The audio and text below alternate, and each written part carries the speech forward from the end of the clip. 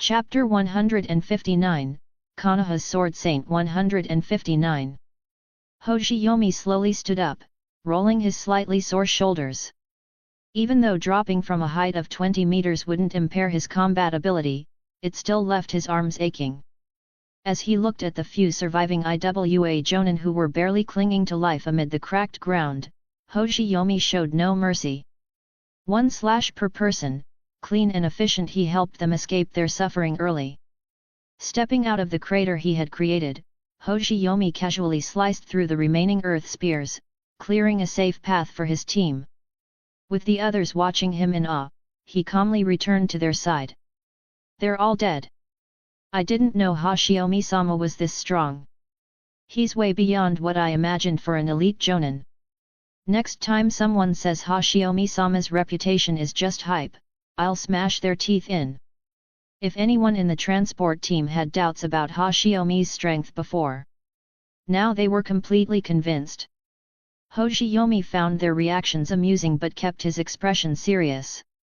He decided to seize the moment to cement his leadership in their minds. With a stern face, he said, "This is the battlefield. In the days to come, all of you will encounter situations like this again. Always stay alert." "Understood," the team answered, full of spirit. In their hearts, Hoshiyomi's image rose even higher. Seeing that his lesson had landed, Hoshiyomi nodded in satisfaction, allowing himself the faintest smile. "Clean up the battlefield. Check if there's any valuable intel left behind. Once that's done, rotate rest shifts. It's getting late." Meanwhile, at the front-line outpost of the defensive line, Shinku had just finished inspecting a checkpoint with his patrol squad. After confirming there were no issues, he gave some words of encouragement to the stationed soldiers and prepared to leave. But before he could go, a figure blocked his path. "Shinku, nephew. It's getting late. You haven't had dinner yet, right? Why not join me here at the outpost for a meal? We managed to catch a nice bit of game during a mission today." Shinku turned and saw the man. It was Shimura Danzo. At this point in time, Danzo hadn't yet done anything too sinister. Even though Hoshiyomi had warned Shinku that Danzo was not someone to trust, Shinku still didn't fully understand what made Danzo so dangerous. To him, Danzo was just an elder with slightly radical views. Given Danzo's role as supreme commander of the defensive front, Shinku obediently nodded and agreed to stay for dinner. At the dinner table, Danzo was unusually warm and friendly. At first, Shinku thought maybe Hoshiyomi had misunderstood Danzo. Maybe he was just a senior who liked to look after the younger generation. But as the meal went on, Danzo couldn't fully hide his ambition. Gradually, his tone shifted. He began subtly trying to recruit Shinku into his faction. Shinku frowned inwardly. So this is why Hoshiyomi dislikes him. He understood Hoshiyomi well. They were both the type who valued freedom and despised being manipulated. Naturally, they wouldn't feel comfortable around someone like Danzo who was always pulling people into his orbit. With this in mind, Shinku pretended not to understand, changing the subject. "By the way, Danzo-sama, since you've been out on missions, perhaps you didn't hear that Hoshiyomi brought in the first batch of supplies." For just a moment, Danzo's expression stiffened. But Shinku assumed it was just because Hoshiyomi had insulted him before, so he didn't think much of it. As the atmosphere at the table grew awkward, a red-haired Uzumaki clan shinobi rushed in, panting heavily. "Shinku-sama. Urgent news." Shinku recognized him. It was Uzumaki Taiga, a newly promoted special jonin from the Uzumaki clan. What made Taiga stand out was his rare Kagura Mind's Eye, a unique sensory ability passed down through the Uzumaki bloodline. When using Kagura Mind's Eye, he could sense the chakra signatures of individuals at a level that even surpassed the Byakugan. Because of this ability, Shinku had specifically recruited and promoted him when forming his patrol team. After some time working together, the two had developed a strong superior-subordinate relationship. Shinku remained calm. "Don't rush. Catch your breath and tell me what's going on. Taiga swallowed hard before continuing. While I was patrolling, I sensed a battle erupt in the distance. It's likely Hoshiyomi-sama's transport team encountered an enemy force. The distance was too far for me to detect precise chakra counts, but just by raw chakra presence, the enemy definitely outnumbers the transport team. Shinku-sama, you need to send reinforcements immediately. The moment he heard this, Shinko leapt to his feet, accidentally knocking over his cup without even noticing. In his urgency, he failed to see the flicker of excitement in Danzo's eyes. Without hesitation, Shinku ordered. Gather the squad. We're going to reinforce Hoshiyomi.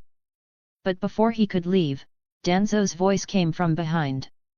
There's no need to worry, Shinku. I've heard about Hoshiyomi's transport team. They have a Haiga, an Inyazuka, excellent sensory capabilities.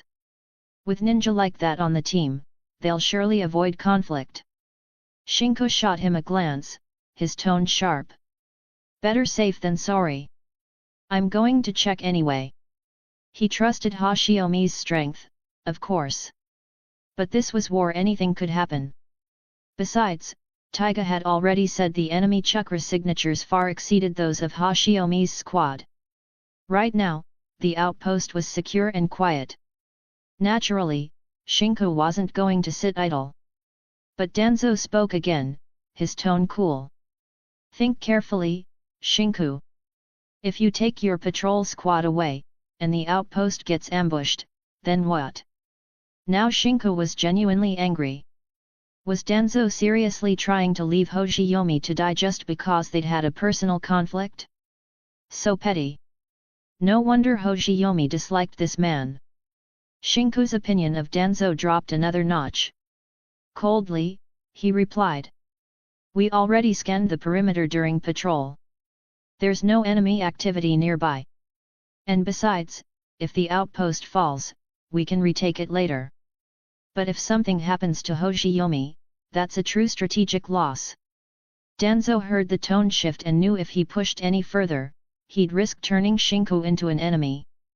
But his main goal to stall for time was already accomplished. Rather than continue playing the villain, it was better to play the role of the helpful elder, maybe even earn a bit of goodwill for later. As for whether Hoshiyomi lived or died, that would depend on his luck. There'd be plenty of chances to get rid of him later. Danzo wasn't in a rush. He wanted Hoshiyomi gone, but he didn't want Konoha to suffer unnecessary losses in the process. Putting on a helpless expression, Danzo sighed. Very well. Since it's come to this, I'll go with you. We'll move quickly, check the situation, and return immediately to ensure the outpost remains secure. Hearing this, Shinku's expression finally softened. Maybe I was reading too much into it. Maybe Danzo really is just concerned about the outpost. But this wasn't the time to dwell on it. The priority now was reinforcing Hoshiyomi. Chapter 160, Konoha's Sword Saint 160.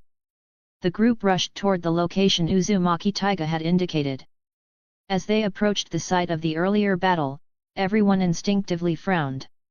Even with the steady drizzle, the smell of blood in the air was overpowering. There was no need to ask, they could tell at a glance. A massive battle had taken place here, and the casualties were heavy. The only question was, were the dead Konoha's shinobi, or were they Hoshiyomi's enemies? Search the area carefully. Don't miss a single detail. Taiga, use your Kagura mind's eye and see if you can sense Hoshiyomi's chakra. Taiga nodded and activated his Kagura mind's eye, beginning his scan with sharp focus. Everyone else busied themselves with the search. Only Danzo remained standing still, breathing in the heavy scent of blood with a faint look of satisfaction. Wouldn't it be nice if all this blood belonged to Hoshiyomi? He entertained the thought, his heart dark with malice. Just then, a shout came from the distance. Over here! Everyone, come look at this! The group quickly gathered at the source of the voice. When they saw what was in front of them, their expressions shifted to shock. You've gotta be kidding me. What kind of jutsu could cause this level of destruction? Maybe it was some massive summoned beast. Even Danzo, standing among the group, scrutinized the enormous crater. Could this have been caused by some powerful earth release technique? But there were no traces of earth release chakra left behind, only remnants of those earth spears. Ah, I get it now. Danzo's mind lit up with a theory, a convenient one for his narrative. The IWA shinobi must have realized that bastard Hoshiyomi was too fast, so they tried to trap him with the earth spear formation. Then they probably used a boosted version of earth style, earth mausoleum dumpling to crush him to death. Danzo's eyes narrowed. There were still bloodstains and bits of flesh lodged in the cracks of the crater. Humph! That's probably what's left of Gekkō Hoshiyomi, pulverized into paste. Danzo gleefully immersed himself in this fantasy, even casually stepping on some of the leftover flesh fragments, pretending it was accidental. You said I'm not worthy to use you? What do you think you are, hey? But just as Danzo was enjoying his triumphant thoughts, Shinku, who had been frowning moments before, suddenly smiled when he saw the crater. This is Hoshiyomi's jutsu. I've seen him use this before. Looks like he took out all the enemies himself. Dan's brain stalled. What the hell? I just spent all that time imagining his death, and now you're telling me this is Hoshiyomi's technique. Danzo forced his face to stay neutral, suppressing the urge to grimace. He forced out a question. Shinku, my dear nephew, are you sure? This looks more like some kind of advanced earth release technique to me. Shinku chuckled. Don't worry, Danzo-sama. I know this jutsu. Hoshiyomi learned it from Tsunade-sama. It's a new, high-powered technique. I actually wanted to learn it myself, but Hoshiyomi told me my physical strength wasn't up to par. Shinku then pointed to the side, where a perfectly smooth, straight passage had been sliced through the earth Hoshiyomi's sword path with Mikazuki Munchika. Look at that cut. You can't get an edge that clean without serious swordsmanship. And as far as I know, the transport team doesn't have any other sword experts. There's no doubt it's Hoshiyomi's work. He's fine. Slap. Slap. Slap. It was like three giant invisible hands had just smacked Danzo across the face. His expression darkened further. As if to further verify Shinku's words, Uzumaki Taiga's voice came from the other side of the crater. I found him, Shinku-sama. About 2 kilometers out, at 9 o'clock. I'm 100% sure it's Hoshiyomi-sama's chakra signature. Then, noticing Danzo's expression, Taiga blinked. Danzo-sama, are you okay? Danzo felt like he was going to burst a blood vessel, but he still forced out a smile as bitter as death itself. It's nothing. Just an old injury acting up. Shinku, still in high spirits, didn't think much of it. He casually replied. Danzo-sama, you should take care of yourself. Then enthusiastically rushed off with his men to rendezvous with Hoshiyomi. Meanwhile, at Hoshiyomi's camp in the forest, they'd just finished a quick dinner around a small campfire. As they were about to clean up and move on, Higa Seish spoke up. Someone's approaching. But as the group got closer, Seish recognized the chakra signature and relaxed. It's fine, it's Shinku-sama. Moments later, Shinku and his squad emerged from the trees. The moment he saw Hoshiyomi, Shinku let out a sigh of relief. He hurried forward and punched Hoshiyomi playfully on the arm. You bastard, you scared the hell out of me. Taiga said you ran into enemy forces. I rushed over right away. Hoshiyomi smiled back casually. What's there to worry about? It was just a bunch of small fry. You know my strength, don't you? Shinku rolled his eyes in mock annoyance. Oh, look at you showing off again. Behind them, Danzo's face darkened further. I sold him out, and this is all the IWA ninjas could muster? Just this? Right then, a Chunin from the transport team, clearly one of Hoshiyomi's fanboys, blurted out excitedly. Small fry? That was 6 Jonin and over a dozen Chunin. And Hoshiyomi-sama took them all out in less than a minute. Danzo felt like spitting blood. 6 Jonin are small fry? Is this some kind of flex? At this point, Hoshiyomi noticed Danzo standing behind Shinku, his expression as sour as if he'd just eaten poison. Seeing that look, Hoshiyomi quickly guessed the situation. So that's why this supposedly secure route got ambushed right after we left the outpost, hey? Looks like we've got a mole. With that thought, Hoshiyomi smiled and decided to poke the bear. Feigning surprise, he said. Oh my! Danzo-sama, is that you? I didn't recognize you at first. He continued, voice full of false politeness. Ah, it's this damn forest, too dark, too easy to lose track of people. My bad, my bad. Danzo was on the verge of exploding but could only force a stiff smile. It's fine. It's fine. I'm just glad you're safe, nephew. Hoshiyomi wasn't about to let him off the hook.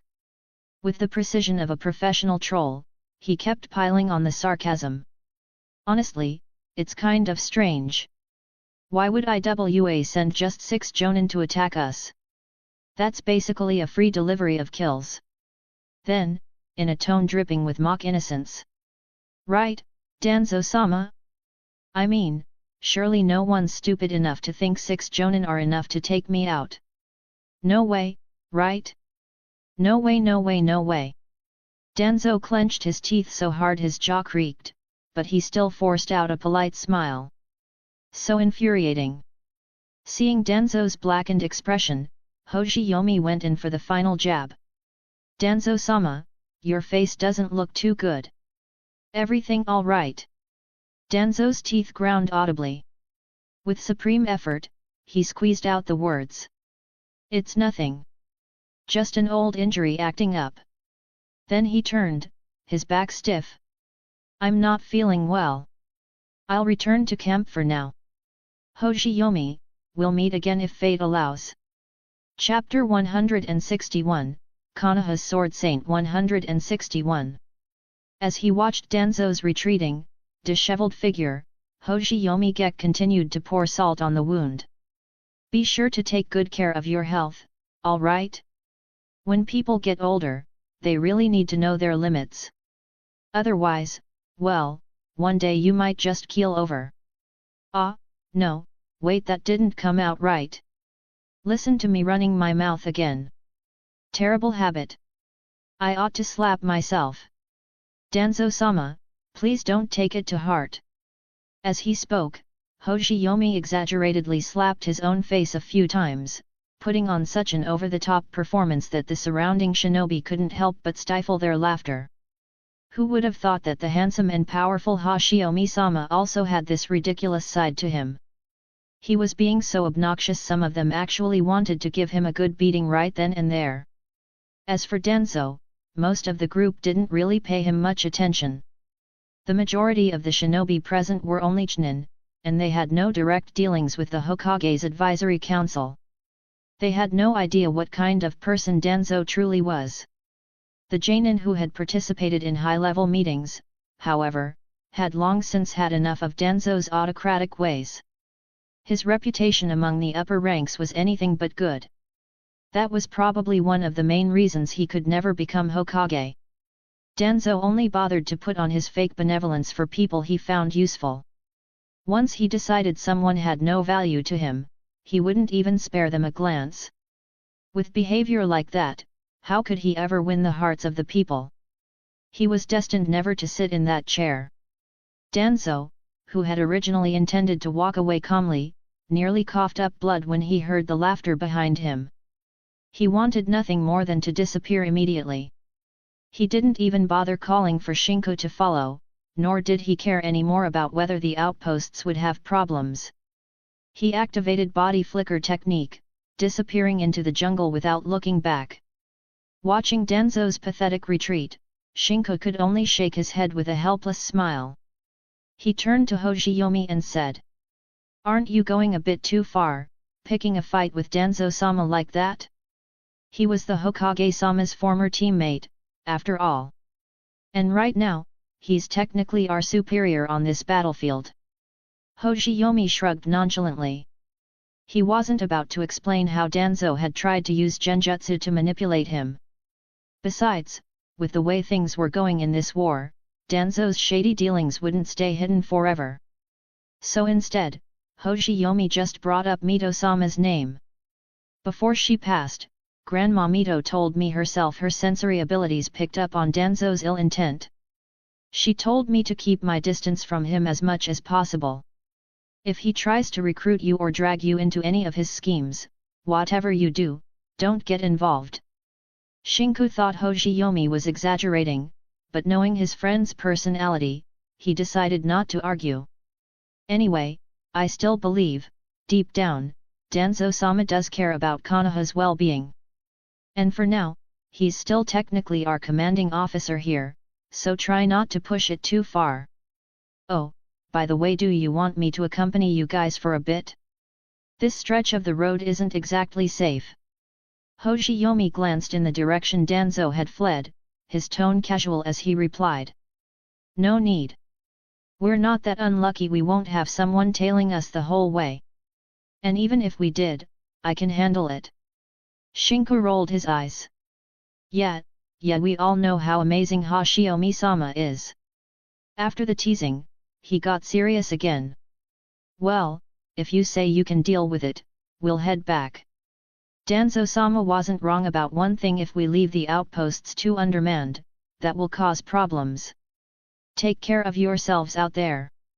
Just as Hoshiyomi had said, the rest of the journey went smoothly. Even when they did run into enemy forces, it was just a few scattered groups of 2 or 3 fleeing stragglers. They barely put up any resistance before being dealt with. After about a day's travel along that route, the transport team finally arrived at the frontline command post. Tsunade and the others had been waiting for quite some time. The first shipment of supplies mostly consisted of much-needed resources that the front lines were critically short on. Now that Hoshiyomi had brought this batch over, they could finally breathe a little easier. But more important than the supplies was Hoshiyomi's arrival. First, there was their friendship. They had long since gotten used to fighting side by side with him. And second, having someone as strong as Hoshiyomi arrive at the front would give an enormous morale boost. After all, Hoshiyomi's title, the Konoha's Silver Moon, carried far more weight on the battlefield than the still relatively unknown title of the legendary Sunin. When he entered the fray, he was like a living banner, raising the spirits of everyone around him. When Hoshiyomi started tearing through enemy lines, the surrounding shinobi would no doubt be fired up as well. Outside, after the transport team had logged their military merits, they broke off into small groups, finding friends to brag and joke with. Hoshiyomi, meanwhile, followed Tsunade and the others into the command tent. The moment he stepped inside, Tsunade immediately wrapped herself around his arm. Hoshiyomi sighed softly and ruffled her golden hair, letting her cling to him without protest. Back when Mito passed away, Tsunade had been at her most fragile. Hoshiyomi, unable to harden his heart, had long since stopped worrying about things like personal space. The two of them spent nearly every day together now, and their relationship had progressed at lightning speed. At this point, Tsunade didn't bother to hide her dependence on him at all. At this point, they were basically just one confession away from being an official couple. In fact, Tsunade had already decided, the moment Hoshiyomi gave the word, she'd become his girlfriend or even his wife without hesitation. But Hoshiyomi kept dodging the issue. Maybe it was the lingering instincts from his past life as a playboy. He just felt like he wasn't ready to commit fully to someone like Tsunade. She wasn't like the girlfriends he'd had before. With Tsunade, there was no breaking up. With her, the only outcome was widowed. And she meant it. Tsunade wasn't just any girl. When she got serious, she was fiercer than most men. Whenever Hoshiyomi imagined what life would be like being with her 24/7 monster strength warnings hanging over his head, his survival instincts kicked in hard. And so things had ended up like this. To Jiraiya and the others, the two of them looked exactly like a couple. But when it came to actually doing what couples do, they hadn't done a single thing. Jiraiya, watching the two of them now, rolled his eyes and pulled a face like he was watching some kind of soap opera from the adult section. Tsunade nearly stomped her size 37 foot right onto his size 42 face. It was only thanks to Hoshiyomi and Orochimaru stepping in that a full-blown bloodbath was avoided. After the teasing and laughter died down, the four of them got back to business. They set up a copper hot pot in the middle of the tent, eating while they discussed the current state of the war. Funny enough, Hoshiyomi was basically the inventor of hot pot in the shinobi world. He'd introduced them to it once, and they'd been hooked ever since. For Tsunade, hot pot had even dethroned fried chicken as her favorite food. They hardly went to the fried chicken restaurants anymore. The poor owner probably lost 6 regular customers because of it. Sitting beside Tsunade, Hoshiyomi swished a slice of meat through the bubbling broth and asked, "So, how's the situation here right now?" The three Sunin paused for a moment. Finally, Orochimaru spoke up. "Not great. The ordinary Omegakure shinobi are weak and easy to deal with. But Hanzo is far beyond what we expected. It's hard to imagine such a small village producing someone that powerful." Chapter 162, Konoha's Sword Saint 162. When Hoshiyomi Gekkō heard Orochimaru speak of hands with such seriousness, he was genuinely curious. Orochimaru was not the type to easily express admiration for anyone. Was that man who had appeared only briefly in the anime really that powerful? Hands is really that strong? Have you guys actually fought him before? Jiraiya drained the tea in his cup. He wasn't the wild, carefree man of later years, not yet. Since they were on the battlefield, he strictly adhered to his no alcohol during wartime rule. Setting down his cup, Jiraiya muttered bitterly. "It's not a question of whether he's strong or not. He's special. You can't even fight him normally, you know." Orochimaru picked up the thread. Han's personal strength isn't weak, that's for sure. His body flicker technique, Shunshin no Jutsu, has reached an exceptionally refined level. In terms of pure speed, Hoshiyomi, you might not be able to match him. On top of that, his water release techniques and taijutsu are undeniably at cage level. And he's extremely cautious. He never lets his guard down. Someone like that? He's practically born to be a shinobi. Jiraiya shoved a large piece of meat into his mouth, chewing aggressively, his frustration obvious. "If that was all, the three of us could still take him on together. Even if we couldn't kill him, we'd make sure he didn't walk away unscathed. But that bastard, when he was a kid, someone transplanted a poison sac from a black salamander into his body. Not only did he survive it, he gained the ability to control poison mist. All he has to do is breathe, and he can release massive amounts of poisonous gas. That's the real problem. Even Tsunade can't fully neutralize his poison. Every time he shows up on the battlefield, it leads to heavy casualties." At that moment, Tsunade, who had been silently listening, suddenly exploded. "That's bullshit. If I hadn't used delicate illness extraction to pull the poison out of you last time, do you think you'd even be alive to say that right now?" Her sudden outburst startled Jiraiya. He weakly tried to save face. "I mean, sure, you can treat it after the fact. But you still can't counter it during a battle, can you?" Seeing Tsunade clench her fist again, Jiraiya quickly ducked his head and focused on eating, not daring to say another word. Hoshiyomi reached over to calm Tsunade, gently coaxing her until she relaxed her grip. She leaned her head softly on his shoulder and muttered, "Jiraiya isn't wrong, actually. If I could develop an antidote that worked in the middle of a fight, the casualties wouldn't be this bad. And besides, there are too few high-level medical nin at the front lines who can use delicate illness extraction technique. I'm just one person, I can't save everyone. I can only stand there and watch them. By the end, her eyes had reddened slightly. It's true what they say, a healer's heart is merciful. Watching patient after patient die in front of her because she couldn't save them in time, the pressure she faced was far greater than what Jiraiya or Orochimaru had to bear. Hoshiyomi hugged her gently, patting her back to comfort her. It's all right. We all believe in you. You'll definitely figure out a way to counter his poison mist. Orochimaru also offered a rare word of consolation.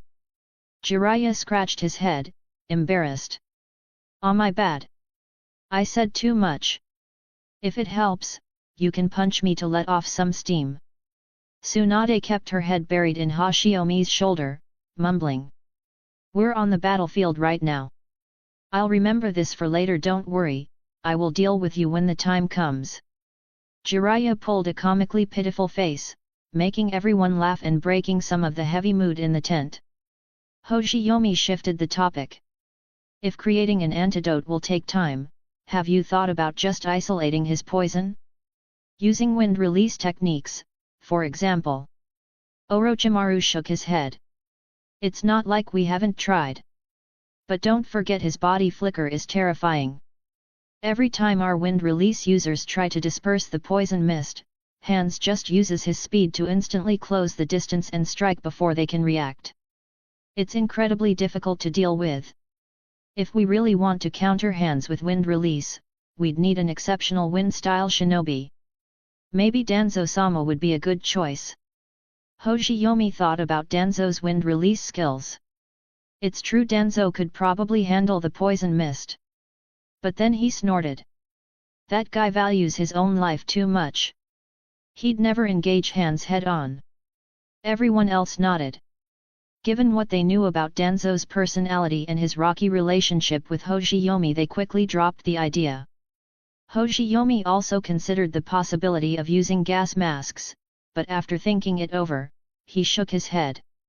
They could be developed slowly, but it would take far too long to distribute them across the entire offensive front. It wouldn't solve the problem in the short term. Which meant, he'd probably have to handle it himself. If there was no antidote and no reliable wind-release shinobi, then he'd have to find a way to deal with Hans' poison gas personally. Hoshiyomi had actually been thinking about how to counter Hans' poison for a while. When it came to wine techniques, aside from Tatsumaki-chan from One Punch Man, two other cool guys immediately came to mind. One was Goenitsu, the flamboyant priest known as the wildly blowing wind from the King of Fighters. The other, of course, was Yasuo, the embodiment of happiness, Yasuo, whose Iki never returned. And the thing those two had in common? They both manipulated tornadoes. To be honest, Hoshiyomi thought Goenitsu, as the leader of the four heavenly kings, was pretty stylish. But in the end, his heart leaned toward the fun guy. Wait, no, it wasn't about fun. It was just that their abilities were compatible. After all, both of them used swords. That's all. Really? So yeah, Hasaki, and it's settled. Thinking of this, Hoshiyomi looked up and asked. When's the next time Hans is scheduled to attack? Orochimaru pondered for a moment before answering. Hans is incredibly cautious. During battle, he always uses a lot of deceptive tactics. But strangely enough, when it comes to actual engagements, he's surprisingly honorable. Every time he attacks, he sends a formal challenge letter in advance. He's never once launched a sneak attack. That's one of the reasons people call him a demigod, because even when we have advance notice and prepare as best we can, we still can't do anything about him. His last attack was 2 days ago. According to the reports from the previous frontline commander, since he's fighting on 3 fronts, he usually only engages Konoha about once every half-month. So, we should have around 2 weeks before he shows up again. Hoshiyomi thought back to Mifune's evaluation of Hans in the original story. Before Hans fell from grace, he really had been a man of integrity. The fact that he spared the legendary Sunan and Mifune himself was proof enough. From the looks of it, the hands of now was still someone worthy of respect. He wasn't likely to pull any underhanded tricks. That meant, for the next half-month or so, they probably wouldn't run into him. And half a month should be enough time for Hoshiyomi to develop his own wind release sword technique. Chapter 163, Konoha's Sword Saint 163. Hoshiyomi carefully thought it over. Judging by his estimates, it should be feasible. So, he looked up at Orochimaru and the others and said, "I've actually been thinking about developing a jutsu to counter poison mist for a while now. But right now, it's only a rough prototype. Whether it'll really work or not, I'm not sure yet. I'll need your help." Jiraiya and Tsunade didn't react too strongly to that statement, but Orochimaru immediately perked up, showing visible excitement.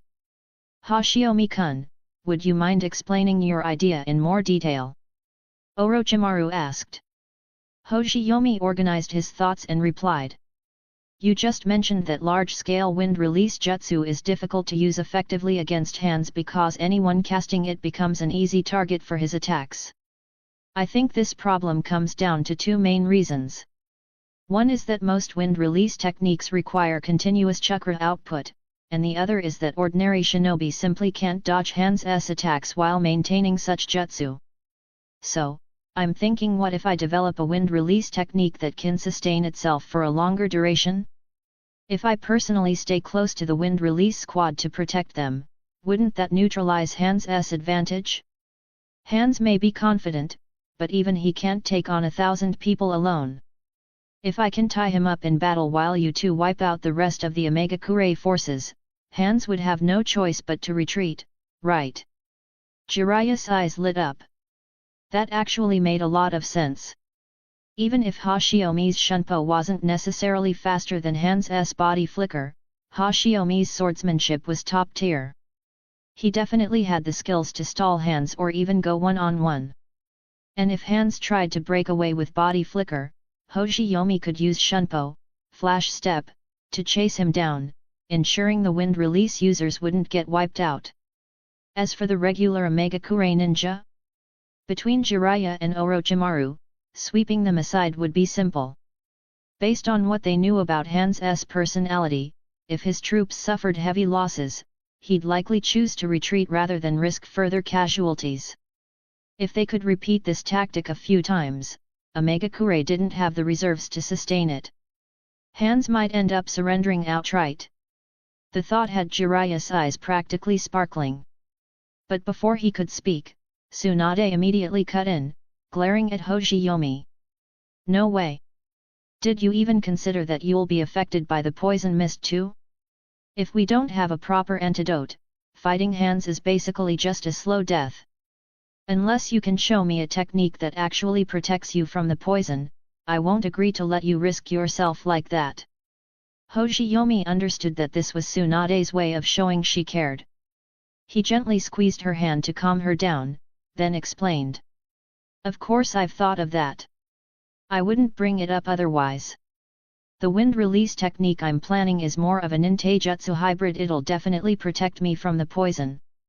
Orochimaru, still excited, leaned in. "Tell me the details, Hoshiyomi-kun. Let's see if it's really viable." Hoshiyomi started explaining. "I've actually thought of 3 techniques. Well, technically it's one concept with 3 applications. They're all variants of wind severing slash, built around wind release chakra nature transformation. The first is designed to help wind release users counter poison mist. Most wind release techniques are directional. They blow in one direction, and once the attack is finished, the effect ends. It's hard to maintain. What I'm thinking of is creating wind that moves like a vortex, basically, a tornado. Tornadoes can sustain themselves for quite a while.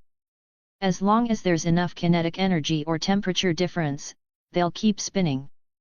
Sure, the raw damage might not be as high as a compressed wind blade or vacuum sphere, but the duration is way longer. That makes it perfect for dealing with poison mist. This first jutsu was essentially Yasuo's whirlwind from League of Legends, but Naruto style. Similar techniques existed in the original series too, like when Yamato and Naruto combined their chakra to create the water release, tearing torrent mixed with wind. With his mastery of chakra nature transformation, Hoshiyomi felt that creating a localized tornado wouldn't be too hard. Once the vortex was formed, the wind release users could maintain it by feeding chakra into it from the perimeter. The tornado would suck in the poison mist and sweep it away. Orochimaru's eyes gleamed. He clearly thought the idea was feasible. Tsunade and Jiraiya also nodded. The concept made sense. Hoshiyomi continued. The second technique is inspired by the Cloud Village's lightning release armor, or maybe by my own chakra cloak when I open the sixth gate. The idea is to wrap my body in a flowing layer of wind release chakra. By controlling the direction of the chakra flow, I can carry any incoming poison mist away from me. Even if I'm in close combat with hands, the swirling wind around me will push the poison away, keeping me safe from inhaling it. This one was inspired by Yasuo's passive shield, reimagined as a chakra technique. Hoshiyomi figured that by manipulating wind release this way, he could create a sort of wind armor that would repel toxic gases. This jutsu had solid theoretical backing. It was a bit trickier than the first idea, but still entirely doable. Orochimaru nodded in agreement, his admiration for Hoshiyomi growing. Hoshiyomi-kun really is the man I had my eye on. Orochimaru thought. To come up with such refined concepts, it seems I wasn't wrong about him. Hoshiyomi pressed on, explaining the final technique. The last one I'm calling wind barrier. Just like earth style, earth wall, or water style, water formation wall, I want to create a defensive wind release technique. The outer layer would be a stable wall of wind, but inside it, I'd introduce chaotic turbulent airflows. Any attack that passes through the smooth outer membrane would get shredded by the inner turbulence, having its momentum drained away. The goal is to neutralize enemy ninjutsu by exhausting their energy before it reaches us. Orochimaru practically squirmed with excitement in his seat. He looked like he wanted to drag Hoshiyomi outside immediately to start developing the techniques. Hoshiyomi-kun, this is incredible. You really are a genius, a true talent who surpasses me in both creativity and intellect. Hoshiyomi felt a little embarrassed by the praise. If it wasn't for all the anime and games I played in my past life, I probably wouldn't have come up with this stuff, he thought. But now, here I am getting praised by Orochimaru himself for my genius. He scratched his head and smiled awkwardly. Don't say that, Orochimaru. When it comes to the theory behind jutsu development, you're still far beyond me. I just have a bigger imagination, that's all. Imagination. Orochimaru repeated, blinking. But given his intellect, he quickly grasped the meaning. He murmured to himself, tasting the word as if savoring it. Imagination. That's exactly what I lack. Ever since I arrived at the front lines, I've been thinking non-stop about how to develop new wind release techniques. But no matter how hard I tried, I kept running into walls. Either the techniques lacked power, weren't stable enough, or just weren't practical. I suppose imagination is part of talent too, isn't it? Hoshiyomi-kun, you really are a genius. Chapter 164, Konoha's Sword Saint 164. In the following days, Hoshiyomi spent nearly all his time with Orochimaru, brainstorming and developing the 3 wind release techniques he had proposed. Meanwhile, Jiraiya and Tsunade went out to hunt for the poisonous salamander. Of course, Hanzo wasn't the only one with a highly poisonous salamander. Otherwise, there'd be no way to explain how he got that poison sac implanted in his body. They interrogated captured Omegakure shinobi and finally got a clear answer. The poisonous salamander was actually a unique species native to the Land of Rain. Even in the Land of Rain, they were extremely rare, only appearing occasionally in the muddy wetlands after heavy rain, and they are very hard to spot due to their camouflage. Most of these salamanders were actually quite small.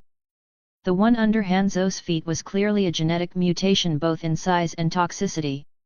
Still, since the poison comes from the same biological source, Tsunade believed that if she could get her hands on a few ordinary salamander poison sacs, she'd be able to develop an antidote in time. Although Hoshiyomi already had conceptual blueprints for all three techniques, turning ideas into reality was an uphill battle. The first one he tackled was the Happy Hosaki, the tornado technique. With Orochimaru's help, development went surprisingly smoothly. They managed to complete the basic framework in just 5 days. Having played as the Happy Wind Man before, and knowing the underlying mechanics of spirals thanks to the Rasengan's principles, Hoshiyomi quickly deduced how to create a wind vortex after just a few trials. He began by sheathing his blade, then infused 2 different types of wind release nature transformation into each hand. His left hand, gripping the scabbard, injected spiral rotating wind chakra. His right hand, holding the hilt, channeled a sharp-edged wind release that honed the blade's cutting power. Once both streams reached equilibrium, Hoshiyomi would swiftly draw his sword. At that moment, the spiraling wind chakra gathered along the blade's edge would be hurled forward, carried by the momentum of the draw. As the rotating wind chakra shot outward, it intertwined with the surrounding air, creating a small but potent tornado. Through repeated practice with Orochimaru, the technique gradually stabilized. After fine-tuning the chakra output, Hoshiyomi managed to control the tornado's size, locking it at about 3 meters in diameter. It might not sound like much, but the raw power of the wind was enough to lift a 200 jin, approximate 100 kilograms, object straight into the air. More importantly, the tornado didn't just dissipate after firing, it lingered for a while in place. As long as wind release users continuously funneled chakra into it, the vortex could sustain itself, and its size could even expand. When Hoshiyomi and Orochimaru took turns feeding it chakra, the small tornado grew into a massive cyclone over 20 meters tall, capable of devouring everything in its path. Additionally, Hoshiyomi developed a second variant. By adding the 2 tails blue flames into the tornado, he created a blazing whirlwind, one that both swept enemies into the air and scorched them with searing fire. Orochimaru watched this technique with visible satisfaction. Still, he couldn't help but wonder. Why did Hoshiyomi always shout "Hosaki" every time he used it? After mastering the tornado, the next challenge was the wind barrier. Once Hoshiyomi had a firm grasp of how to manipulate spiral flows and dual-natured wind release, constructing the wind wall became much easier. The method was similar. He infused the scabbard with a gentler wind chakra that acted like a sheath, while the blade carried turbulent, chaotic wind flows wrapped tightly within. It was just like an ice cream bar with a chocolate shell. The calm outer layer sealed in the violent inner currents, preventing them from bursting prematurely. When Hoshiyomi swung his blade horizontally, the sword energy appeared ordinary at first glance. But once it struck the ground, the outer chocolate layer of calm wind broke apart, releasing the fierce turbulence trapped inside. This created a wind wall that could persist for 3 to 4 seconds. Incoming jutsu or projectiles would lose momentum in the chaotic air currents, neutralizing their attacks. Of course, reality isn't a game. There were limits. The energy of the turbulence is limited. At his current level, Hoshiyomi's wind barrier could barely block a B-rank jutsu. Maybe once his power grew further, he could scale it up. During training, Hoshiyomi suffered quite a few mishaps.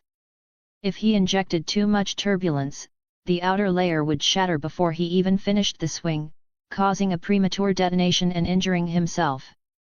But if he used too little, the technique fizzled out into a dud. The wind layer would collapse, and the inner currents would disperse harmlessly. It took him several days to master the perfect balance for the wind barrier. After the tornado and the wind wall, the final technique was the wind armor, the passive shield, or as Hoshiyomi jokingly called it, the Yasuo passive. This jutsu was the core of his system. With it, even if the wind barrier failed, he could still fight Hanzo head-on. Originally, they had planned to model it after the lightning release chakra mode, which had 3 stages. Lightning Chakra activates cellular regeneration. Lightning Chakra enhances offensive power. Full body lightning coating for extreme defense. This was the secret technique of the 3rd and 4th Reikage. The first 2 stages were documented in Konoha records, but the 3rd was a closely guarded Cloud Village secret.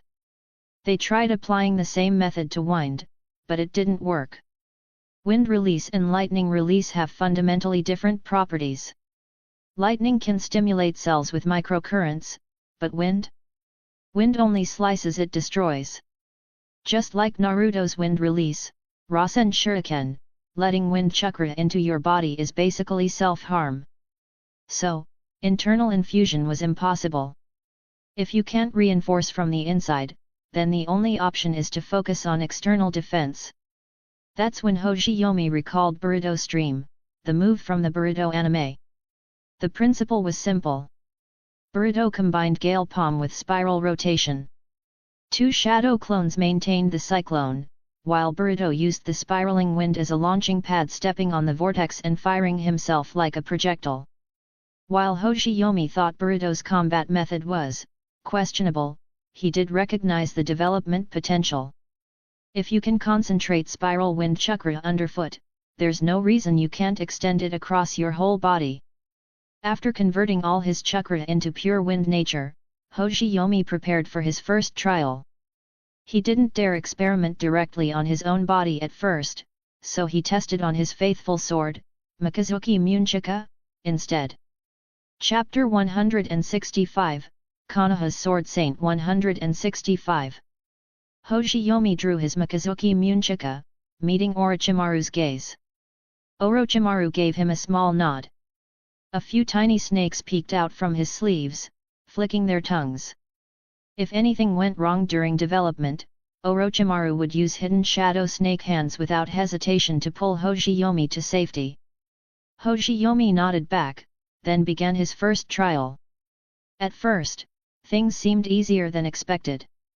Infusing chakra into his blade had long since become second nature to him. Soon, Mikazuki Munchika glowed with a soft cyan light. But that wasn't Hoshiyomi's final goal. Under his control, the chakra coating started to ripple like waves. He was trying to create irregular, chaotic wind chakra flows along the blade's surface. But this part wasn't so easy. Wind release by nature is unstable. Chaotic currents clash against each other. When Hoshiyomi made the wind barrier, he deliberately allowed turbulence to crash around inside a sealed space.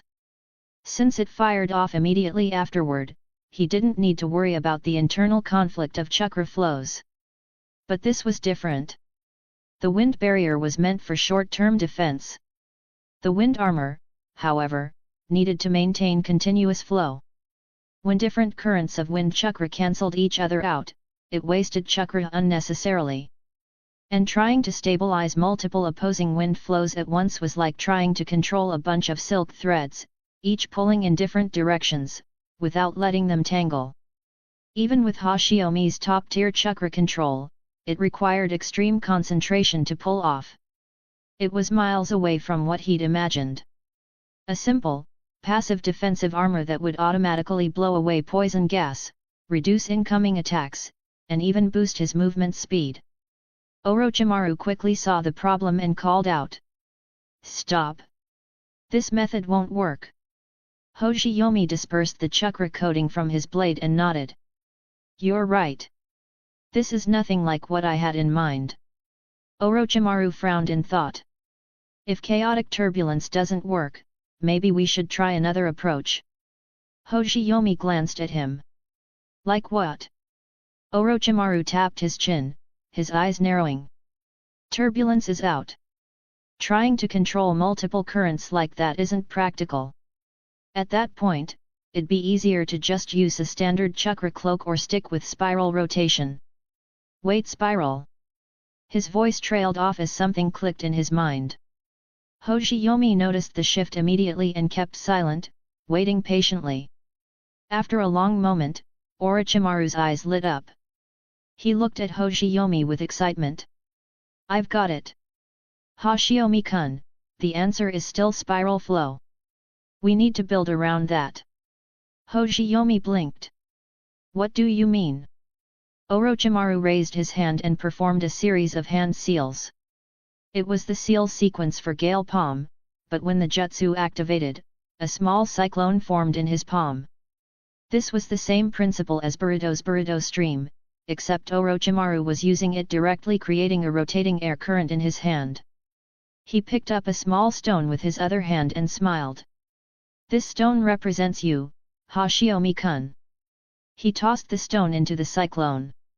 Since the very center of a spiral is calm, the eye of the storm, the stone landed gently in his palm without getting blown away. Orochimaru looked up. Do you understand now? Hoshiyomi stared at the spiral in Orochimaru's hand. A sudden flash of insight hit him. He got it.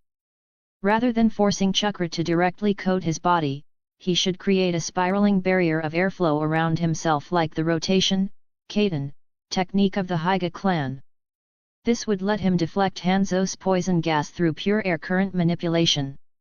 It wasn't exactly the wind armor he'd originally envisioned, but for now, it was the most practical solution. As for the true wind armor, he could continue developing that later. Right now, the priority was to figure out a way to deal with Hanz. Hoshiyomi nodded to Orochimaru to signal he understood. Then, following Orochimaru's suggestion, he began developing the new technique. Compared to the convoluted wind armor idea, this method was far simpler.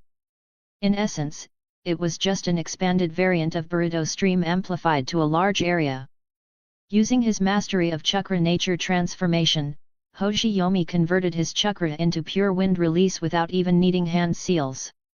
He let the chakra spread out from under his feet, then directed the escaping chakra to begin rotating at high speed. Immediately, a massive vortex surrounded him. Dust and pebbles swirled in the air, caught by the spiraling winds. It was surprisingly easy to complete the technique. As he stood within the vortex, Hoshiyomi got another idea. He unsheathed Mikazuki Munchika again. Under his control, the same spiral chakra formed along the blade's edge.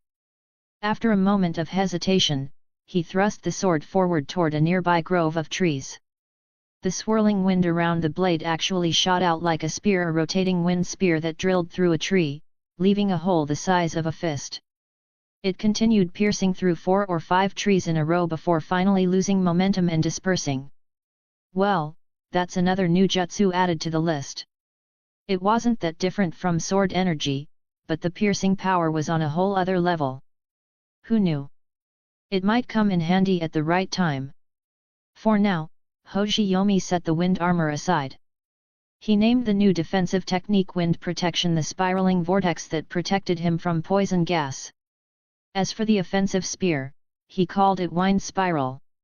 When Tsunade returned, Hoshiyomi explained everything to her and asked her to test it. She released a cloud of standard poison mist toward him. Just as he and Orochimaru had predicted, the wind protection sucked the poison into the spiraling air currents before it could even reach him. Even though Hoshiyomi was completely enveloped in a violet whirlwind, he could still breathe normally without any signs of poisoning. When Tsunade's poison mist ran out, Hoshiyomi used Wind Spiral to slowly compress the poisonous air, gathering it all into a small chakra orb. Jiraiya and Orochimaru both exchanged satisfied glances. Tsunade, however, frowned. It's not enough. This will protect you from large-scale poison clouds, but during battle, Hanzo's breath will constantly release small amounts of poison. You'll still be at risk in close quarters. Hoshiyomi smiled. That's why I have this too. He activated Wind Spiral again. Seeing that, Tsunade finally relaxed, no longer objecting to Hoshiyomi facing Hanzo head-on. Everything was ready now. All that remained was to wait for the day of battle. Chapter 166, Konoha's Sword Saint 166. 2 or 3 days later, Hanz's declaration of battle arrived. It was just a single line, simple and direct. I will attack the Konoha encampment the day after tomorrow. Arrogant?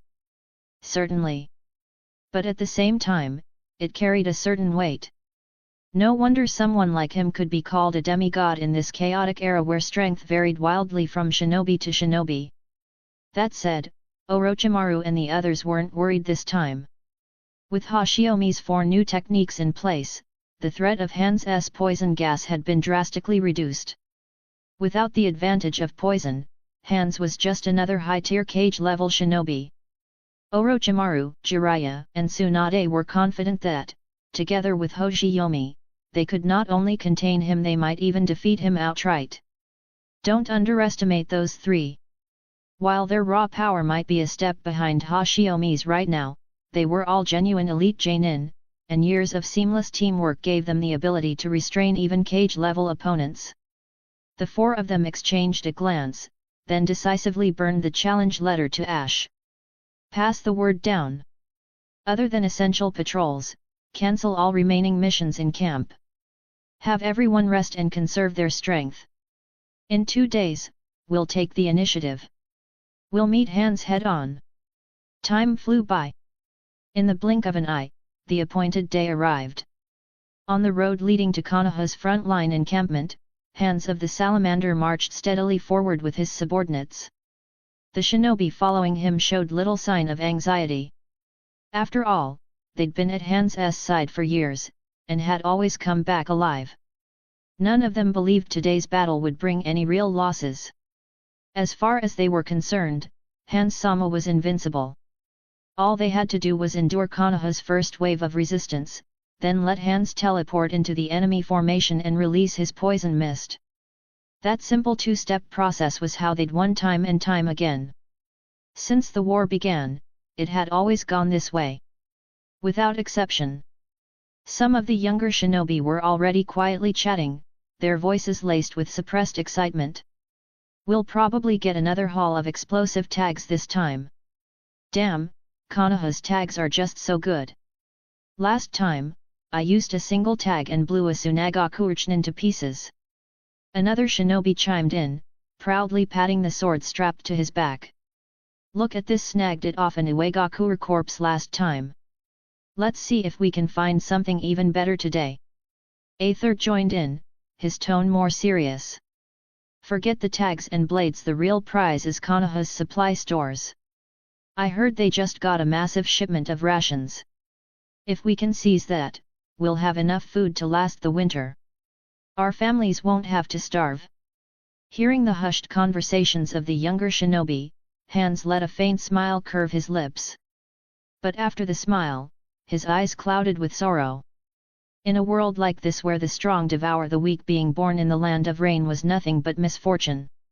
His people had done nothing wrong, yet because of the great nation's wars, a Megakure had become collateral damage. The 3 great shinobi villages had never once considered the rain village's position. They'd marched in without warning, trampled their rice paddies, destroyed their harvests, and left the nation in ruin. That's why Hans declared war on the major villages. It wasn't just about elevating a Megakure to become the 6th great shinobi village. It was about survival. If they didn't take what they needed through war, at least 20% of a Megakure's civilians would starve to death this winter. That wasn't an exaggeration. In just the past 2 months, a Megakure's food stores had been nearly depleted, simply from providing for the flood of refugees pouring in from every direction. If they didn't secure new resources, they wouldn't even make it to winter before famine struck. Hans hadn't forgotten the cruelty he'd suffered as a child, but he refused to let his people become refugees or war's casualties. His expression hardened. His voice turned cold as he addressed the shinobi behind him. We're almost at Konoha's camp. Stay sharp.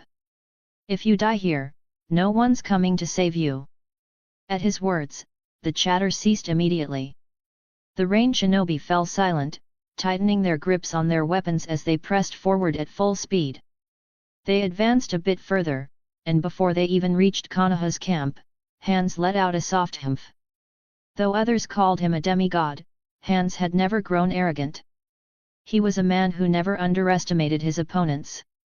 Even though his previous raids had gone smoothly, he remained vigilant. Closing his eyes, he carefully sensed the area and immediately realized something was off.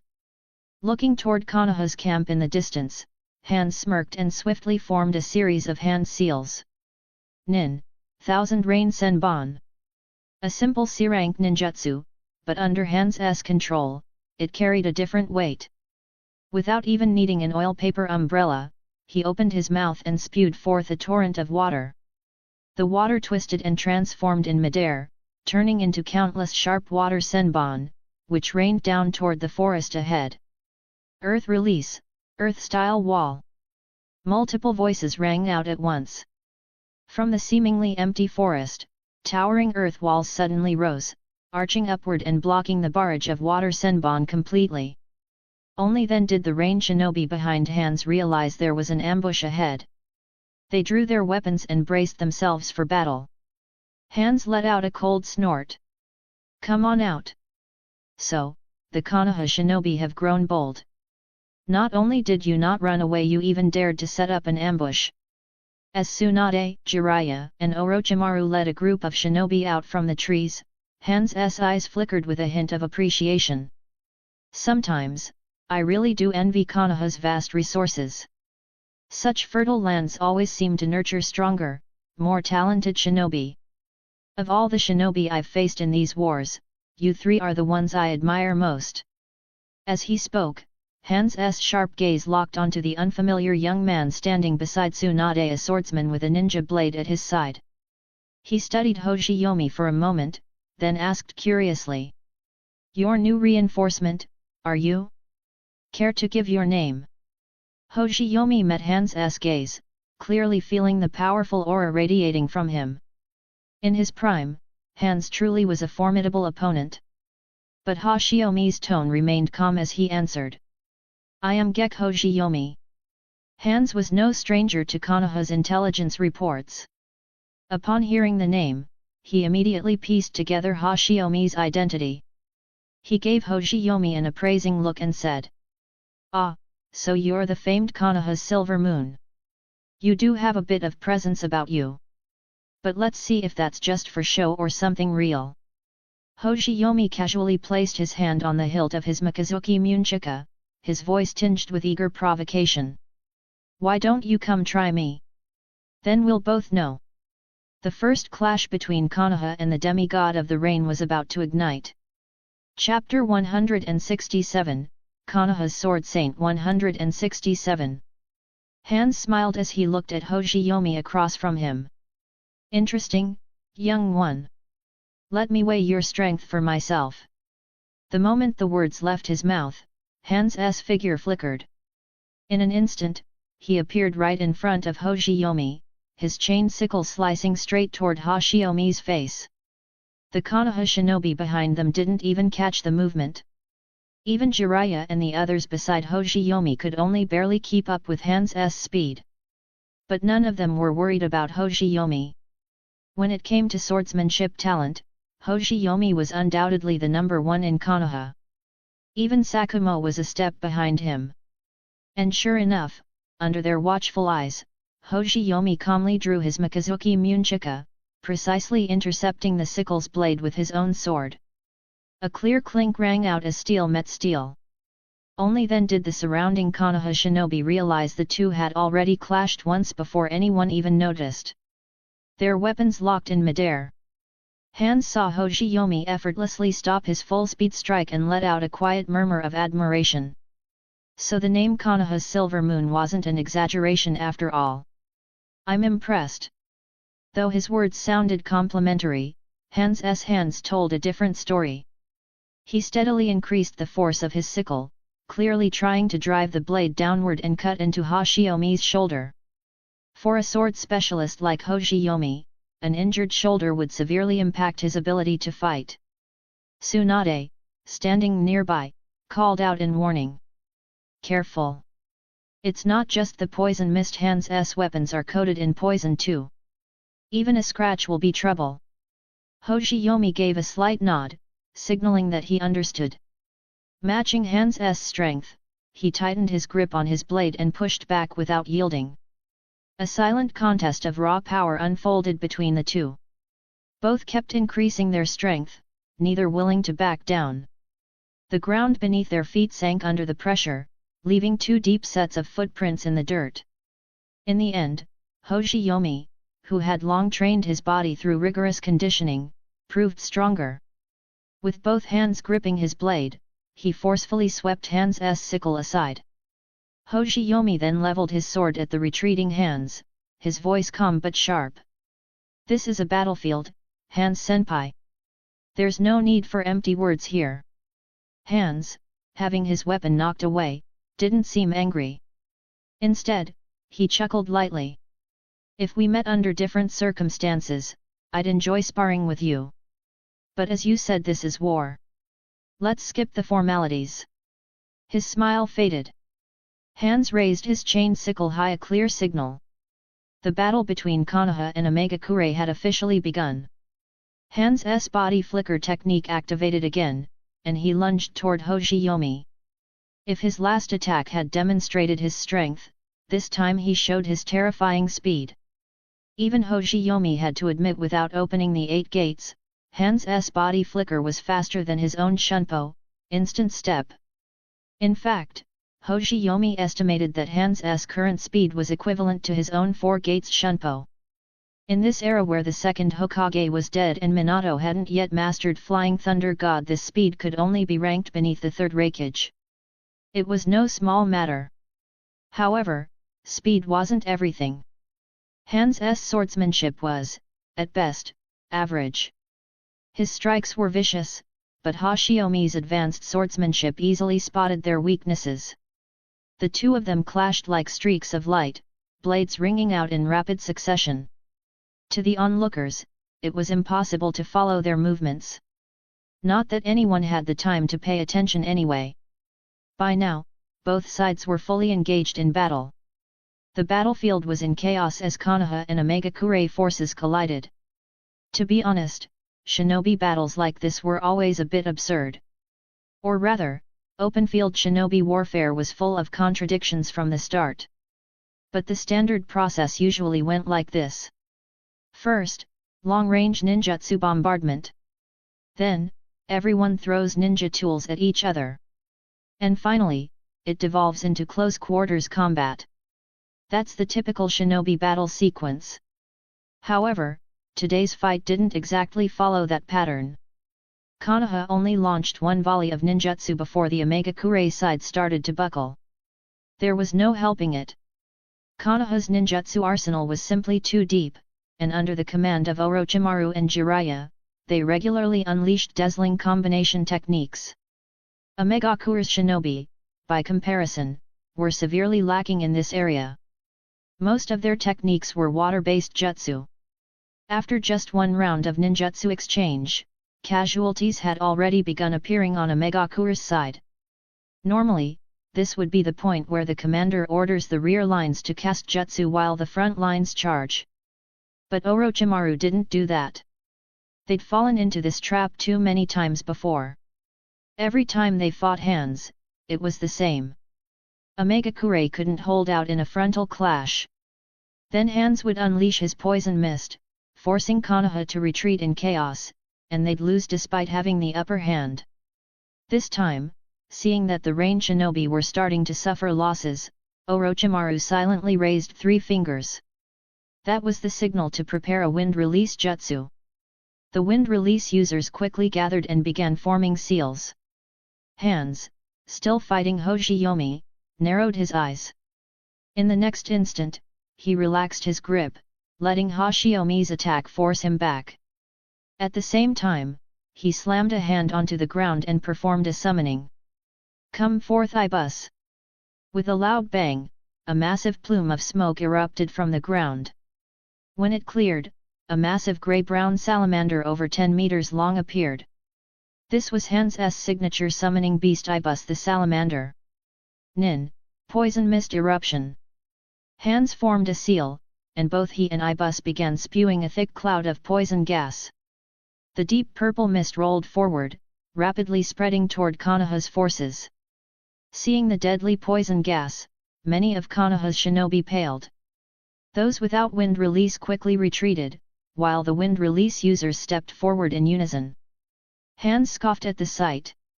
Here we go again. The same old trick. Trying to blow away my poison mist with wind release, are you?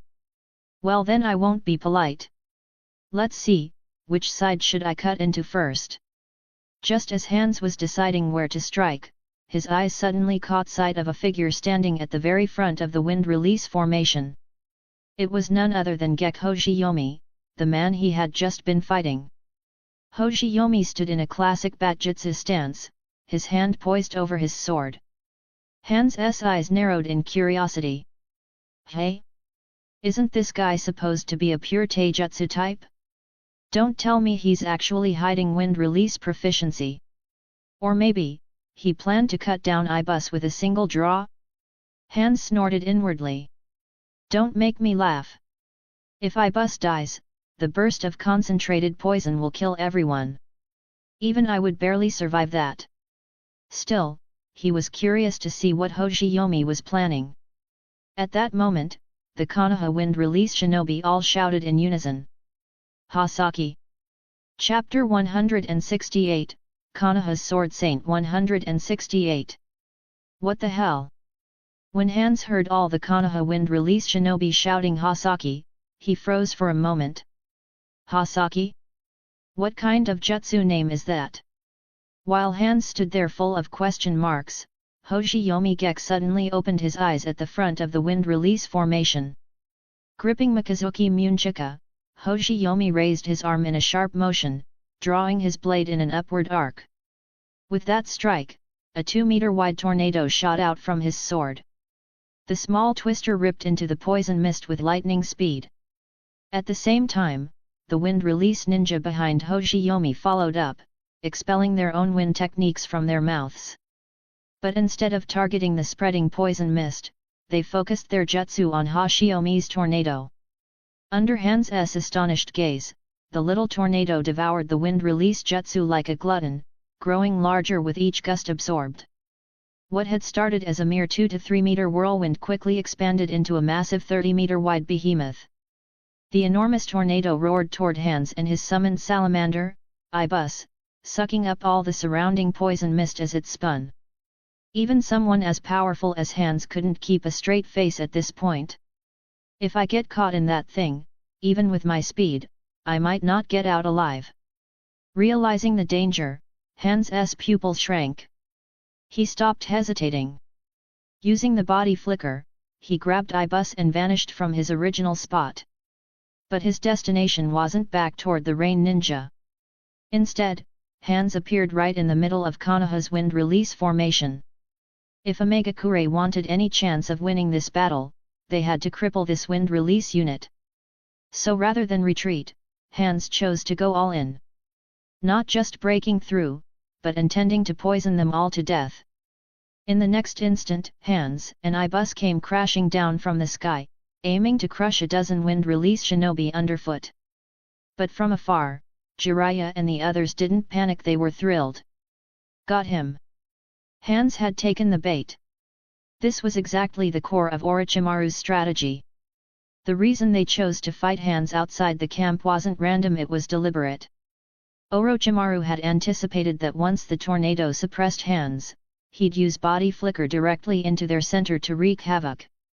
So they'd prepared a giant pitfall trap. The surface was covered by a thin layer of stone, camouflaged by earth release. If a human or shadow clone stepped on it, nothing would happen. But if something as huge as Ibus came crashing down, the stone would shatter, sending both Hans and his salamander into the pit. They were careful not to use any earth spears or deadly traps beneath it, worried that damaging Ibus's poison sac would release even more poison. Instead, it was just a simple deep pit. But dozens of earth release ninja were hidden nearby, ready to seal the pit once Hans fell in. After that, they planned to use earth release spears to directly kill Ibus, letting Hans die in his own salamander's poison gas. Hans was about to land right in the trap without knowing it. Jiraiya and the others were thrilled, but outwardly, they kept up the act. They even faked panic to make it look real. Jiraiya rushed toward the scattered Megakure shinobi, shouting back over his shoulder. Run! Run, now! His urgent, desperate tone could win awards. He sounded more convincing than any famous actor. Seeing the Konoha wind release users fleeing in disarray, Hans smiled coldly.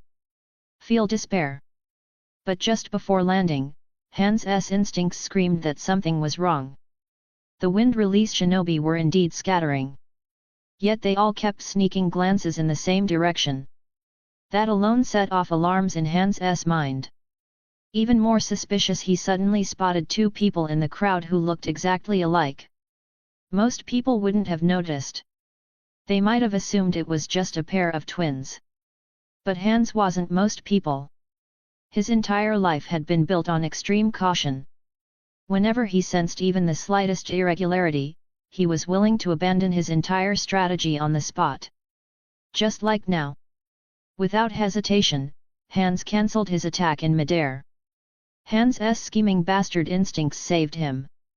Even before Ibus landed, Hans was already commanding him to return to the summoning realm.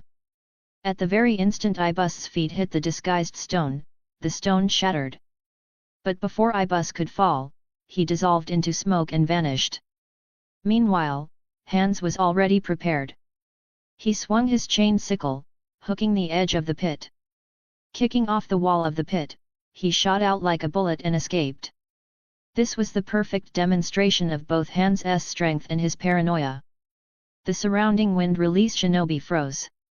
The earth release shinobi who were ready to seal the pit also stood there, dumbfounded. Even Jiraiya, who had been watching the whole thing, cursed under his breath. Hans glanced toward Orochimaru and the others, who were now looking pale. He smiled. Konoha really is a formidable village. Even with Hashirama dead, geniuses like you four keep popping up.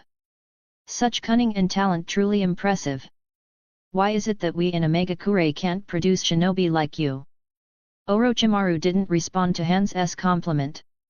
His face was dark as he asked. How did you see through our trap? Hans's smile widened.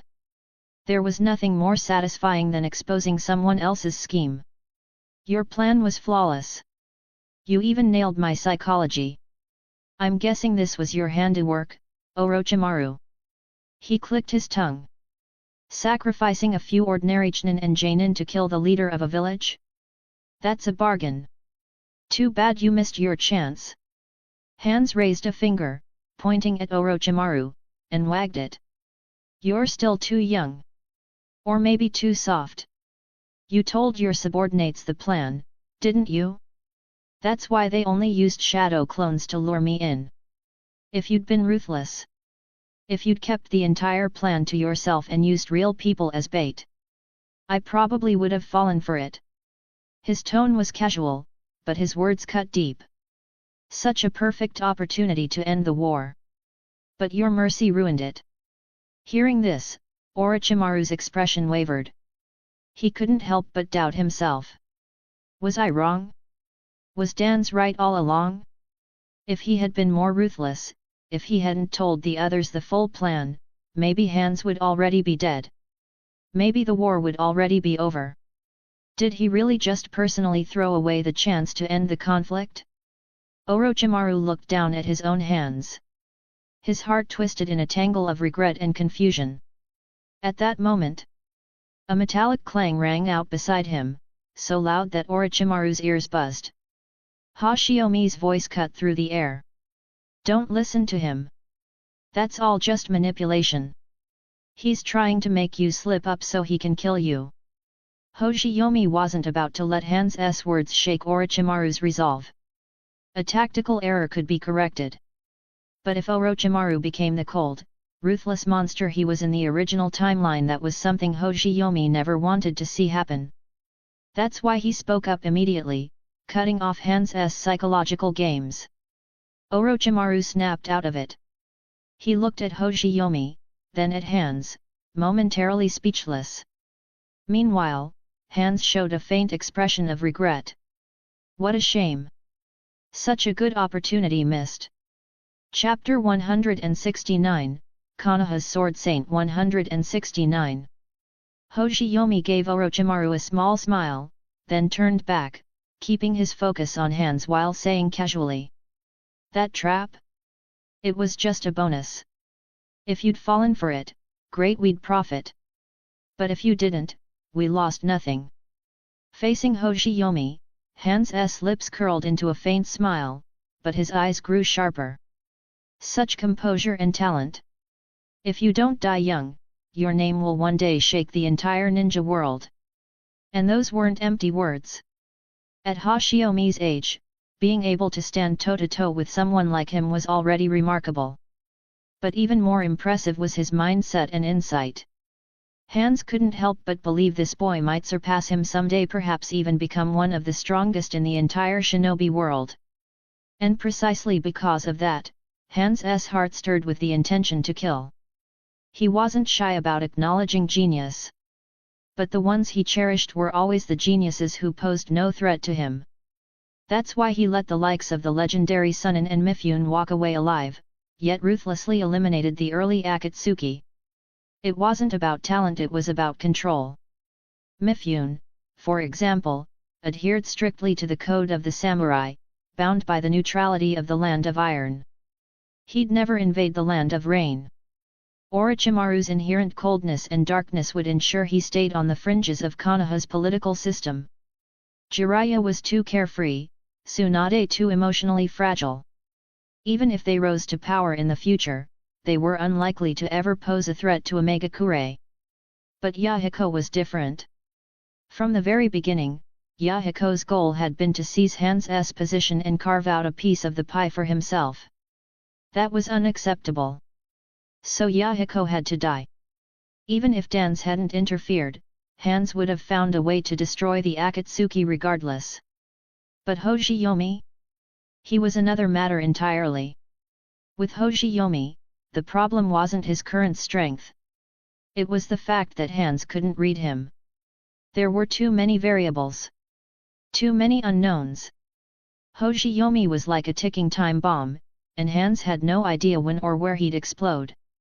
A cautious man like Hans couldn't allow such an enemy to continue growing unchecked. If Hoshiyomi had the potential to one day threaten Omegakure's existence, then Hans wouldn't treat him the same way he did Tsunade or Jiraiya. Hoshiyomi naturally picked up on the subtle threat hidden in Hans' tone. He frowned slightly, his hands tightening as he pushed aside Hans' chain sickle, calmly replying. Whether or not I die young isn't up to you. And in case you've forgotten, we're still the winners here. Maybe take a look at how many of your subordinates you've got left. At those words, Hans instinctively glanced back. That's when he realized the Omegakure troops he'd brought were already falling apart under Jiraiya's assault. Casualties were piling up. The lines had broken. His forces were in chaos. Hans clenched his teeth. Anger burned in his chest, but the desire to retreat was already taking root. He'd spent years training these subordinates, he couldn't afford to throw them away here. Omegakure's future couldn't rely on him alone. If they wanted long-term survival, they needed more than just Hans' strength. With that thought, Hans reluctantly set aside his killing intent. He gave Hoshiyomi one last look and said, Hoshiyomi Gekk. Next time we meet, it won't be this easy for you. We'll see how you handle me then. As he spoke, he subtly exhaled a thin mist of poison. Hoshiyomi could have easily used his wind reversal technique to absorb the poison into his blade and press the attack. But he chose not to. It wasn't the time to reveal all of his cards. Better to keep a few tricks up his sleeve. There was no need for a final showdown with Hans just yet. Thinking this, Hoshiyomi quickly changed his expression, stepping back alongside Orochimaru.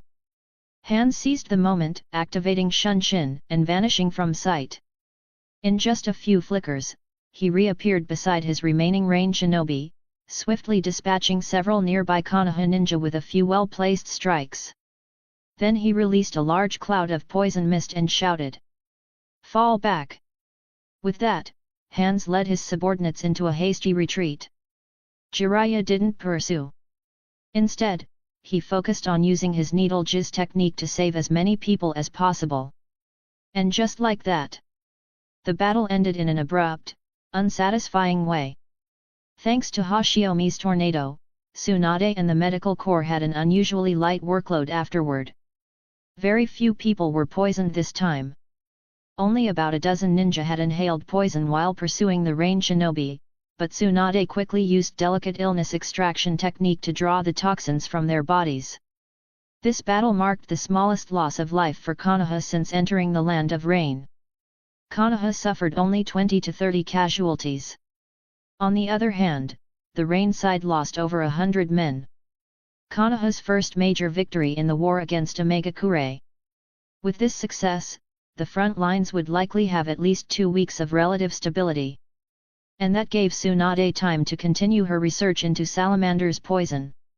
The truth was, Hoshiyomi and the others had no intention of forcing a decisive battle today. They knew that if the fight dragged on, Hans's poison would eventually cause unacceptable casualties. For now, they were just buying time. According to Tsunade, she needed at least 3 months 6 at most to develop an antidote. She didn't need to achieve complete immunity to Hans's poison. All she needed was to grant the Konoha shinobi temporary resistance, enough to keep a core force in fighting condition. The day that antidote was completed. That would be the day they challenged Hans again. And perhaps the day this war with the Rain Village finally ended. When news of the victory reached the defensive command post, Dan's acting as Supreme Commander didn't bother to ask who earned the credit. Instead, he immediately gave orders. Push outward. Expand the front lines while we have the chance. The bigger our occupied territory, the easier it is for our intelligence division to operate. The more we squeeze Hans, the closer he'll be to surrender. Even though Hoshiyomi and the others were annoyed by Dan's high-handedness, they still followed orders and launched expansion operations. After all, the true purpose of war was resource acquisition. They'd won a major battle, there was no reason to just sit back and do nothing. Konoha's expansion was relatively civilized, all things considered.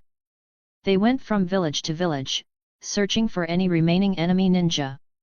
If they found shinobi, they killed them. If they found civilians, they relocated them to the rear lines, assigning them simple labor like repairing defenses and transporting supplies. Most of the ordinary people had already fled when the war began. But there were always some who left behind houses with valuables or supplies they hadn't had time to take. If Konoha shinobi found those items, they considered them spoils of war. Even the most upright people like Hoshiyomi turned a blind eye to this kind of scavenging. At least they strictly forbade the killing of civilians or rape, which was already considered merciful during wartime. It gave those willing to stay behind a chance to survive. Compared to Konoha's policy, the way Uegakure and Tsunagakure handled occupied zones was far worse. There, it was truly. The white bones lay exposed for miles. Not even a chicken's cry could be heard. Still, no matter how merciful Konoha's policy seemed, expansion inevitably brought conflicts and misunderstandings.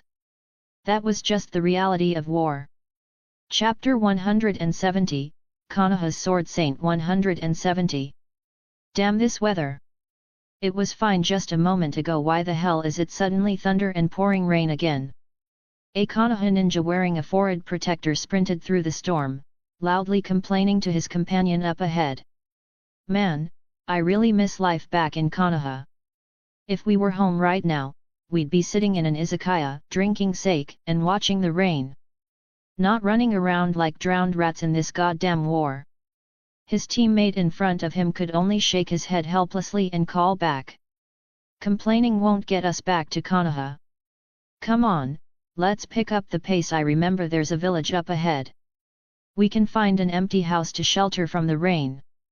If we're lucky, maybe there'll be some leftover food too. Hearing that, the man behind him lit up with hope. Man, that would be great. I shouldn't have skipped breakfast this morning, my legs are about to give out from hunger. And hey, if we find some booze, that'd be perfect. There's nothing better than a drink on a rainy day to warm you up. The one in front cursed and laughed. You idiot, always thinking about drinking. This is a war zone, where the hell do you think you'll find booze? Stop dreaming. Look there, that house. Looks pretty new and fancy. Bet they left some supplies behind. The two dashed toward a large, well-kept house in the village ahead, completely unaware that behind them, with a quiet swish, a pale white head with moss-green hair popped up from the earth. It was none other than White Zetsu, the one Madara had named Tobi. Watching the two figures vanish into the rain, he grinned, flashing his sharp white teeth. If I were one of those wandering playwrights, I guess I'd narrate it like this. At this moment, the two of them had no idea just how drastically their fate would change the moment they stepped into that house. With that, he silently emerged from the ground and followed, ready to watch the tragedy unfold. Inside the house, a red-haired woman sat inside, softly muttering complaints. Everyone else left, but you insisted on staying. Said it was too dangerous to run with the crowd, that we'd get robbed or worse. And look at us now. Hans-sama has retreated, and now even if we want to leave, we can't. Her husband snapped back, his tone impatient. How was I supposed to know the invincible Hans-sama would lose? I thought they'd drive Konoha back and we could keep living here like before. If we abandon this house, what do you think we'll have left? We'd end up begging for food in a megakure, living worse than stray dogs. You think that's better? At her husband's angry retort, the woman trembled slightly but said no more. She just clutched her child tighter, a little boy with the same fiery red hair. The man glanced out at the lightning flashing across the sky, sighing. Let's wait a bit longer. The rain's too heavy to travel now, and Nagato's still so young. If he catches cold, it'll be a disaster. Our things are packed anyway. We'll stay the night and leave once the storm passes. No sooner had he spoken than a loud voice rang out from the downpour outside. We're here. Hurry up, maybe there's food inside. The family's faces went pale in an instant. The man acted quickly, whispering urgently. Hide. Get to the storage room, hurry. Bang. The door was kicked open, and two soaked figures barged into the house, shaking off the rain. Damn it! What shitty luck! One of them cursed under his breath but was quickly silenced as his companion covered his mouth. Eyes sharp, the second ninja scanned the room carefully. Once he was sure no one was there, he released his hand. Next time, don't yell like that. If there were any rain shinobi hiding in here, you'd already be a corpse. The one who'd been silenced clicked his tongue, unconcerned. Come on, the rain ninja already got their asses handed to them by the four great ones. There's no way they're still hanging around here. You're too paranoid. Before his companion could scold him further, he quickly changed the subject. Look, if you're gonna nag me, can it wait until after we eat? I'm starving. Let's find something to eat first. His companion's stomach growled in response, so he dropped the lecture and joined in searching for food. Inside the pitch-black storage room, the red-haired man held his wife and son tightly, whispering. There's a small door in the back. Take Nagato and get out of here quietly. Don't make a sound, understand? Feeling his wife and child nod, the man finally let go of their mouths and motioned for them to slip out. The woman led Nagato forward carefully. But in the darkness, she didn't notice that Nagato's bag brushed against the edge of a table. The table shook slightly. A glass bottle perched on top wobbled then toppled. Crash! The sound of breaking glass shattered the tense silence, startling everyone in the house. The two Konoha shinobi instantly drew their kunai. Who's there? Get out here! Run! The man shouted, bursting from the storage room to drag the two shinobi's attention. He lunged, grabbing one of them by the wrist, trying to wrestle the kunai from his hand. The other Konoha ninja, hearing run, and assuming there were more enemies hidden, rushed into the storage room and, without thinking, stabbed at the shadowy figure inside. A woman's scream echoed in the dark. And then a child's panicked cry followed. It was only after hearing those two voices that the Konoha ninja realized he'd made a mistake. In horror, he shouted back to his partner. "Stop! They're civilians!" But it was already too late. His comrade's kunai had already pierced the man's chest. At that moment, a flash of lightning split the sky, illuminating the room through the window. In that brief instant of light, the Konoha forehead protectors glinted, the blood on the floor shone vividly, and in the corner underneath messy red hair were strange, pale purple eyes. The two Konoha shinobi stood frozen, their throats constricted by guilt and shock. One of them instinctively reached out, kneeling down and grabbing the boy's shoulders, trying to explain. I'm sorry. We didn't mean for this to happen. But please understand it was a misunderstanding." Halfway through his sentence, he froze. Because in that moment, he saw Nagato's eyes clearly. What kind of eyes were those? Just one glance made him feel a bone-deep terror that came from the depths of his soul. This was just a child, yet somehow, the Shinonbai couldn't bring himself to meet his gaze. Nagato wasn't paying attention to their reactions. All he could see were his parents' lifeless bodies lying in front of him. The grief he had been holding back suddenly burst free. With a loud, heart-wrenching cry, a wave of invisible force spread outward. In an instant, both shinobi were blasted into the wall. When they hit the ground, blood streamed from their 7 orifices, and they moved no more. Nagato collapsed, unconscious, beside his parents' corpses. Chapter 171, Konoha's Sword Saint 171. In the dim light of an underground cavern, White Zetsu knelt on one knee, reporting the latest intelligence to Madara Uchiha. "Madara-sama, Tobi sent back new intel." Madara's voice was low and commanding. "Speak." White Zetsu recalled the information he'd received and began relaying it. "The war in Omegakure is still raging. All 4 nations are tangled in conflict now. According to reports, combined casualties from the 4 great villages have already exceeded 5,000. At this, Madara let out a cold snort. "Hashirama! You once told me we'd end the chaos of this world together. That you'd bring lasting peace to the shinobi world. And what happened?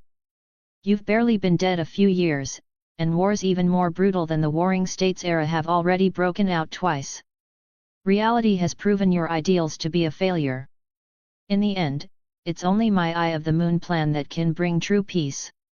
Behind him, Black Zetsu, hidden in the shadows, stirred slightly at Madara's words. Perhaps he, too, felt a dark joy. "Damn! After thousands of years of scheming, I finally found an Indra reincarnation I can fully control. Not easy, hey?" Black Zetsu mused silently to himself. Madara continued, his gaze sharp. "What's the current situation?" White Zetsu replied promptly. "Omegakure has declared war on the 3 great villages. For a time, Hands of the Salamander even had them on the run. They've started calling him the demigod now." Madara let out another dismissive snort. His presence suddenly intensified, filling the cave with suffocating pressure. "Humph! So now any random fool can be called a demigod just because Hashirama and I are gone? A bunch of mongrels daring to bear that title. What a joke!" White Zetsu bowed his head, his voice cautious. "You're right, Madara-sama. He's paying the price for that arrogance." Konoha's Hoshiyomi Gek, along with Tsunade, Orochimaru and Jiraiya, worked together and dealt Hands a humiliating defeat. He retreated in disgrace. Afraid Madara might become irritable over the matter, Black Zetsu quickly slithered forward, donning the role of sycophant to smooth things over. "Madara-sama speaks the truth. How could someone like Hands call himself a demigod? It's nothing more than a monkey becoming king in a forest without tigers." Madara was visibly pleased by the flattery. He snorted lightly, reining in his aura. "Enough about that. What about Nagato?" White Zetsu chuckled softly before continuing. "Funny enough, Nagato's situation ties right back to Hans. Because of Hans' retreat, Nagato's parents were accidentally killed by Konoha shinobi. And that incident led to Nagato awakening the Rinnegan. Toby sent back this intel mainly to ask you should we bring Nagato back now so you can personally guide him.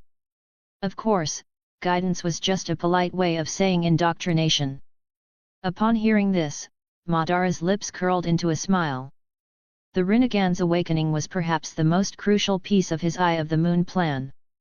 Madara was counting on Nagato to use the outer path, samsara of heavenly life technique to resurrect him one day, so he could personally launch the infinite Tsukuyomi. But when White Zetsu mentioned bringing Nagato back for guidance, Madara hesitated. He fell silent, pondering for a long time before finally replying. No. Don't let him meet me yet. What he's gone through so far isn't enough.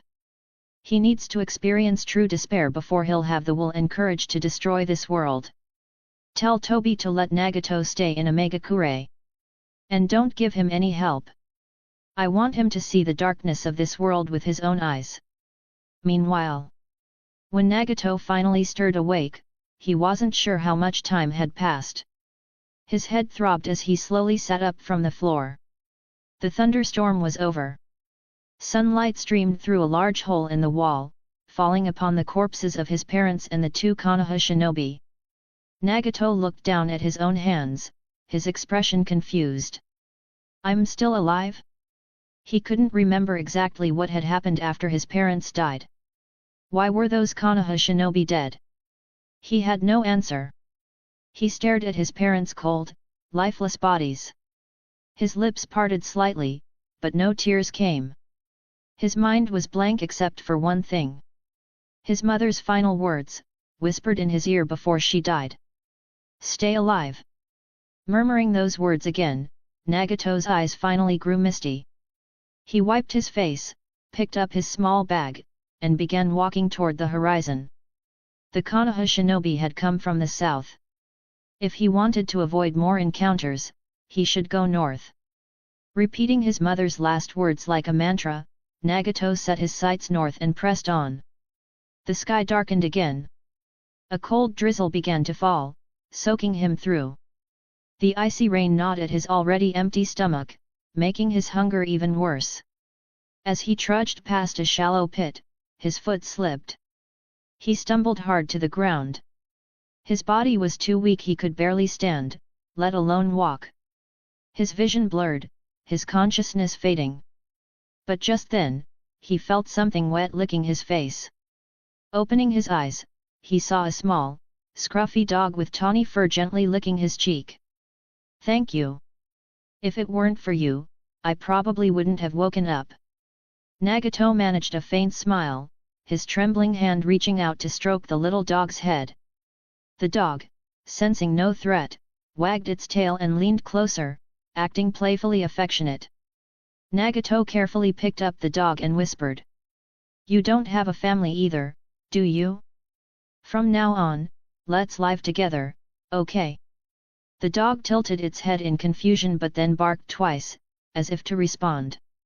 Nagato laughed softly. I'll take that as a yes.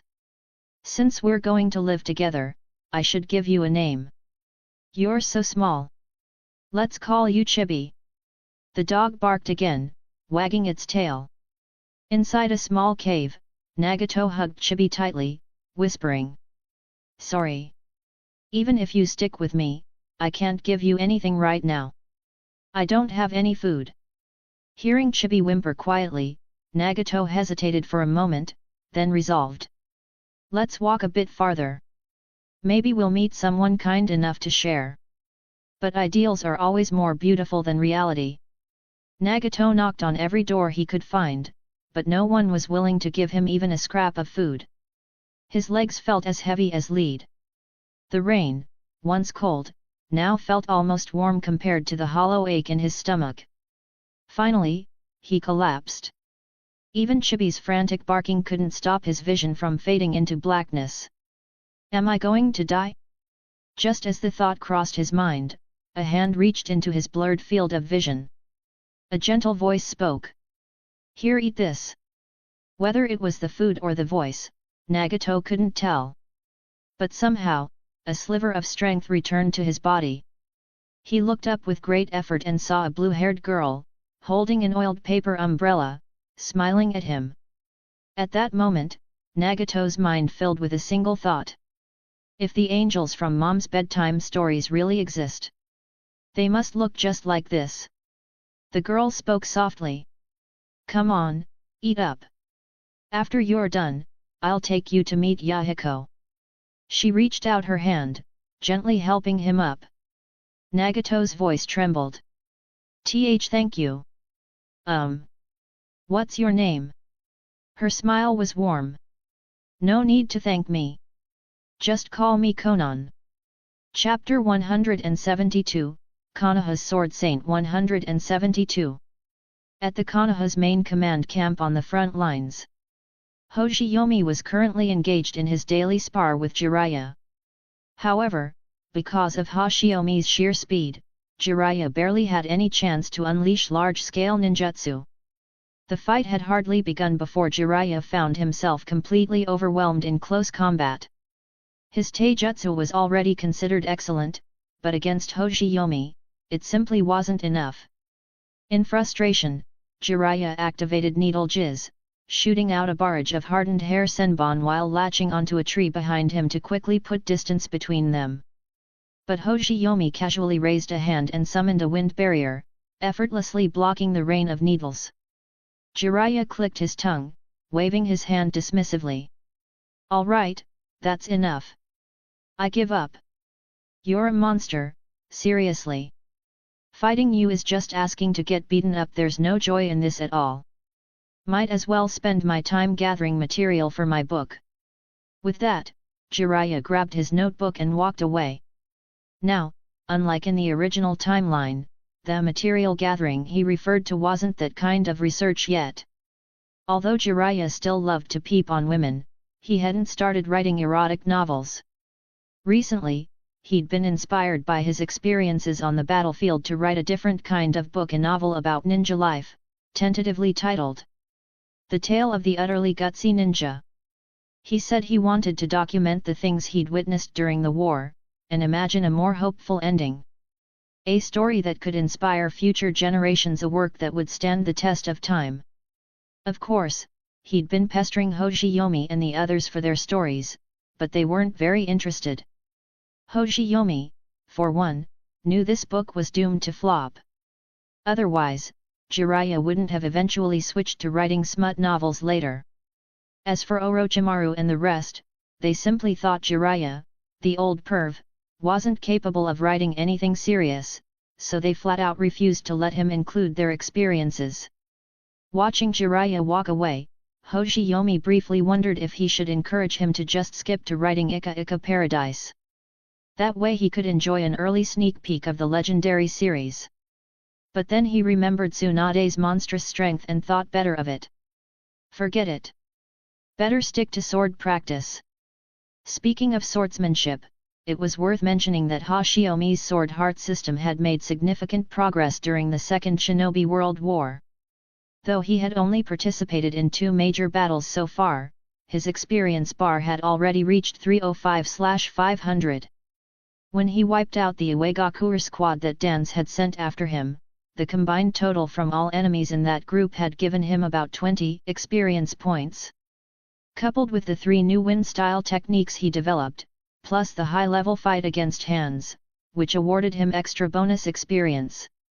Altogether, that had netted him 55 additional points, pushing him past the 300 mark. If he'd relied on ordinary training, this much progress would have taken at least 2 years. As they say, no one gets rich without a little windfall, no horse grows fat without eating grass at night.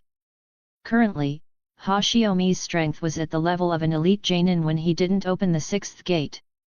Once he opened the 6th gate, his combat power could reach the Kage level, though strictly speaking, he was still only a quasi-Kage. Hoshiyomi figured that if Hands kept showing up often enough, by the time the war between Konoha and Omegakure was over, he'd likely reach master-level swordsmanship and become a true Kage-level powerhouse. Thinking of this, he actually found himself looking forward to Hans's next appearance. After a while practicing sword techniques alongside his shadow clones, a small snake slithered up to Hoshiyomi, hissing quietly. There was no need to guess, it was obviously Orochimaru's summons, calling him to the command tent. Hoshiyomi calmly wiped his Mikazuki Munchika clean and set off toward the command center. Upon entering, he immediately sensed Orochimaru's unease. Curious, Hoshiyomi asked. "What's going on, Orochimaru?" Orochimaru glanced up at him, his eyes hesitant, but after a moment's pause, he still spoke. "Prepare yourself, Hoshiyomi. Whatever happens, don't act rashly." Hoshiyomi's expression hardened. "That's not a good sign." He dropped the playful tone and said seriously. "What happened? Just tell me." Orochimaru gritted his teeth and finally answered. "We just received intel. Tsunade's squad was ambushed by Iwagakure shinobi while collecting salamander poison sacs. She's currently trapped in the swamplands. Out of the 5-person team she led, 4 have been killed. Only 1 managed to escape and report back." Hoshiyomi's face instantly turned cold, like frost. To him, Tsunade was without a doubt the most important person in this world aside from his mother, Rigek. Hearing that she was in danger made his blood boil. If he could get his hands on those Iwa shinobi, he'd tear them to pieces. Even though this event wasn't mentioned in the original timeline, Hoshiyomi knew his very existence had already altered the course of history. There was no way he'd gamble Tsunade's life on the hope that canon events would somehow protect her. Orochimaru, seeing Hoshiyomi's expression, understood exactly what he was thinking. He quickly tried to calm him down. "Don't rush off just yet. They're after the antidote formula. If Tsunade hasn't finished developing it, they probably won't kill her right away. Plus, she's no pushover herself. It might not be as bad as you think." Hoshiyomi took a deep breath, forcing himself to steady his emotions. "I understand. But I can't let her stay in danger either. I promised Grandma Mito I'd protect her. Besides, there's no way we're handing over the antidote to Iwagakure anyway, so this isn't something that'll resolve with negotiations. Just tell me where they are." Realizing he couldn't stop Hoshiyomi, Orochimaru cut to the point. "That swamp is about 30 kilometers northeast. I need to guard the camp, so I can't leave. Take Jiraiya and a squad with you." But Hoshiyomi shook his head. "No. They're too slow, they won't keep up with me. I'll go with Lobo. If I'm not back with Tsunade by dinner, you can send reinforcements." Without another word, Hoshiyomi left the command tent. His figure vanished in an instant, using Shunpo to flash toward the northeast swamp. Orochimaru stared at the empty space where Hoshiyomi had stood. And for a moment, he remembered the scene where Hoshiyomi had stood before him, blocking Hans's deadly attack. He chuckled softly to himself. That's just how he is, huh? Maybe that's exactly why we're all willing to follow him for real. Over the land of rain, thick clouds once again cloaked the sky. It looked like another heavy downpour was brewing. In the northeastern marshlands, a large group of Iwagakure shinobi scoured the swamp, searching for Tsunade. Trying to find one person in this huge, rotten swamp was no easy task. Even Iwa's sensory nin struggled to pinpoint Tsunade's location in terrain like this. One of the shinobi cursed under his breath. "Damn it! We should have kept some of them alive as bait." Another replied bitterly. "Who would have thought they'd kill themselves so decisively? We didn't even have a chance to get information." Hearing his men grumble, the squad leader, Kinoshita Nagatoshi, an elite Jainin, barked angrily. "Shut it! Search every inch of this swamp. We cannot let that woman escape." Chapter 173, Konoha's Sword Saint 173. Kinoshita Nagatoshi grimly checked the time, his face growing darker by the second. "All sensory nin, spread out. What the hell are you all doing, standing around like idiots? Split into pairs and search in every direction. I want that woman found within 3 hours. After barking out his orders, he watched his subordinates scatter, mumbling complaints under their breath. Nagatoshi sat down heavily on a rock, pulling out a cigarette and lighting it with a shaky hand. It was already around 3 in the afternoon. If Tsunade, a key figure for Konoha, didn't return to camp soon, it would definitely raise suspicions. Accounting for travel time, at most by 6 o'clock, Konoha's search parties would probably come looking for her. That left him with 3 hours. If they still couldn't find Tsunade within that window, they'd have no choice but to retreat. And if he screwed up this mission, this top-secret operation, he'd be finished. For good. Nagatoshi had always struggled to get promoted in Iwagakure, mainly because he didn't know how to play politics. Back when he was 30, he was already an elite Genin, but now, at over 40, he still hadn't made it into the village's upper ranks. His strength wasn't the issue, he wasn't exactly doing poorly, but when he thought of those with similar abilities who buttered up the higher UPS and were now department heads and deputy commanders, while he was still stuck as a squad captain risking his life on the front lines, it made him bitter to the core. That's why he had fought tooth and nail to get this assignment. If he could accomplish this mission, he might finally get a chance to climb the ranks. But who would have thought that Tsunade, the woman they were after, would be so damn ferocious?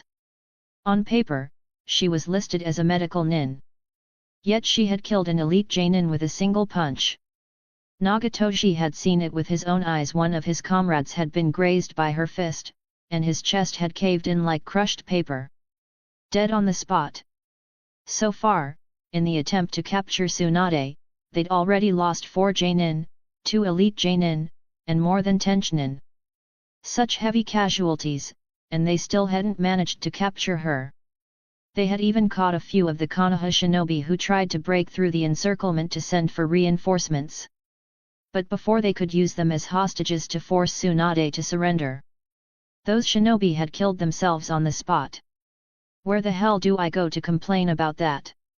This was probably the only chance they'd ever have to catch Tsunade alive. If they failed today, it would be nearly impossible for Iwagakure to capture her again in the future. Without Tsunade, their chances of getting their hands on the antidote for Hans' poison would rest solely on Cho from Tsunagakure. And frankly, Iwagakure didn't want to be led around by the nose by Suna. They might be allies right now, but the Suna elders were greedy and shameless. Last time, when one of Iwa's high-ranking officials got poisoned by Hans and sought help from Cho, they had to pay an enormous price just for the antidote.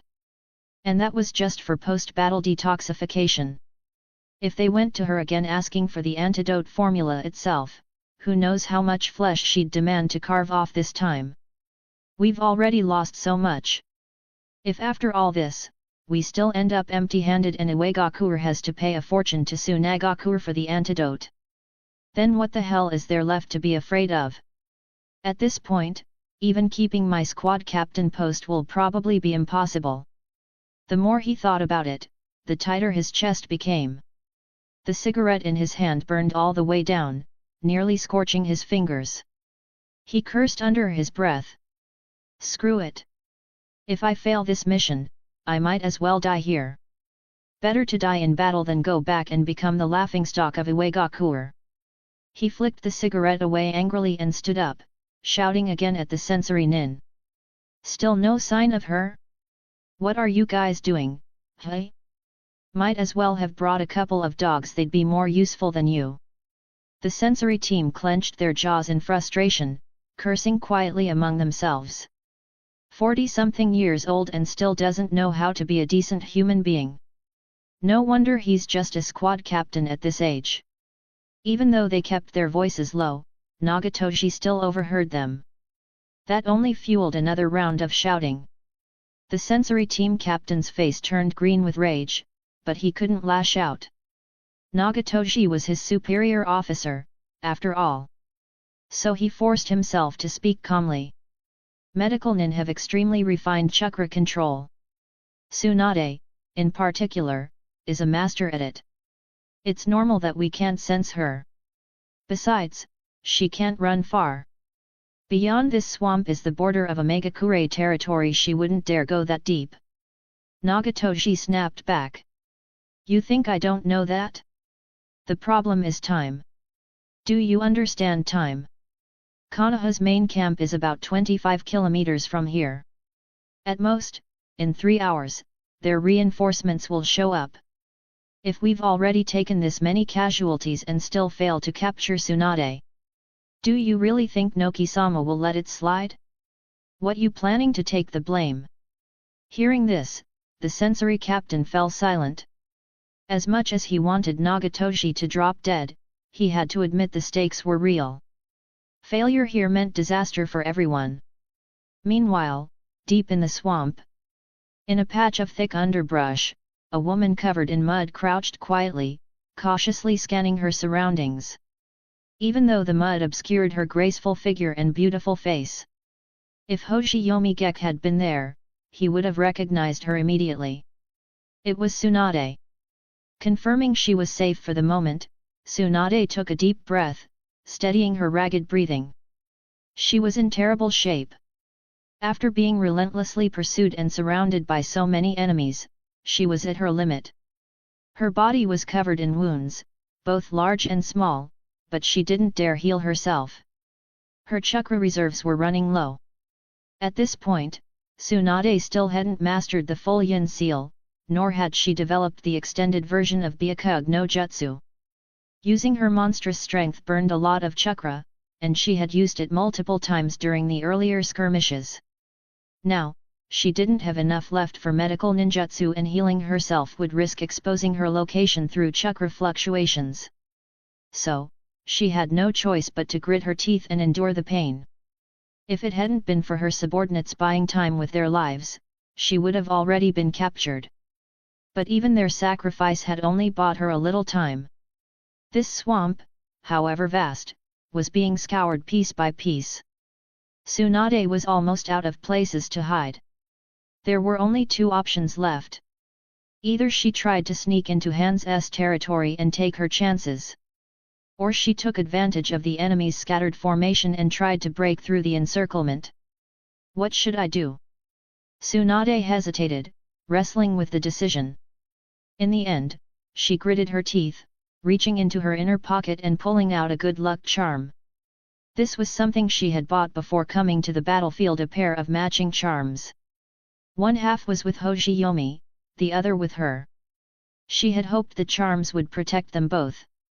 Holding the charm to her lips, she kissed it softly and whispered, "Well, there's no choice left. Let's gamble. Heads, I break through their lines. Tails, I head toward Omegakure territory. Live or die, it's up to you." With that, Tsunade tossed the charm into the air. She caught it precisely in her palm, took a deep breath, and slowly opened her hand to see her fate. Chapter 174, Konoha's Sword Saint 174. On the outskirts of the muddy swamp, a shadow streaked past like lightning so fast that not even a single footprint was left in the muck.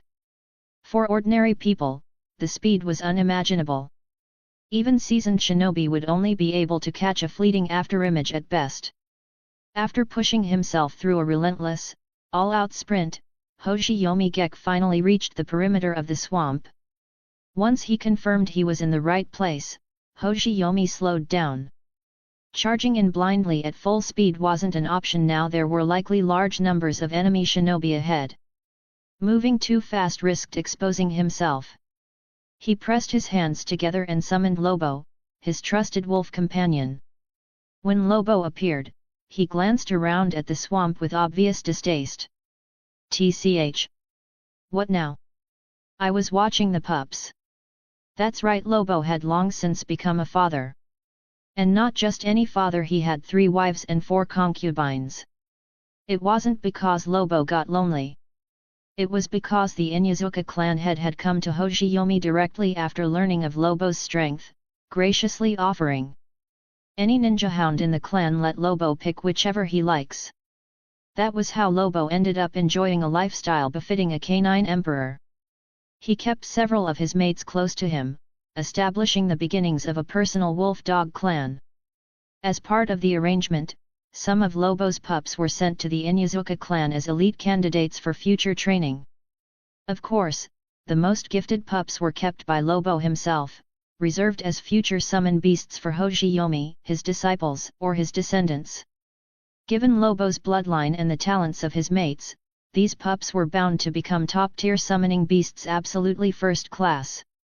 But now wasn't the time to discuss parenting. Hoshiyomi spoke urgently. Tsunade is trapped in there. I need your help. Lobo immediately dropped his playful attitude, his eyes sharpening. Understood. With that, Lobo led Hoshiyomi through the swamp, carefully avoiding the Uegakure shinobi while methodically beginning the search. Deep within the swamp, Tsunade gently opened her palm, cautiously peeking at the result of her gamble. She was so careful it was as if she feared a single wrong glance would somehow change the outcome. When she saw the charm land face up, a soft sigh of relief escaped her lips. In truth, when people hesitate and flip a coin, they're often not doing it to let the coin decide for them.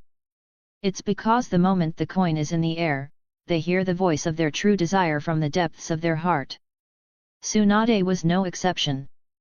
The second she tossed the charm skyward, she already knew her real wish. She wanted to break through the encirclement, not hide. Yes, she could have slipped deeper into Umegakure's borders and bought herself some time. But that would have only led to something far worse than her current predicament. A faint smile tugged at the corner of Tsunade's lips. She whispered to herself. Well, I'm all in now. Time to put on a show. Without further hesitation, she picked a direction and quietly darted forward. Meanwhile, Kinoshita Nagatoshi was leading his sensory team, racing against time to track Tsunade down. One of the Uegakure shinobi hurried over to report. Captain! We found some of our men's bodies up ahead. Still warm, must have died just moments ago. At those words, Nagatoshi's face finally changed. The bitter scowl vanished, replaced by an excited grin. He couldn't help but burst out laughing. She's panicking. That damn woman finally lost her nerve. Nagatoshi's eyes gleamed red with excitement. She's close. Sensory team. Expand your range. Split into 2 squads, surround her from both sides. We are not leaving here without her. Deep in the swamp, Tsunade moved with care, every step deliberate. Along the way, she crossed paths with several IWA shinobi, but none of them lasted long. Before they could react, she had already slipped behind them, silencing each one with a swift kunao strike. Her chakra control was terrifyingly precise. When she fully suppressed her chakra, even the best sensory nin couldn't detect her, not unless she came within 500 meters. And at that distance, most wouldn't even realize she was there until it was far too late. But the farther she went, the more she sensed that something was wrong. There were too many enemies up ahead. Did I seriously just walk right into the main force? She thought, scowling inwardly. What kind of luck is this? Still, she wasn't out of options. If she doubled back in the opposite direction now, she might still be able to slip away. The enemy was scattered, and with careful movement, she could probably circle around them. At least, that's what she thought. Until she turned a corner and came face to face with Kinoshita Nagatoshi. Seeing Tsunade appear in front of him, Nagatoshi laughed maniacally. His bloodshot eyes locked onto her as he ground his teeth. Go ahead. Run. Let's see how far you think you can get this time. It wasn't just Nagatoshi. Every IWA shinobi there had rage burning in their eyes. They had started with over 60 men, now there were barely 40 left. Almost a third of them were dead. Their frustration, the deaths of their comrades, Nagatoshi's constant barking orders, it all boiled down to this woman. All of them seethed with fury, teetering on the edge of madness. Nagatoshi, regaining a shred of composure, spoke again. You've got two choices. Hand over the antidote formula. Or you can come back to Iwagakure with us, where you'll cough it up after you've learned what it means to wish you were dead. Choose. Tsunade frowned. Figures. I lost the damn bet again. Her luck had always been like this. She quietly checked her chakra reserves. Taking a deep breath, she reached into her inner pocket. Her head lowered slightly, and her voice trembled, as if she was about to surrender. I choose the fur. Seeing her motion, Nagadashi's heart raced. Is she really about to hand over the antidote? The moment he got it, he planned to kill her on the spot. Such a treasure should belong to Iwagakure alone. As he fantasized about how he'd dispose of her, Tsunade suddenly shouted. I choose option 3, you bastards! Her fist smashed into the ground with a thunderous roar. Chakra-enhanced strength. Even with the swamp's muck absorbing some of the force, the sheer chakra packed into the blow was overwhelming. The swamp split apart as if Moses himself had parted it, and Tsunade's fist slammed directly onto the solid ground beneath. Boom! The ground caved in, collapsing with a deafening crash. Mud exploded like waves, crashing over Nagadashi's squad, turning them all into walking mud sculptures. The quake beneath their feet sent Iwagakure shinobi tumbling in every direction. Tsunade seized the moment to bolt in a different direction. But just as she sprinted forward, another IWA squad appeared right in front of her, cutting off her escape route. Behind her, the mud-covered Nagatoshi and his men had already regrouped and were closing in fast. This time, it really looked like Tsunade was completely trapped. Chapter 175, Konoha's Sword Saint 175. Kinoshita Nagatoshi watched as the sensory team captain blocked Tsunade's path. A pleased smile tugged at his lips. Well done, kid. I'll be sure to put in a good word for you with Lord Noki. In his mind, Nagatoshi had already started picturing the scene of the third Tsuchikage personally commending him. But to earn that reward, there was one condition. This woman must be captured. His expression turned ruthless. This time, I won't give you another chance. Break her legs. Let's see how far she thinks she can run then. His cruel order rang out. Completely unaware that danger was already closing in. Surrounded from both sides by Iwagakure shinobi, Tsunade had truly run out of options. She'd been careless. Her original plan was to shake off her pursuers, find a safe place to recover some chakra, then continue the escape. But she hadn't expected the enemy to have this many backups waiting in ambush. Her chakra was nearly depleted. At this point, trying to break free from so many shinobi was nothing more than wishful thinking. If only there were reinforcements, Tsunade thought bitterly. But we're so far from Konoha's base camp, even at top speed, it's probably impossible for them to get here in time. Her heart clenched. If she still had chakra left, she might have risked a fight. But right now? It was hopeless. If I get out of this alive, she promised herself, I'm going to invent a jutsu that lets me recover chakra in a pinch. Tsunade clenched her fists, prepared to die rather than let Iwagakure take her research. She still had a few of the salamander poison sacs with her. If they tried to capture her, she'd bite into them and take her own life. She'd rather die than let Iwagakure get their hands on her work. As the IWA shinobi slowly closed in, Tsunade reached for the poison sac. But then, she noticed something odd. The sensory team captain in front of her made a strange move. Because they were face to face, Tsunade could clearly see every movement he made. The captain, who had just been advancing steadily, suddenly showed a flicker of caution in his expression. Then his face relaxed, and he looked at his squad captain behind him, displaying a hesitant look, as if he wanted to speak but couldn't. But in the end, cruelty hardened his gaze, and he still lunged toward her. Just then, a sharp scream burst from behind her. And immediately after, a familiar voice echoed through the chaos calm. cold, and unmistakably his.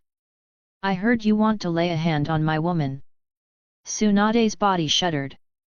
She would never mistake that voice. It was Hoshiyomi Gekkō. Hoshiyomi came to save me. For a second, Tsunade's eyes brimmed with the urge to cry. But she forced herself to stay focused. The danger wasn't over yet. The sensory team captain was still charging at her. Her battered body reacted a step too slow, and she knew she wouldn't be able to fully dodge. "Fine," she thought grimly. "I'll just take the hit and heal myself later." In her heart, though, she had already relaxed. Even if Hoshiyomi had come alone, she still trusted him completely. Maybe it was love. Or maybe it was a bond forged through years of shared danger. Back in Land of Whirlpools, even with traps all around, Hoshiyomi had saved her. She believed in him now, just as much as she had back then.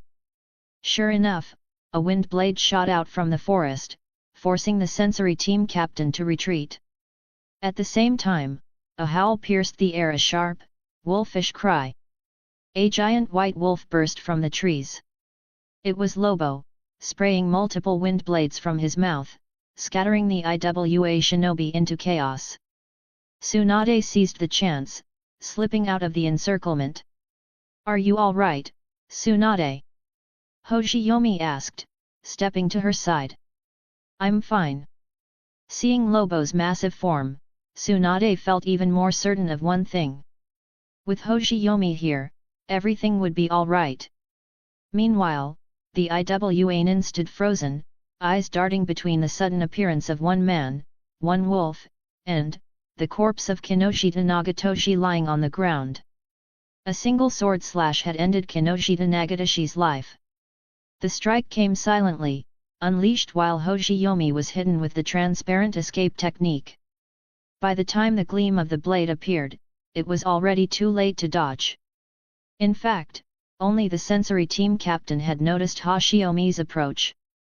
And he had intentionally kept quiet. People always have to pay for their actions.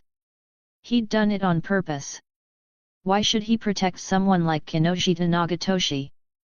That guy had humiliated and scolded them non-stop. Besides, Nagatoshi was basically useless dead weight. Without him, the sensory steam captain's contributions would shine even more. His plan was simple. If the squad captain died, and he led the team to capture Tsunade afterward, the credit would belong to him alone. He had already sensed it. Konoha's reinforcements consisted of just one man and one wolf. They still had nearly 40 shinobi left, including 10 elite and regular genin. With that kind of advantage, could those two really kill them all? Impossible. So he kept his mouth shut, letting Hoshiyomi kill Kinoshita Nagatoshi, eager to snatch up the rewards for himself. Now, standing confidently before the group, the sensory team captain shouted. "Don't panic. Squad Captain Kinoshita's dead, but that's no reason to lose your heads. I've already scanned the area. The enemy has only one man and one wolf. There's nothing to be afraid of. Just use a single jutsu each, and we can wipe them out." He raised his voice again, trying to stabilize the shaken troops. "Don't worry. Once we bring Tsunade back to Iwagakure, I'll personally report to Lord Noki and make sure everyone here gets credit." Hearing that, the IWA shinobi calmed down. Their panic from Nagatoshi's sudden death faded, replaced by dangerous grins. They closed in, surrounding Hoshiyomi and Lobo, eyes gleaming with malicious intent. Hoshiyomi let out a sigh and shook his head as if in disappointment. He casually held his Mikazuki Munchika, the famed crescent blade, and began counting their numbers with the tip of his sword. 1, 2, 3, looks like there's 37 of you. Then he smiled faintly. "Well, since that's the case, I hereby announce, you're already surrounded." His voice was calm, almost lazy. "You have two options. Drop your weapons and get out of here. Or..." His sword tip pointed at Nagatoshi's corpse on the ground. "Become fertilizer for this swamp, just like him." The IWA shinobi's grins twisted into outright laughter. Ha ha ha. This guy's got a screw loose. Coming here with just one man and one wolf, thinking he can get away with Tsunade? What a joke. Best laugh I've had all year. Someone mocked in a fake serious tone. Whoa, everyone be careful. He said we're surrounded. Ha ha ha ha ha. Their laughter rang out, reckless and contemptuous.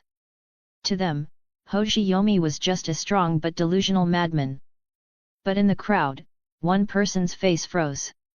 His eyes narrowed, staring at the sword in Hoshiyomi's hand. After double-checking again and again, he finally couldn't help but shout out. Wait! That sword, and that sword technique! You're Konoha's Silver Moon! Chapter 176, Konoha's Sword Saint 176. The moment they heard the name Konoha's Silver Moon, the Uegakure shinobi fell silent for a split second. A flicker of dread flashed through their eyes. The incident in the Land of Whirlpools had already become shrouded in rumors, exaggerated into near-mythical tales. Because Kumigakure and Kirigakure had secretly wiped out both the Uegakure and Tsunagakure forces in the conflict and quietly profited afterward, very few people actually knew the truth of what had happened. As for Hoshiyomi Gek, his deeds had spread from one mouth to another, turning him into a legend of a lone warrior who could stand against hundreds. Among the IWA and Suna shinobi who never returned alive, his name became infamous, spoken in hushed tones. Hoshiyomi Gek Konoha's Silver Moon. A name terrifying enough to stop children's crying at night. And now, realizing that the madman they had just mocked was the very same Silver Moon, not a single IWA shinobi could laugh anymore. The sensory team captain, noticing that his men were panicking after Tsunade broke free of the encirclement, quickly spoke up to stabilize morale. Don't be scared. What Konoha's Silver Moon? It's just a rumor. If he could really take on 100 by himself, wouldn't that make him stronger than the Hokage? Why isn't he the Hokage then, hey? He forced a sneer. I'm telling you it's fake. Come on, do you really think one person can't be killed by all of us using jutsu at once? Even if he had 3 heads and 6 arms, it wouldn't be enough to survive this. As he spoke, the sensory captain began weaving hand signs. Encouraged by his words, the surrounding IWA shinobi also raised their hands, some forming seals, others drawing weapons. In an instant, a barrage of jutsu mixed with kunao and shuriken filled the sky, whistling toward Hoshiyomi like a storm. It was as if they intended to turn him into a human sieve. But Hoshiyomi stood firm, as if the attacks weren't even worth acknowledging. Instead, he turned back toward Tsunade, offering her a gentle smile, and spoke calmly to Lobo, the white wolf. Protect Tsunade. Leave the rest to me. Then, without another word, he drew the Mikazuki Munchika and executed a smooth upward slash. Face the wind. With impeccable style, Hoshiyomi shouted a line that sounded almost like something from a showboating swordsman. At that moment, a 2-meter-tall wall of wind burst forth before him. The gale roared skyward, catching all the incoming attacks, ninjutsu and ninja tools alike, and dissolving them into nothingness. The chaotic currents within the wall of wind neutralized every jutsu, while the kunao and shuriken lost all momentum, clattering harmlessly to the ground. One single wind wall. That was all it took to nullify the combined assault of 37 Uegakure shinobi. The IWA shinobi were stunned, jaws practically hitting the ground, eyes wide as saucers, staring at the slowly dissipating wall of wind. What was that jutsu? Was that even wind release? No way. He didn't even weave signs. That wasn't ninjutsu, was it? Hoshiyomi responded with a soft chuckle. With the Mikazuki Munchika in hand, he twirled the blade into a flourish and, in an almost theatrical motion, sheathed the sword with a sharp clack. Still not giving up. His voice wasn't loud. But in the deathly silence of the swamp, it rang out crystal clear. The visual impact of this moment was overwhelming. If someone had told the IWA shinobi yesterday that there was a man who could block a combined assault from nearly 40 ninja with a single swing of a sword, they would have thought that person was insane.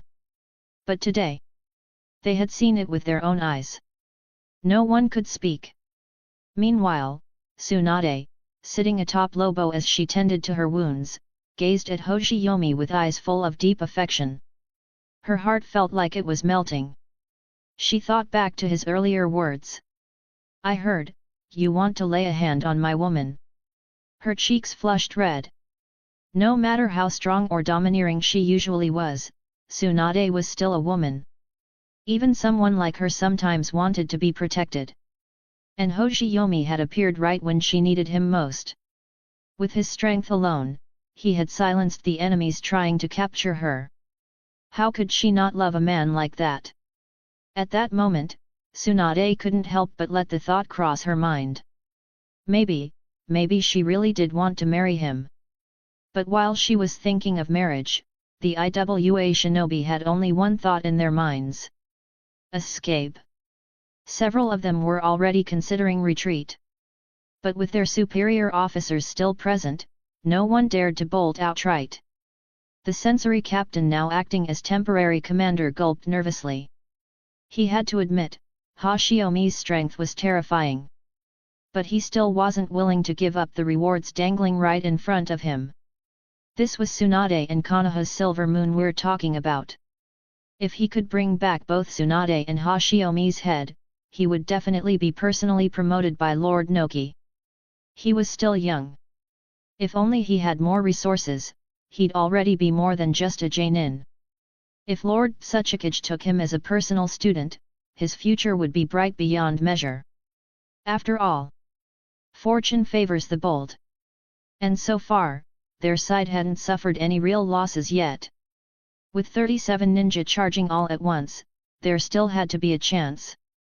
After giving himself this internal pep talk, his greed finally overtook his fear. Wiping the cold sweat from his forehead, he shouted loudly. "Don't be scared. That must have been some kind of secret technique. It probably drained a massive amount of chakra. There's no way someone his age can use that kind of move repeatedly. Everyone, hit him again. A couple more rounds and he'll run out of chakra for sure. Then he'll be like a fish on the chopping block, ready for us to cut up. Don't forget, this is Konoha's silver moon. If we can bring his head back, we'll all get promotions and wealth." It had to be said this captain was skilled at manipulating people. One mention of promotion and fortune, and he tapped directly into the primal desires of his troops. Why did they come to war in the first place? For exactly those reasons. Besides, compared to dying from Hanzo's poison, wasn't it better to gamble here? Even if the silver moon was strong, could he be stronger than the demigod of Omega-kure? Bet big, win big. Charge. Their fear was slowly overtaken by greed. People are easily swayed by the crowd. Once most of them went all in, few could remain rational. One by one, the Uegaku shinobi began weaving hand signs again. The desperation and gambler's madness on their faces told Hoshiyomi all he needed to know. These people weren't going to run. But it didn't matter. He had never planned on letting them live anyway.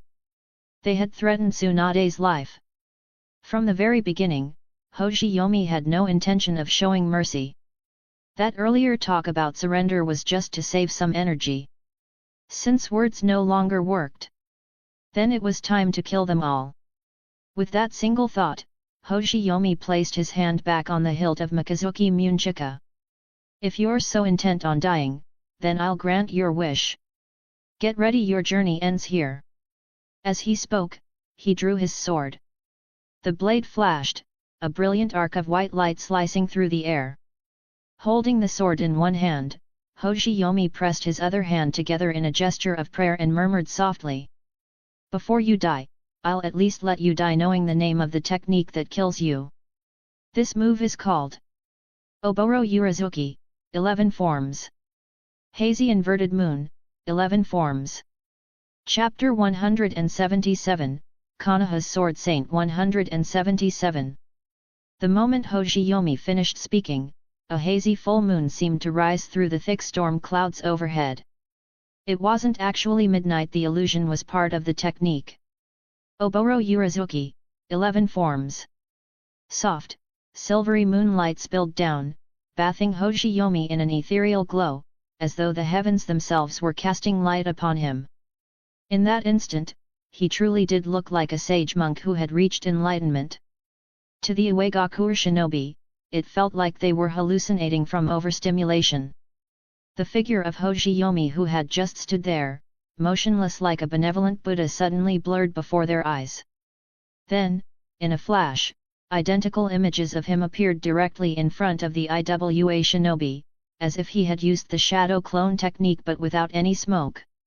In the blink of an eye, 10 identical Hoshiyomis stood before them. A moment later, all 10 opened their eyes at once, each wearing the same sharp, sinister smile. In perfect unison, they raised their swords. Their right hands lifted the Mikazuki Munchika, holding the blades level with their eyes. With their left hands, they slowly brushed along the intricately carved blade, where 3 crescent moons and ancient runes gleamed faintly. As they moved, a strange blue flame ignited along the blades, a cold, eerie flame that flickered like ghostly fire. Under the glow of the ghostly flames, Hoshiyomi's entire presence changed. If moments ago he had seemed like a merciful Buddha, now he was an Asura. A god of wrath, ready to drag them all into hell. The Uegaku shinobi swallowed hard, hearts pounding. Even though Hoshiyomi hadn't made a single real attack yet, the oppressive aura was suffocating. When someone could embody both benevolence and ruthless destruction in the same moment, that was true danger. The sensory team captain tried to snap everyone out of it, shouting, "It's just shadow clones. Watch this fire release, fire dragon flame bullet." He'd already completed the hand seals before he even started speaking. With a deep breath, he spewed out a massive wave of fire that coiled through the air, forming into a flaming dragon. It roared toward the 10 Hoshiyomis, clearly aiming to obliterate both the clones and the real one all at once. Seeing this, the other Iwa shinobi were emboldened. They began forming hand seals too. Earth release, Earth Dragon Bullet. Wind release, Wind Cutter Technique. Earth release, Rock Collapse. Jutsu after jutsu hurtled toward Hoshiyomi's position like a relentless barrage. Explosions echoed across the swamp, shockwaves tearing the ground apart, as if they intended to blast Hoshiyomi to dust. Even Tsunade furrowed her brow in concern. So many high-powered jutsu raining down at once. Even a cage-level ninja would hesitate to face that head-on. But then Lobo's voice rumbled in her ear. "Don't you know Hoshiyomi by now? He never does anything unless he's sure of the outcome. Trust me, he's got something nasty planned." Tsunade thought for a moment, realized Lobo was right, and focused on watching what came next. The relentless wave of jutsu flattened half the swamp, sending mud and debris flying in all directions. A massive cloud of smoke and dust obscured everything from view. The Uegaku shinobi stood there, panting, eyes shining with cruel satisfaction. With an assault like that, there was no way he survived, right? Even if the third Hokage himself were here, he would have been blown half to death by now. But then Hoshiyomi's voice echoed from within the smoke, calm and clear. "Have you ever heard the saying? Where there's smoke, there's no injury." The voice came from 10 different directions simultaneously, as if the entire swamp had been outfitted with surround sound speakers. Before the Iwa shinobi could react, 10 voices rang out together. "Taste this soul-devouring demon slash!" Everyone's faces changed. Someone shouted in panic. "Scatter! Get away!" But it was too late. 10 ghostly demonic faces, formed from eerie blue flames, tore through the smoke, howling as they flew. Each flame face had fangs bared and claws extended, like death spirits from the underworld. Even before they reached the Iwa shinobi, the sheer wind pressure made the air crackle. When the flames hit, they exploded with a thunderous roar. Blue fire scattered in all directions, splashing onto the nearby shinobi. This wasn't ordinary fire. The blue flames were terrifyingly potent. Within seconds, they spread from a single spark to engulf an entire body. Because the IWA shinobi had been clustered tightly together after their combined assault, the explosions spread rapidly. In the blink of an eye, more than 10 shinobi were consumed by the ghost flames. The unlucky ones dropped to the ground, rolling and shrieking in agony. "Help me! Too hot! It burns! Help! Water! Use water style, quick!" But this was no ordinary fire. Though it wasn't on the level of Amaterasu, the flames from soul-devouring demon slash weren't something regular water-style jutsu could extinguish. Worse, once the surrounding shinobi saw how vicious the flames were, they backed off. No one dared to help. In the end, no one survived. The 10 shinobi caught in the blast were reduced to blackened husks. Yet the surviving IWA shinobi didn't have time to grieve. Because at that moment, 10 streaks of silver light shot toward them like blades of moonlight. It was Crescent Moon slash Hoshiyomi's signature close quarters technique. The 10 Hoshiyomis, each moving from a different angle, crashed into the IWA ranks like blades of moonlight cutting through the night. Despite their best efforts to dodge, the result was still disastrous. The sudden assault caused massive casualties in an instant. Of course, not all IWA shinobi were pushovers. Some of the more experienced ones chose not to flee. Instead, they drew their weapons and engaged the incoming Hoshiyomis head-on. Though the situation was strange and terrifying, they hadn't lost their nerve completely. They still dared to fight against the clones. After all, how strong could Hoshiyomi be after splitting himself into so many shadow clones? And besides, if they were clones, then there had to be an original. Shadow clones always disappeared when injured. Once they took out the fakes, they'd find the real one for sure. But then they encountered a nightmare they couldn't comprehend. An elite genin, nimble and skilled, managed to dodge one of Hoshiyomi's strikes. A smug smile spread across his face. "Konoha's Silver Moon? Ha, so this is all you've got? You've shown an opening. Die!"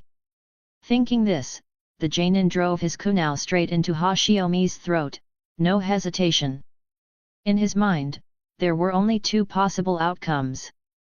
He was lucky and had hit the real Hoshiyomi, time for fame and promotion. He'd struck a clone no problem. Shadow clones vanish when they're hit. Either way, he figured he was perfectly safe. But to his shock, the kunai pierced through Hoshiyomi's throat, yet the man didn't die. The wound didn't bleed. Hoshiyomi didn't even flinch. It was as if the gaping hole in his neck wasn't real. Instead, Hoshiyomi calmly turned and, in one smooth motion, plunged his blade into the genin's back, skewering his heart. The elite genin died without ever understanding what had happened. Why? I stabbed his throat, so why am I the one dying? And this wasn't an isolated case. It kept happening, over and over. They thought they were facing a merciful Buddha. But from the very beginning, Hoshiyomi Gekkō had been an Asura all along. Chapter 178, Konoha's Sword Saint 178. Why? Why hasn't he disappeared even though the blade went through his body? Damn it, this guy's a demon. Why the hell did I mess with him? It's over. It's all over. We're all going to die here. Screams echoed without end, hammering the fragile nerves of the few survivors. Despair spread like wildfire. Faced with 10 seemingly unkillable versions of Hoshiyomi, the Uegaku shinobi had completely lost hope. Even the captain of their sensory team now wore a grim expression. He wasn't as panicked as the others, though not exactly. He simply found the situation illogical. Even if this Gekkō Hoshiyomi had used some secret jutsu to make his shadow clones immortal, what about the original? The real body, there was no reason it couldn't be killed. That's impossible. I must be missing something. In that moment, the sensory captain felt as if he'd been possessed by Shikamaru. His brain spun rapidly, analyzing the situation. No technique is without a weakness. If these unkillable Hoshiyomis were something like shadow clones, then logically, there should be one true original somewhere. That would be the one they needed to eliminate. But all 10 Hoshiyomis had taken damage already, which meant none of them were the real one. Suddenly, the captain remembered something Hoshiyomi had said earlier. This move, he'd called it Oboro Urazuki, 11 forms. 11 forms. That bastard had told them the answer from the start. There were 10 visible figures, meaning there was one more, hidden in the shadows. Given the current state of things, the 11th, the one still unseen, must be the original body. Realizing this, the captain immediately shouted. Everyone, don't panic.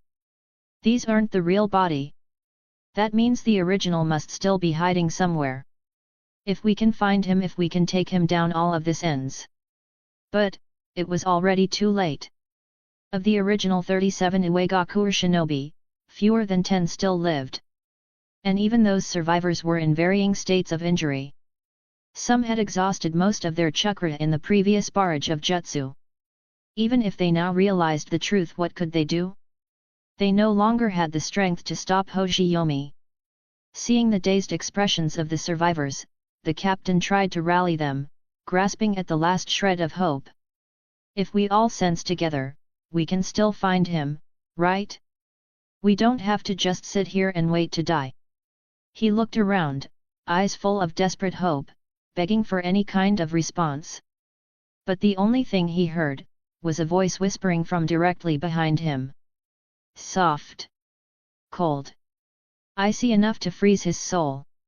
No need to search anymore, because I'm already behind you. The words had barely finished when Hoshiyomi's Mikazuki Munchika swept cleanly across his throat. A large head flew into the air, spinning a few times before landing at the feet of another Uegaku shinobi.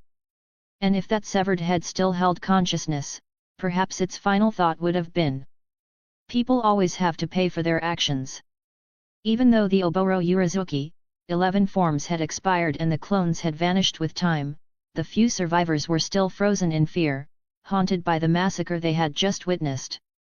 Without so much as a glance at the headless corpse, Hoshiyomi sheathed Mikazuki Munchika and stepped forward toward the remaining shinobi. Each of them wore a different expression.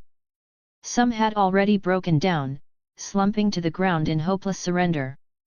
Some tried to flee, scrambling wildly like animals, but were cut down mid-flight, cleanly split in two by a single arc of Hoshiyomi's sword energy. Seeing the gruesome fate of the runners, the others who had just begun to escape instantly collapsed to the ground, limbs trembling as they crawled and scooted backward, tears and snot streaming down their faces. Don't come any closer, one screamed. The swamp was a blood-soaked ruin. Severed limbs, charred flesh, and death littered the battlefield. A one-sided slaughter had just ended. Hoshiyomi Gekko, alone, had annihilated all 37 Uegaku shinobi. Not one was left alive. All of them had become fertilizer for the swamp. And the one responsible? Hoshiyomi strolled casually back toward Tsunade and Lobo, who had been watching from afar. His blade cleanly sheathed, his expression calm and even cheerful. Not a single speck of blood stained his clothes, as if all the carnage behind him had nothing to do with him at all. And in a way, that was true. He hadn't really lifted a finger. The 10 shadow clones had done all the work. He'd remained invisible in his transparent escape technique, watching the whole thing like theater. If he had gotten blood on himself while dealing with a few broken-down survivors at the end, all his training in swordsmanship would have been for nothing. With a playful smirk, Hoshiyomi looked toward Tsunade. Let's go, raccoon face. Time to head back to camp. Lobo, standing off to the side, shook his head in mock disapproval. I swear, next time you're just gonna show off without needing me, don't bother dragging me out. Watching you flex and flirt is a waste of my time. I could be home watching the kids. With a puff of smoke, Lobo vanished. Tsunade's cheeks turned a little pink. She reached up to wipe some dirt off her face and mumbled, a bit embarrassed, "You're the one with the raccoon face." Tsunade rarely acted like this shy, feminine. It stunned Hoshiyomi a little. Come to think of it, there was something different about her right now. Her usually commanding aura was gone. Her clothes were torn, her body smudged with dirt, her expression softened. Combined with this rare girlish demeanor, she radiated a charm completely different from the Tsunade he usually knew. Hoshiyomi stood there, dumbstruck. Seeing his dazed expression, Tsunade's embarrassment deepened. She tossed a chunk of wet mud at his feet and snapped, "What are you staring at?" Hoshiyomi, for once, teased her. "Just admiring a beautiful woman." Tsunade rolled her eyes and stood up. "Come on. Back to camp." Tsunade furrowed her brows, mock annoyed. "You expect me to show up at camp looking like this? Let the whole camp laugh at me? There's a river nearby. I'm going to wash up first." Hoshiyomi chuckled and stepped forward to offer his arm. As he helped her walk, Tsunade suddenly leaned in and kissed his cheek, then pouted softly. "Carry me." The coyness in her voice made Hoshiyomi feel like half his body had turned to jelly. One thought echoed in his mind. My Tsunade couldn't possibly be this cute. Grinning like an idiot, he carried her toward the riverbank. Tsunade first washed her face, revealing her naturally beautiful features. Then she sat on a rock by the water and began carefully cleaning the wounds on her body. She'd recovered a good portion of her chakra by now. With the danger past, she could finally relax enough to treat herself. Hoshiyomi just sat nearby, watching in silence. Maybe it was because he'd just saved her, but somehow, Tsunade looked even more beautiful than usual today. Her golden hair hung loosely, half hiding her face. Without thinking, Hoshiyomi reached over and gently tucked a strand behind her ear. Tsunade looked up, locking eyes with him. For a second, a blush bloomed across her cheeks. But she didn't look away. Instead, she leaned in, and softly kissed him on the lips. A quick, fluttering peck like a dragonfly on water. Her face turned crimson as she pulled back and said, flustered, "Don't get the wrong idea. That was just a reward, for doing a good job today." Seeing the goofy grin still stuck on his face, she instinctively gave him a light punch. Maybe it was because her chakra was still recovering, but that punch felt surprisingly soft. Chapter 179, Konoha's Sword Saint 179. Tsunade shot Hoshiyomi an exasperated glare. "You, out! Go wait outside the trees. I'm taking a bath. When I'm done, I'll come find you." Hoshiyomi looked her up and down, not budging an inch, clearly in no hurry to leave. His whole demeanor radiated playfully stubborn. 3 sharp stress lines popped onto Tsunade's forehead. Through clenched teeth, she growled, "You better cut it out right now." She casually picked up a smooth river stone about the size of a fist, curled it into her palm, and with a light clench, the rock crumbled to dust. The fragments drifted down like ash from her hand. Okay, so maybe that whole "her chakra hasn't recovered yet" thing was just wishful thinking. Thinking back to the crater she'd left in the swamp, Hoshiyomi flinched and shrank his neck in instinctive caution. Better not push his luck. He cast one final, reluctant look at Tsunade, his expression somewhere between pleading and pouty, but she just folded her arms and turned away with a firm "not negotiable." In the end, Hoshiyomi wisely gave up on his little rebellion. With a slight pout, he turned to leave. But just before stepping away, something occurred to him. He pulled out a spare outer robe from a summoning scroll. "You probably didn't bring a change of clothes. Wear this for now." With that, he didn't linger. He activated body flicker and vanished into the trees in a few swift steps. He knew that if he stayed any longer, he really might not want to leave. Watching his sulking retreating back, Tsunade couldn't help letting out a soft giggle. Just a moment ago he was all stoic and cold, and now he's acting like a lovesick kid. She glanced down at the robe he'd left behind, picked it up, and gave it a quick sniff. A clean, pleasant scent of soap still clung to the fabric. Humph! At least he's not completely hopeless. Looking again in the direction Hoshiyomi had disappeared, and confirming he was gone, Tsunade finally began to unfasten her clothing, slowly peeling it off to reveal her curvaceous figure.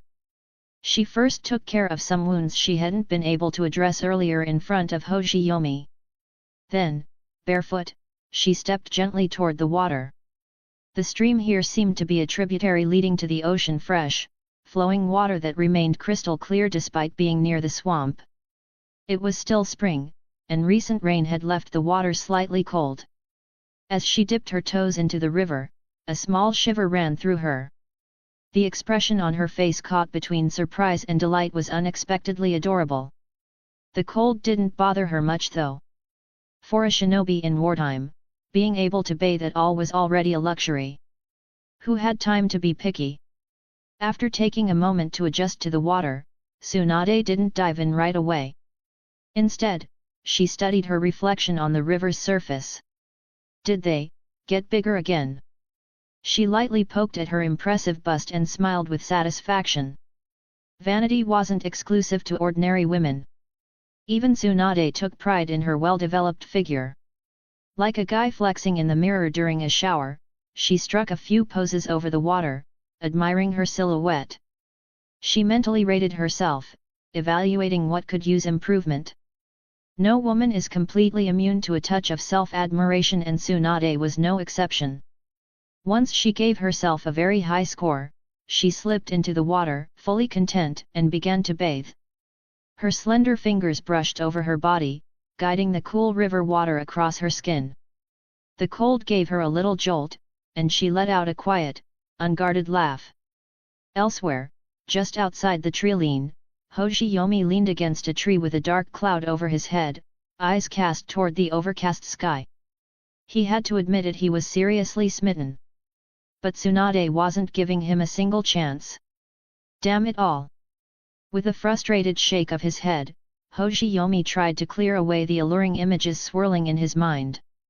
Unfortunately, his brain wasn't cooperating today. Well then, Jiraiya once said, "If I'm peeping and I don't get caught, then it's not peeping." And come to think of it, his old man didn't teach him the transparent escape technique for no reason, right? Wasn't this the perfect time to put it to good use? As Master Li might say, a popular internet saying, if transparent escape isn't for peeping, then it has no purpose at all. So as long as he didn't get caught, it should be fine, right?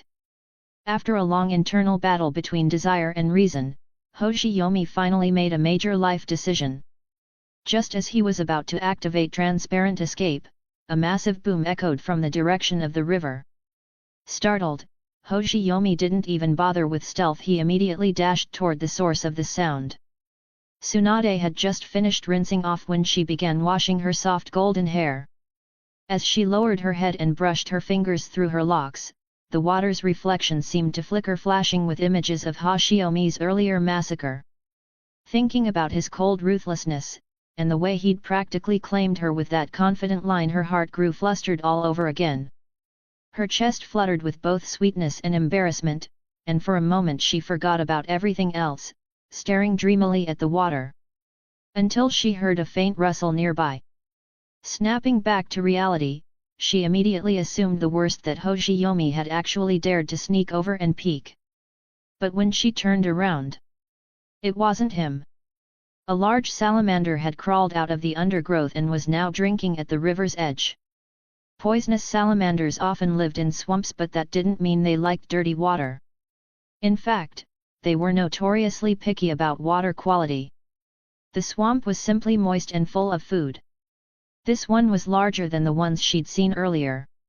Its poison sac looked particularly developed, definitely worth harvesting. Tsunade's instincts kicked in. She didn't even bother getting dressed, too much movement might startle it. These things were notoriously skittish. As she crept closer, the salamander sensed the change in the water's flow. It raised its head, and its vestigial eyes scanned the area with caution. Tsunade knew she'd hit the approach limit. Any closer, and it'd flee. Without hesitation, she lifted one foot and unleashed her heavenly foot of pain. Her bare foot slammed into the riverbed with explosive force. A deafening boom followed. It was like a depth charge detonated underwater, spraying a geyser into the air. The riverbed near the shore instantly cratered. The shockwave sent a chunk of the bank collapsing into the water. The poor salamander didn't stand a chance, it was knocked into the crater mid-sip. Tsunade didn't miss a beat. Before it could even release its poison, she moved in and dispatched it cleanly. Dragging the limp salamander back onto the bank, she turned around, ready to retrieve her clothes and extract the poison sac. Only to find Hoshiyomi standing there, frozen like a statue, staring at her. Tsunade reflexively looked down and immediately dove back into the water with a yelp, arms crossed tightly over her chest. Hoshiyomi flailed for words for several seconds before blurting out. "I swear I didn't see anything, do you believe me?" A thick shadow fell across Tsunade's face. She glared at him, then let out a sharp, icy humph. "You got lucky this time. One warning. Next time, it's chakra-enhanced strength." Chapter 180, Konoha's Sword Saint 180. Although Tsunade had already been seen once, she clearly had no intention of letting Hoshiyomi watch her get dressed. "Turn around. I'm putting on clothes." Hoshiyomi clicked his tongue, turning away with visible reluctance, the scene he'd just witnessed still looping endlessly in his head. There was no need to overthink it big. Just big. A few years ago, she was still a petite girl with barely a presence up top, but now... No, stop. Must not keep going there. He finally managed to suppress the swirling fantasies in his mind just as Tsunade finished dressing and called for him to turn back around. Though her previously snow-white form was now hidden, the sight before him was still dazzling. Fresh from the water, with damp hair and a faint flush still on her cheeks, Tsunade looked breathtaking. And because of the nearly 20-centimeter height difference between them, Hoshiyomi's robe hung loosely off her frame, oversized and flowing. The result was a silhouette half hidden, half revealed. That gauzy, veiled beauty made Hoshiyomi's heart race all over again. Tsunade noticed his expression and couldn't help finding it funny, but she put on a mock-stern look. "Go deal with that salamander. Be careful not to rupture the poison sac. It's located about 3 inches above the abdomen. I always end up splattering myself with blood when I try." "You do it." Hoshiyomi didn't object. With a few precise movements, he cleanly removed the venom sac. At his current level of swordsmanship, he could probably carve decorative etchings into the delicate membrane surrounding the sac without damaging it. Handling this sort of surgical work was easy. After extracting the sac, the plan was to head back to camp right away. But right on cue, both their stomachs growled loudly in unison. Given the amount of exertion they'd both gone through, it made sense. Tsunade had been fighting and hiding in the swamp all day, and Hoshiyomi had been sprinting non-stop, followed by a full-blown battle. They were running on empty. Since all the Uegaku shinobi had already been taken care of, there was no immediate danger of reinforcements. So neither of them felt the need to rush back. Instead, they stayed by the river, caught 2 fish, and built a small fire to grill them. Hoshiyomi hadn't liked fish in his previous life, but in this one, as a shinobi often stuck eating tasteless ration pills in the wild, he'd long since learned to appreciate real food. Especially freshly grilled fish. After polishing off 2 fish each and resting a bit, they were just about to get moving again when a rustling sound came from the other side of the woods. It was Jiraiya, arriving with a search party after failing to find the 2 of them at camp. Seeing both Tsunade and Hoshiyomi safe and sound, Jiraiya exhaled in relief until he noticed Tsunade was wearing Hoshiyomi's robe. His gaze flicked between them, his eyebrows raised suggestively. A knowing grin spread across his face. He even gave Hoshiyomi a discreet thumbs up. Naturally, this earned him a chakra-enhanced strength warning from Tsunade. The group didn't encounter any trouble on the way back. With their subordinates in tow, the three of them safely returned to the Konoha encampment. Long after they had left the swamp, a small unit clad in black arrived at the scene. Their garb clearly resembled ANBU attire, but unlike Konoha's animal-themed masks, theirs were eerie and unnerving in design. If Kinoshita Nagatoshi or the others had still been alive, they would have recognized these people immediately, elite members of Iwagakure's ANBU. The squad combed the entire swamp before returning to their leader, a towering man, and reported in with respectful tones. "Lord Igen, we've searched the whole area. There's no sign of Tsunade's body. Only 5 or 6 Konoha corpses were recovered. By all appearances, the mission was a total failure." Another shinobi added cautiously. "We compared with the mission roster. All 60 operatives in this mission, not a single survivor." Hearing this, even Igen, captain of the Iwagakure ANBU squad, couldn't help but curse under his breath. How utterly useless was Kinoshita Nagatoshi to screw this up. 60 people to capture 6. Not only did Tsunade escape, but our entire unit got wiped out. Taking a breath to calm himself, Igen scanned the surroundings and said grimly. Kinoshita Nagatoshi may have had a foul mouth, but he was no amateur. "This doesn't add up. Take me to the scene, something's not right here." They began to inspect the swamp more thoroughly. Eventually, they reached the area with the highest concentration of corpses. Igen studied the battlefield and muttered. "Just as I thought, something's off. Spread out. Count the exact number of dead." As his men moved to comply, Igen stepped up to Kinoshita Nagatoshi's body. It was a clean kill, pierced straight through the heart from behind. Death had been instantaneous. Igen inserted his fingers into the wound and examined it closely. It was narrow and deep, not the kind of mark a kunao would leave. He glanced down at his own weapons pouch. Kunao, especially those with diamond-shaped blades, wouldn't create a wound this clean. Which meant this was a sword wound. From Nagatoshi's position, it was clear his body lay alone, facing a large cluster of corpses across from him. That could only mean one thing: Nagatoshi had been the first to die. And as the commanding officer, he'd likely been killed in front of everyone. After his death, the rest of the unit must have retreated en masse in the opposite direction. Judging from the scorch marks and residual chakra patterns behind where Nagatoshi had stood, there'd been a fierce battle right here. The destruction suggested a massive jutsu clash. Could Konoha reinforcements have arrived? No. That didn't make sense. If Konoha had launched such large-scale ninjutsu, where were the signs of their chakra release? Where was the counter-force? A jutsu exchange would leave marks from both sides. Leaving Nagatoshi's corpse, Igen walked toward the scattered remains and severed limbs nearby. His subordinates had earlier reported 37 corpses, with about 10 jonin among them. As Igen stared down at the bodies, his pupils narrowed. He wasn't afraid, nor was he disgusted by the carnage. No, the disturbing thing was the wounds. They were too clean. No ragged tears. No bludgeoning damage.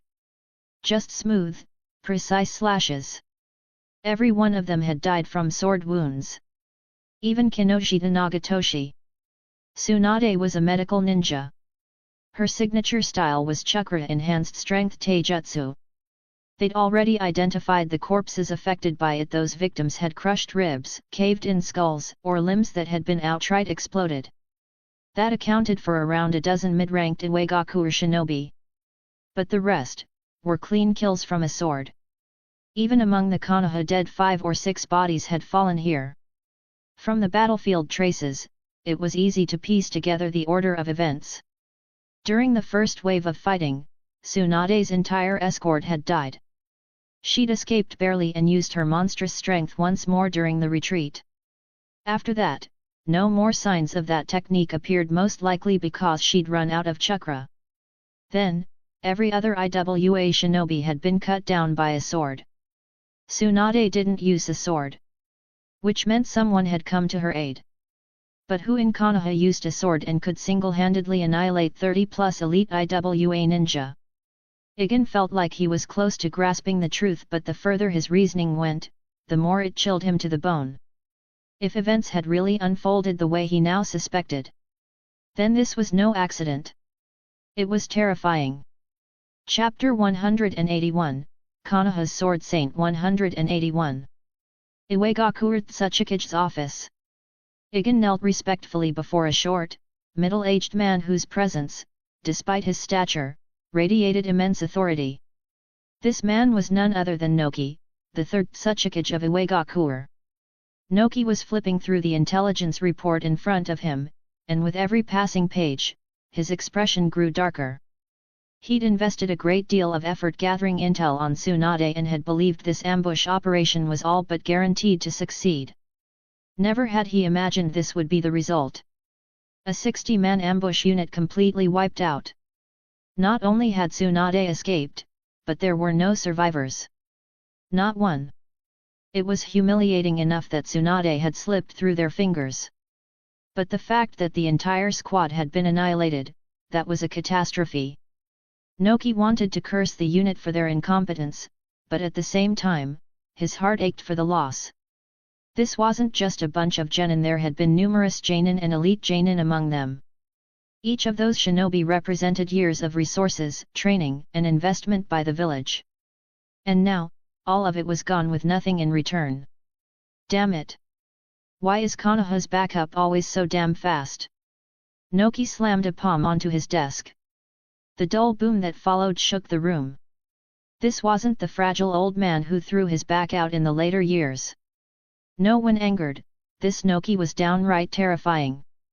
Even Igen, kneeling nearby, instinctively bowed his head, unsure whether he should voice his suspicions. But before he could decide, Noki fixed his gaze on him, sharp and piercing. No, if Konoha reinforcements had wiped out Nagatoshi and the others, you wouldn't have come running all the way back from Omegakure. Did you discover something? After a brief hesitation, Igen spoke. Tsuchikage-sama, I examined the battlefield carefully, the corpses, the terrain, the damage. What I found was unsettling. Nearly all of our men were cut down within 3 strikes, some in just 1. He took a deep breath before continuing. I suspect that the last 37 survivors of our unit were all killed by a single individual. Noki's pupils contracted. He pondered for a moment before responding. If you're saying they were killed by sword technique, could it have been Hatake Sakumo from Konoha? I've reviewed his dossier, deadly kenjutsu, lightning fast, it's plausible.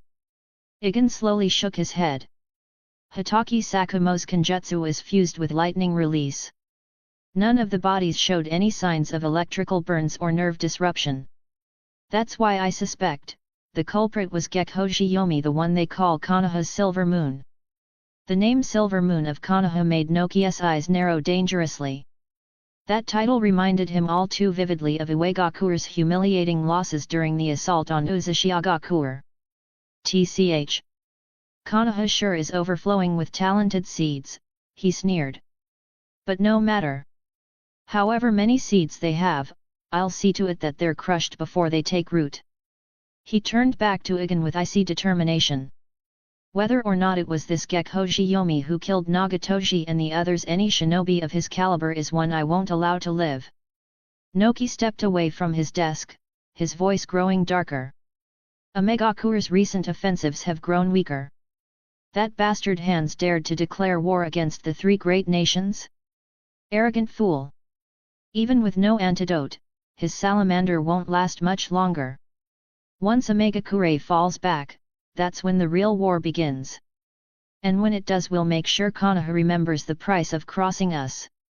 Meanwhile, at Konoha's frontline camp, day-to-day life fell into a repetitive rhythm.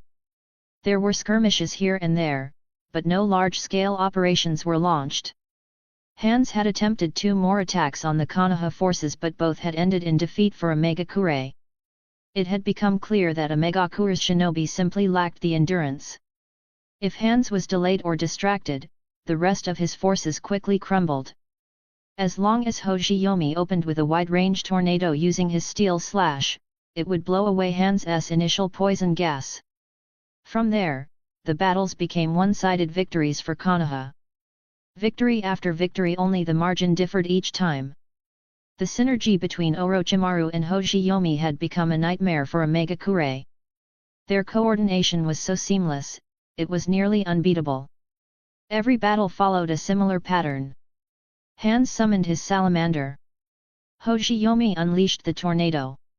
Tsunade would charge in, using her monstrous strength to pin the salamander. Hoshiyomi would engage Hands directly. Meanwhile, Jiraiya and Orochimaru would lead the rest of the forces to decimate the AIM shinobi. Hands was left completely unable to intervene. Like a relentless shadow, Hoshiyomi followed Hands wherever he went. He couldn't beat Hands one-on-one, but he could keep up with his speed. Wherever Hands moved, Hoshiyomi was there. He had no chance to target anyone else. And worse yet, Hands could feel it. Hoshiyomi was getting stronger. Every time they clashed, he adapted faster, predicted better. At first, Hoshiyomi had needed Orochimaru to bail him out. But now, he'd practically memorized Hands' techniques, and between his shunpo, instant step, speed and refined kenjutsu, Hands could no longer land a clean hit. Hands had tried using poison gas, but Hoshiyomi's wind barrier dispelled it before it could spread. With morale soaring from their successive victories, Konoha's troops fought like madmen. Brave, relentless, unyielding. To Hands, it felt like he was a carry dragging 4 deadweight teammates. No matter how hard he tried, he couldn't stop the enemy from snowballing. He could only watch helplessly as the enemy's key player gained levels, stacked power, and turned the tide of battle. More than once, Hands thought to himself, if only my men weren't so useless, everything would be different. But no matter how he trained them, no matter how he rallied them when the battles came, they folded. Eventually, Hands simply gave up on attacking Konoha altogether. He shifted his focus to bullying Suna and Iwa along their shared front. As long as Konoha didn't advance, he had no intention of bothering them. He'd rather drive out Suna and Iwa first. Konoha, for their part, didn't press the offensive too far. Once they reached a stable front line, they stopped expanding. Only the Konoha shinobi truly understood why they stopped. Because Tsunade's antidote was nearing its final development stage. Everyone could feel it, that this was the calm before the storm. Once Tsunade's antidote was complete, it would trigger a war that could change the entire balance of power. During this time, Hoshiyomi wasn't idle. He ignored Dan's orders from the rear, even tearing up a military directive from him in public. Then he did something even bolder. He stayed right where he was. Why? To win hearts. Well, to be fair, he didn't need to win hearts, he already had them. His performance across multiple battles had made him the de facto spiritual leader of the front lines. His word carried as much weight as Hiruzen Sarutobi's. From there, he began subtly enacting his next move, reviving the Senju clan. Using both Mito Uzumaki's written letter and Tsunade's name, he began quietly elevating individuals on his list, Senju and Uzumaki descendants, one by one. And with the front line now united by his leadership, no one dared to oppose him. Progress was steady and unimpeded. The plan to restore the Senju clan was underway step by step. And once the war ended, the Senju revival would no longer be just a vision, it would be inevitable. Author's note: I already have a bold idea in mind for Dan's and Konoha's internal future. You can rest easy. Once the Second War ends, Konoha's political situation will not be as stifling and tragic as it was in canon. Chapter 182, Konoha's Sword Saint. 182. Inside the Konoha frontline encampment, Hoshiyomi had just finished his daily training. After a quick rinse, he returned to his tent to rest, eyes closed in quiet meditation. Well, meditation was a bit of a stretch. In truth, he was secretly checking his Swordheart System. The battlefield truly was the greatest crucible for sharpening one's skills. Hoshiyomi had now been deployed to the Omegakure front for over half a year.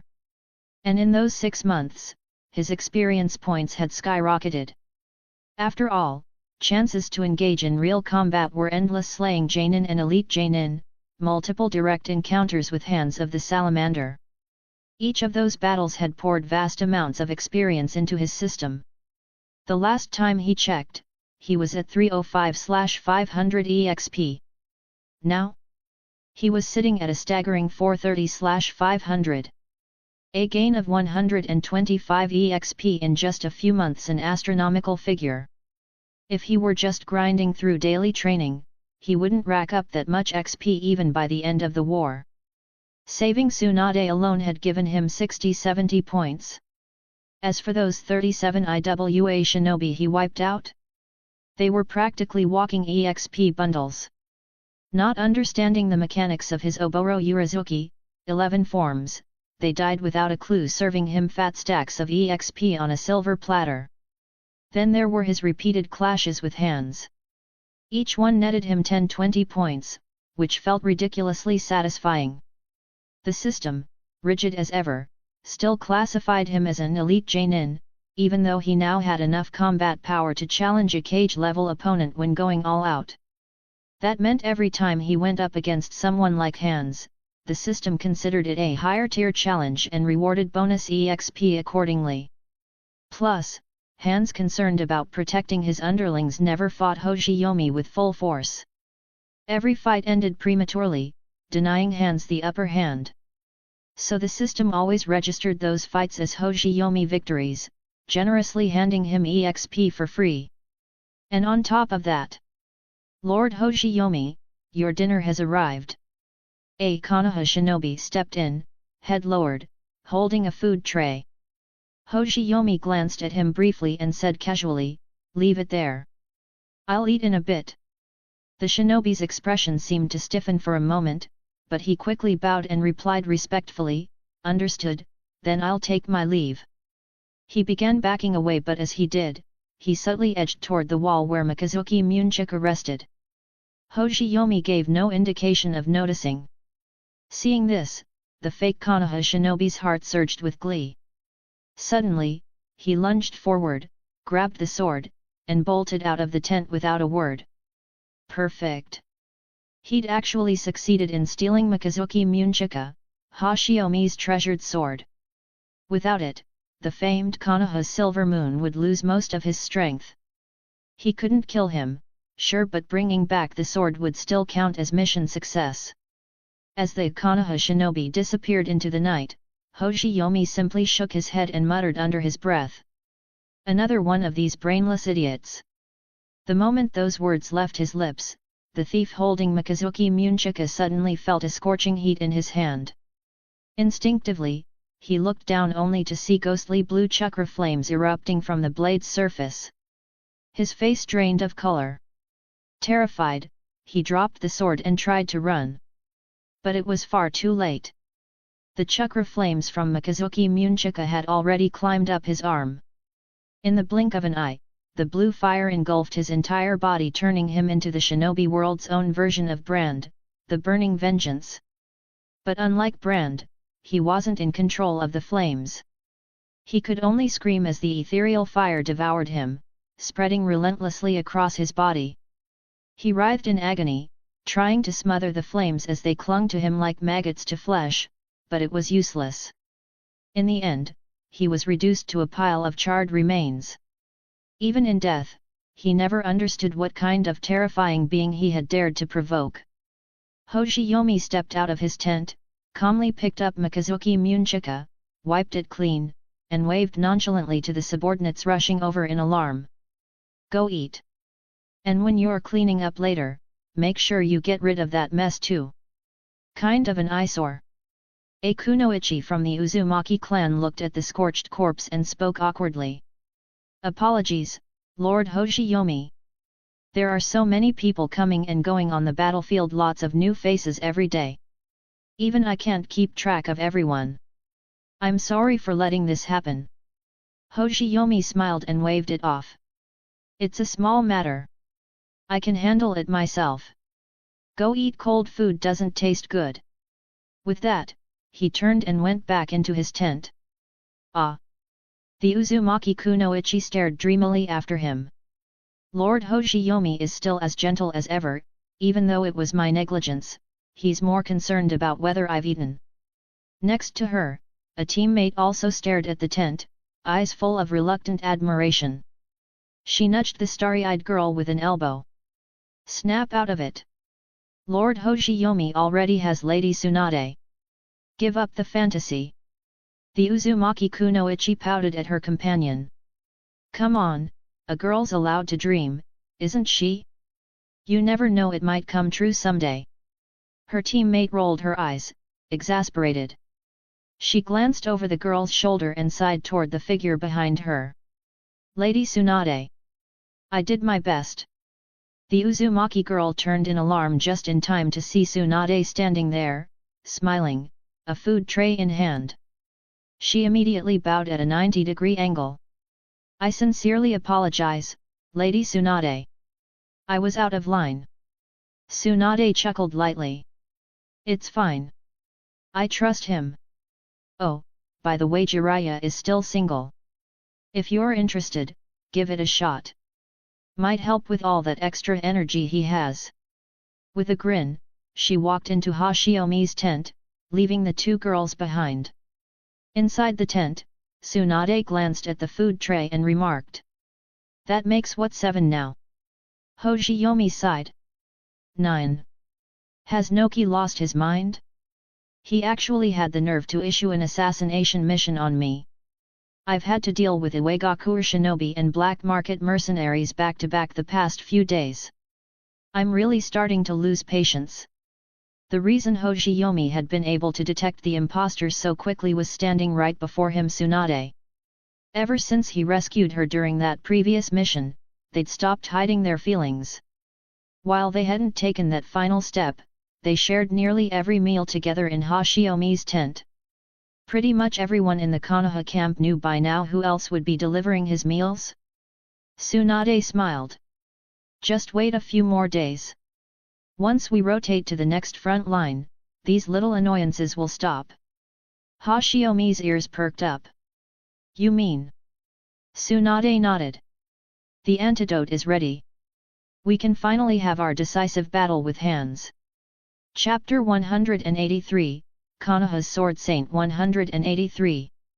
Amegakure inside Han's residence. Boom. A loud crash echoed through the hall as Hanzo slammed his fist into the tea table before him, shattering it into splinters.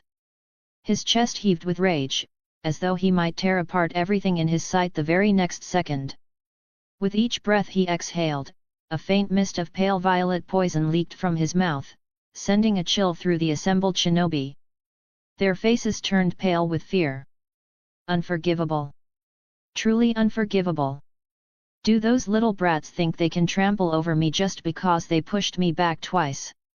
If I don't break their will and force them to kneel, where will that leave the dignity of Hanzo the Salamander, the demigod of the shinobi world? A trusted subordinate, donning a custom-made gas mask, cautiously stepped forward to clean up the debris. Voice trembling, he asked tentatively. Lord Hans, what has angered you so? It took a long while before Hans calmed his breathing and shoved a letter to the floor, suppressing his rage. With his immense strength, the letter didn't just land, it was driven halfway into the wooden floor. Those Konoha brats are growing too bold. I spared them before because I didn't want more of our people dying needlessly, and now they think we're powerless against them. They've even sent me a formal challenge, declaring they'll face Amegakure in a final battle 3 days from now. All my life, I've been the one issuing challenges. Who dares deliver one to me? The subordinate struggled for a few seconds to pull the letter out of the floor. After scanning its contents, his expression shifted to shock. Lord Hans, what do you intend to do?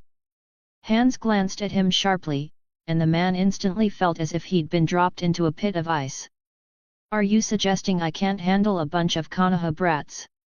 The subordinate trembled so hard he could barely speak, his voice cracking like dry twigs. And no, Lord Hans, of course not. As the esteemed demigod of the shinobi world, you would never be suppressed by mere juniors. If you fought at full strength, be it the Konoha's Silver Moon or that cold sage and mad demon, you'd annihilate them without leaving even ashes behind. Flattered by the groveling, Hanzo snorted and finally withdrew his killing intent. Humph! I've made up my mind. Since they're so eager to die, I'll oblige them. 3 days from now, leave a portion of our forces to hold Omegakure. Everyone else will march with me to the battlefield. I'll take the heads of all 4 of them and use their corpses to remind the world I am far from finished. I am not someone the next generation can challenge and live. 2 days later, Konoha frontline camp. As evening fell, the Konoha encampment lit up with a celebratory feast: chickens slaughtered, rations shared, and spirits lifted. By tomorrow morning, the majority of Konoha's frontline forces would take the offensive, marching out for a decisive battle with Hands. The plan: to shatter the current balance of the war. Though time was tight, Tsunade had successfully synthesized a large batch of antidote, enough to arm every Jonin-ranked shinobi with a dose. Testing had shown that while the antidote couldn't grant full immunity to Han's poison, it did allow ninja to operate safely in low to mid concentrations of gas for up to 2 hours, a critical tactical edge. This offensive force would consist of roughly 500 shinobi, including over 50 Jonin and elite Jonin. The goal was clear: defeat Hands with overwhelming force. The next day, 9 a.m. Though it was morning, the sky was as dark as twilight. Storm clouds, thick and ink black, churned above like a sea of shadows. Lightning occasionally flickered between the clouds, illuminating the oppressive atmosphere. Thunder boomed overhead, rhythmic and relentless like war drums announcing the carnage to come.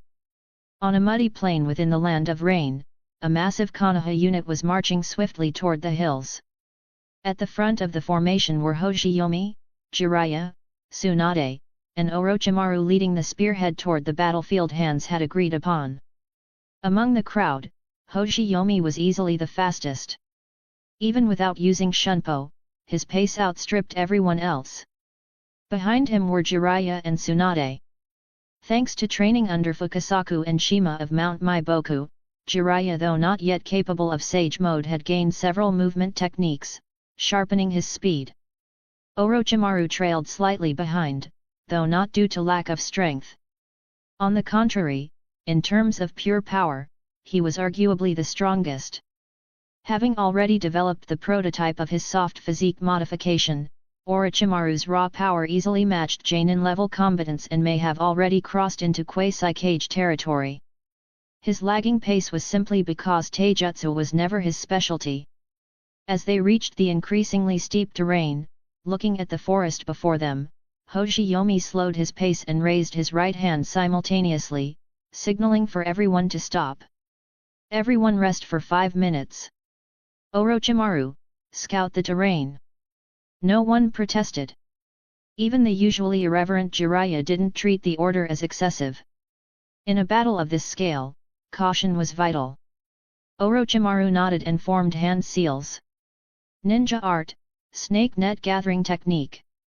He pressed both hands to the ground, and dozens of small snakes slithered forth from a puff of smoke, tongues flicking as they disappeared into the underbrush. 5 minutes later, numerous small snakes emerged from the woods, coiling around Orochimaru's wrist and hissing. After listening to the snake's report, Orochimaru turned back and said, "You were right again. Hands didn't lay any large-scale traps, but he set up plenty of small signaling mechanisms to detect movement. Luckily, my snakes dealt with them all. We're in the clear to advance." Hoshiyomi nodded. "All right. Everyone move out. Sensory team, stay sharp. Hyga sees, Uzumaki Krin, keep your Byakugan and Kagura's mind-eye fully active. Report anything immediately." "Understood." Both nodded. One opened his Byakugan. The other closed her eyes, channeling her chakra to the limit. With such a sensory duo, even a fly wouldn't escape unnoticed. Though Orochimaru's snakes had already scouted the area, the unit moved with disciplined caution. Hands might normally fight with honor, but he was also a man renowned for his paranoia and caution. No one in their right mind would take a straightforward final battle with him at face value. Only a fool would assume he'd play fair now. Quietly, the group moved through the dense forest toward the agreed-upon hills. Just after exiting the treeline. Enemy sighted, Lord Hoshiyomi. Both Higa-Sees and Uzumaki Krin spoke simultaneously. Hearing this, everyone, who had been somewhat tired from the long march, immediately perked up. Hoshiyomi and the others, with serious expressions, inquired, "How many?" The two looked at each other and responded, "Roughly the same as us, 400 to 500. But their chakra signatures are much weaker on average. From what we can sense, they have fewer than 30 Jainin level combatants. In terms of raw individual power, we hold the advantage." Hoshiyomi and the others exchanged a glance, then nodded in unison. "Everyone, focus on concealing your presence. Close the distance as much as possible, then charge directly. We'll catch them off guard." Chapter 184, Konoha's Sword Saint 184. The Konoha forces slowed their pace, concealing their presence, and advanced cautiously. Only two people continued to speak in the group: Uzumaki Krin and Higa-Sees, responsible for relaying updates on the enemy's position. "The Omegakure forces haven't moved. Looks like they've locked in their formation and waiting to strike when we're tired. Ahead is a large natural depression. They've likely fortified that area. I scanned it briefly, no traps in sight, so we shouldn't need to worry about that. 2,000 meters out. At around 1,000, they'll likely sense us. Everyone, get ready." Upon hearing this, Hoshiyomi exchanged glances with the other three. Then Orochimaru stepped forward and said, "Change formation. Ninjutsu Assault Squad, gather around me and prepare to weave hand signs." Jiraiya followed up immediately. "Melee Combat Squad, follow me. Prepare for shuriken throws and close quarters combat." Tsunade also gave her instructions. "Medical Squad and Special Protection Squad, all gather in the center of the formation. Prepare for healing and defense." In just a short time, the marching formation, which had previously placed the strong up front and weaker members in the rear, was completely restructured. Once the reformation was complete, Hoshiyomi took a look, nodded, and turned to Higa-Sees. "Keep an eye on the movements of the Omegakure shinobi. The moment they become aware of us, alert us immediately. We need to inflict maximum damage with the first wave." Sees' temple veins bulged as his Byakugan flared. After swallowing 2 of Tsunade's custom-made soldier pills, he replied, 1,500 meters, 1,000. They've noticed us. Be ready. This time, Sees' warning wasn't even necessary. Hoshiyomi, at the very front, could already faintly see the massed Omegakure forces ahead. He subtly signaled a downward/full-speed assault, prepare to strike. On the enemy side, if not for Hanzo's sharp sensory skills, their nearly useless sensory team still wouldn't have detected Konoha's presence. The disparity in tactical discipline between the two sides was stark. Both began generating clear chakra signatures, but the initiative was unmistakably Konoha's. The Konoha shinobi were extremely precise with their spacing. When Omegakure prematurely launched waves of ninjutsu into empty space, the Konoha squads didn't even flinch, simply closing the distance at full speed. The moment they entered effective range, the squads sprang into action. The melee combat squad on the perimeter began forming hand seals. Earth release, earth-style wall.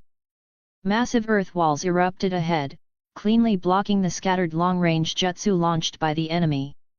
At the same time, the ninjutsu assault squad began their offensive. Fire release, great fireball. Wind release, great breakthrough. Lightning release, grinding gale. Earth release, earth flow river. Fire release, great flame bullet. Konoha's shinobi unleashed a barrage of elemental jutsu, each with a different nature. Yet rather than cancelling each other out, the jutsu complemented one another, creating a perfectly synchronized elemental onslaught. Omegakure's defense jutsu mostly relied on water release, so the initial combination of wind and fire didn't do massive direct damage. But it had a different purpose, to drain their water release counters and generate a huge amount of steam. The scalding mist singed many Omegakure shinobi on the periphery, but more importantly, it shrouded the battlefield, cutting off the enemy's line of sight to Konoha's second wave. Still unaware of the situation's gravity, the Omegakure forces, having just blocked the first wave, were already forming seals for a counterattack, completely unaware that death had already raised its scythe. Suddenly, a crackling surge of electricity split the air. The land of rain's already damp atmosphere had grown even more saturated after the opening attacks. Into this wet environment, Konoha released the lightning release, grinding gale spreading a powerful electric discharge across a wide radius. At the same time, the ground split as a torrent of mud from Earth Flow River surged forward, catching numerous shinobi off guard in the obscuring mist and dragging them off their feet. Both sides had been advancing while casting jutsu. Now, as the front line fell, those in the rear stumbled forward. Screams and cries filled the air. Countless Omegakure shinobi were trampled to death by their own allies. Even those who managed to stay standing were immobilized by the muddy ground. Then came a barrage of great flame bullets, searing through the mist. The intense heat not only incinerated enemy shinobi but also baked the muddy river into a hard, clay-like surface, trapping the remaining enemies in place. The already mired Omegakure shinobi were now locked down, entirely turned into nothing more than sitting targets. Jiraiya's melee combat squad closed in swiftly, and a wave of thrown weapons instantly ended the lives of countless enemies. As for Omegakure's own offense, the first volley missed due to misjudged range. The second was blocked by earth flow wall. The third barely caused any casualties. And before they could unleash a fourth wave, Konoha's coordinated combo had already left them scorched inside and out. Omegakure's front line crumbled. Many didn't even understand how they had died, taken down by an invisible, coordinated strike. Some who finally grasped the situation had already lost their nerve. The Omegakure formation was in total chaos. Against Jiraiya's closing assault squad, they were completely helpless. In just the first clash, over 150 Omegakure shinobi were killed or incapacitated. Nearly a third of their forces lost combat capability in a single exchange. The shock of it left them utterly dazed. Even Hanzo stood momentarily frozen. Sure, he knew Konoha was powerful. But in his previous skirmishes with this group, their combat strength hadn't been this overwhelming. Such intricate ninjutsu coordination he had never witnessed it before. If he had, there's no way he would have let his subordinates die in vain. Which meant, these four brats had been holding back the whole time. TCH. Even Hanzo of the Salamander felt a chill in his heart. After all the battles he had won, Konoha still had another gear? What kind of terrifying mindset was this? Was Konoha truly unstoppable? For a moment, doubt filled his heart, an involuntary feeling that he could no longer fight on. But Hanzo quickly recovered his composure. No. Not Konoha. It's just those four. As long as I eliminate them, Konoha can't keep up this momentum forever. The casualties had already piled up. Now, retreat was impossible. At the very least, he had to take those four with him to avenge his fallen subordinates. Only by killing them could he claim a tactical victory, strike fear into Suna and Iwa, and buy time for Omegakure to recuperate. He couldn't retreat. Not now. He had to kill these four kids in the name of the demigod of the shinobi world. His eyes regained their icy gleam as he looked at the battlefield's four rising stars and declared coldly. You four brats, you're more impressive than I gave you credit for. But you've also made the mistake of pissing me off. Today, I'll bury you here, as offerings to my fallen men. Chapter 185, Konoha's Sword Saint 185. The moment Hanzo's voice fell, he vanished from sight. In the next instant, his figure shot into the midst of the Konoha forces. Before anyone could react, he had already flung several shuriken with both hands. Shuriken Shadow Clone Technique. A barrage of shuriken rained down like a deadly storm. In mere seconds, screams rang out from multiple directions. Though Konoha's formation had been disciplined and tight, that very compactness now worked against them. The downpour of shuriken carved through the dense grouping, causing instant casualties and breaking the formation's integrity. Seeing this, Hoshiyomi immediately activated Shunpo, stepping across the field in bursts of speed and charging directly toward Hanzo to engage him. From behind, Tsunade shouted, "Disperse the formation! Everyone except the medical squad and special protection squad break off and charge. Go deal with the other aim nin. Leave this place to us." With Hoshiyomi charging in and the front lines thrown into chaos, Hanzo wouldn't let the opportunity slip by. He slapped his hand on the ground, instantly activating a summoning jutsu. "Ravage them! Ibus!" Boom! With a puff of smoke, the massive salamander Ibus emerged. Hanzo stood atop its head, looking down from above like an executioner at the gallows. In a cold, emotionless voice, Hanzo declared, "This is the price for invading Omegakure, for provoking me. Ibus, release the poison mist." As Hanzo gave the order, both he and Ibus moved simultaneously. The creature opened its cavernous jaws and unleashed a visible stream of pale purple poison mist into the battlefield. Tsunade, without hesitation, yelled, "Drink the antidote! Now!" At once, Hoshiyomi and the others pulled out their vials from their ninja pouches and swallowed the antidote Tsunade had prepared. At the same time, Orochimaru called out, "All wind release users, gather on me, form a barrier to prevent the poison gas from spreading."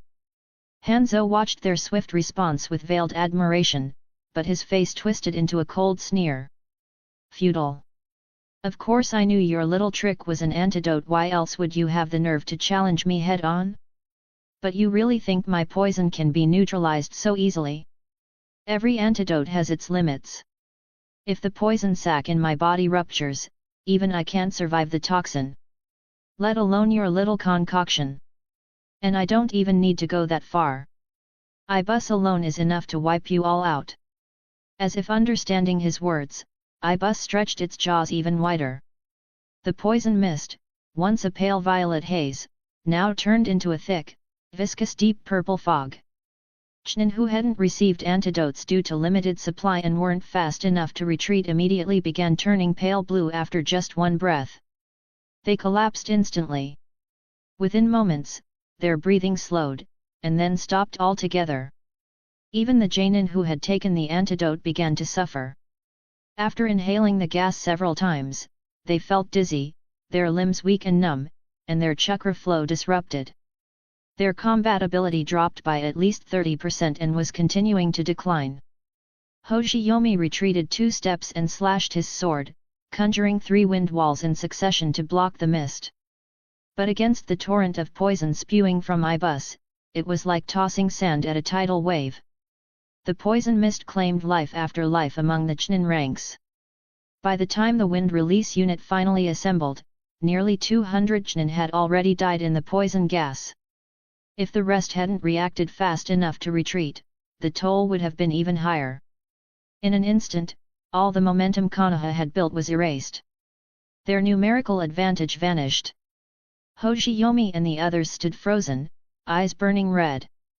These were shinobi they trained with, trusted with their lives, and they had been cut down without even a chance to fight back. Hoshiyomi roared, "Everyone, get ready!" The wind release squad, previously dejected and weakened, now burned with renewed determination, shouting in unison, "Hasaki!" With a powerful slash, Hoshiyomi unleashed a tornado far larger than usual. This time, he infused the spiral winds with a deep blue chakra flame. A whirlwind 3 meters in diameter, swirling with ethereal blue fire, came to life.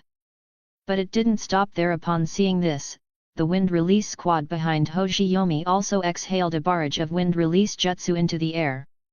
The blue flame tornado consumed these additional winds like a ravenous beast, amplifying its power further. In a matter of seconds, it had expanded to over 50 meters tall. It was as though a pillar of divine judgment had descended from the heavens, roaring toward Hans and Ibus. The toxic mist it encountered was sucked into the blaze and neutralized, purged from the battlefield. Everyone on the battlefield was stunned by the sheer majesty of the attack. Even the ever-composed Hans now broke into a cold sweat. That kind of jutsu wasn't something human beings could defend against. Unless Hashirama Senju returned from the dead, no one in the shinobi world could survive such a technique. Realizing the danger, Hanzo didn't dare allow Ibus to continue spewing poison. He moved instantly, activating body flicker and taking Ibus with him to relocate. As they scrambled away from the inferno, the Konoha forces, demoralized by their earlier losses, now saw hope. Their hearts ignited once more. Konoha, victory is ours. No one knew who shouted first, but the cry was echoed again and again. By the time Hans stopped fleeing, the entire hillside was filled with one resounding cheer.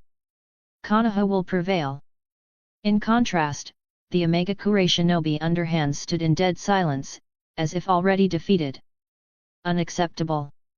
Unacceptable! Hanzo roared in fury. You think this is over? Ibus still has poison left to burn. I, Hanzo of the Salamander, will crush your childish illusions right here and now. Hoshiyomi glanced at Orochimaru, Tsunade, and Jiraiya. The four nodded in unison, then slammed their hands to the ground. Summoning jutsu. 4 bursts of smoke erupted. From them emerged 4 colossal beasts. Hoshiyomi stood atop Lobo's head, and Tsunade stood on the head of Katsuyu, positioned centrally. Beside them were Orochimaru on Manda and Jiraiya on Gamabunta. The 4 young shinobi, each riding a legendary summon, stared straight at Hanzo in silence. Hoshiyomi raised his blade, pointing it at Hanzo. If you've got the guts, come try us. Hanzo looked up at the 4 massive summons, his face twisting with frustration and disbelief. Bluffing. That's all it is. Ibus, release more poison. At his command, Ibus obediently opened its maw again and launched another surge of poison mist. The poisonous fog rolled toward the Konoha lines again. Both Konoha and Omegakure shinobi clashed around them, but many couldn't help stealing glances at the figures standing atop those legendary beasts. Everyone knew, the real battle wasn't in the melee. It was up there. Those 4 were the heart of the war. And as long as they stood tall, unwavering in the distance, every Konoha shinobi felt a little more certain of victory. They turned back toward their foes, blades ready, and charged once more into the fray. Chapter 186, Konoha's Sword Saint 186. Hoshiyomi and the others stood on top of their summoned beasts, looking straight across at Hans. Watching Hans give the order for Ibus to spew poison again, Hoshiyomi suddenly smiled. He raised his hand, first lifting it high into the sky, then swiftly dropping it in a single motion to point at Hans. He opened his mouth and said, "Rainfall, come." As soon as Hoshiyomi's voice fell, thunder rumbled from the sky. In an instant, heavy rain poured down in sheets. The poison mist that Hans had sprayed out was significantly diluted by the rain as it spread, and its diffusion rate sharply dropped. At that moment, Hoshiyomi exchanged a glance with Orochimaru.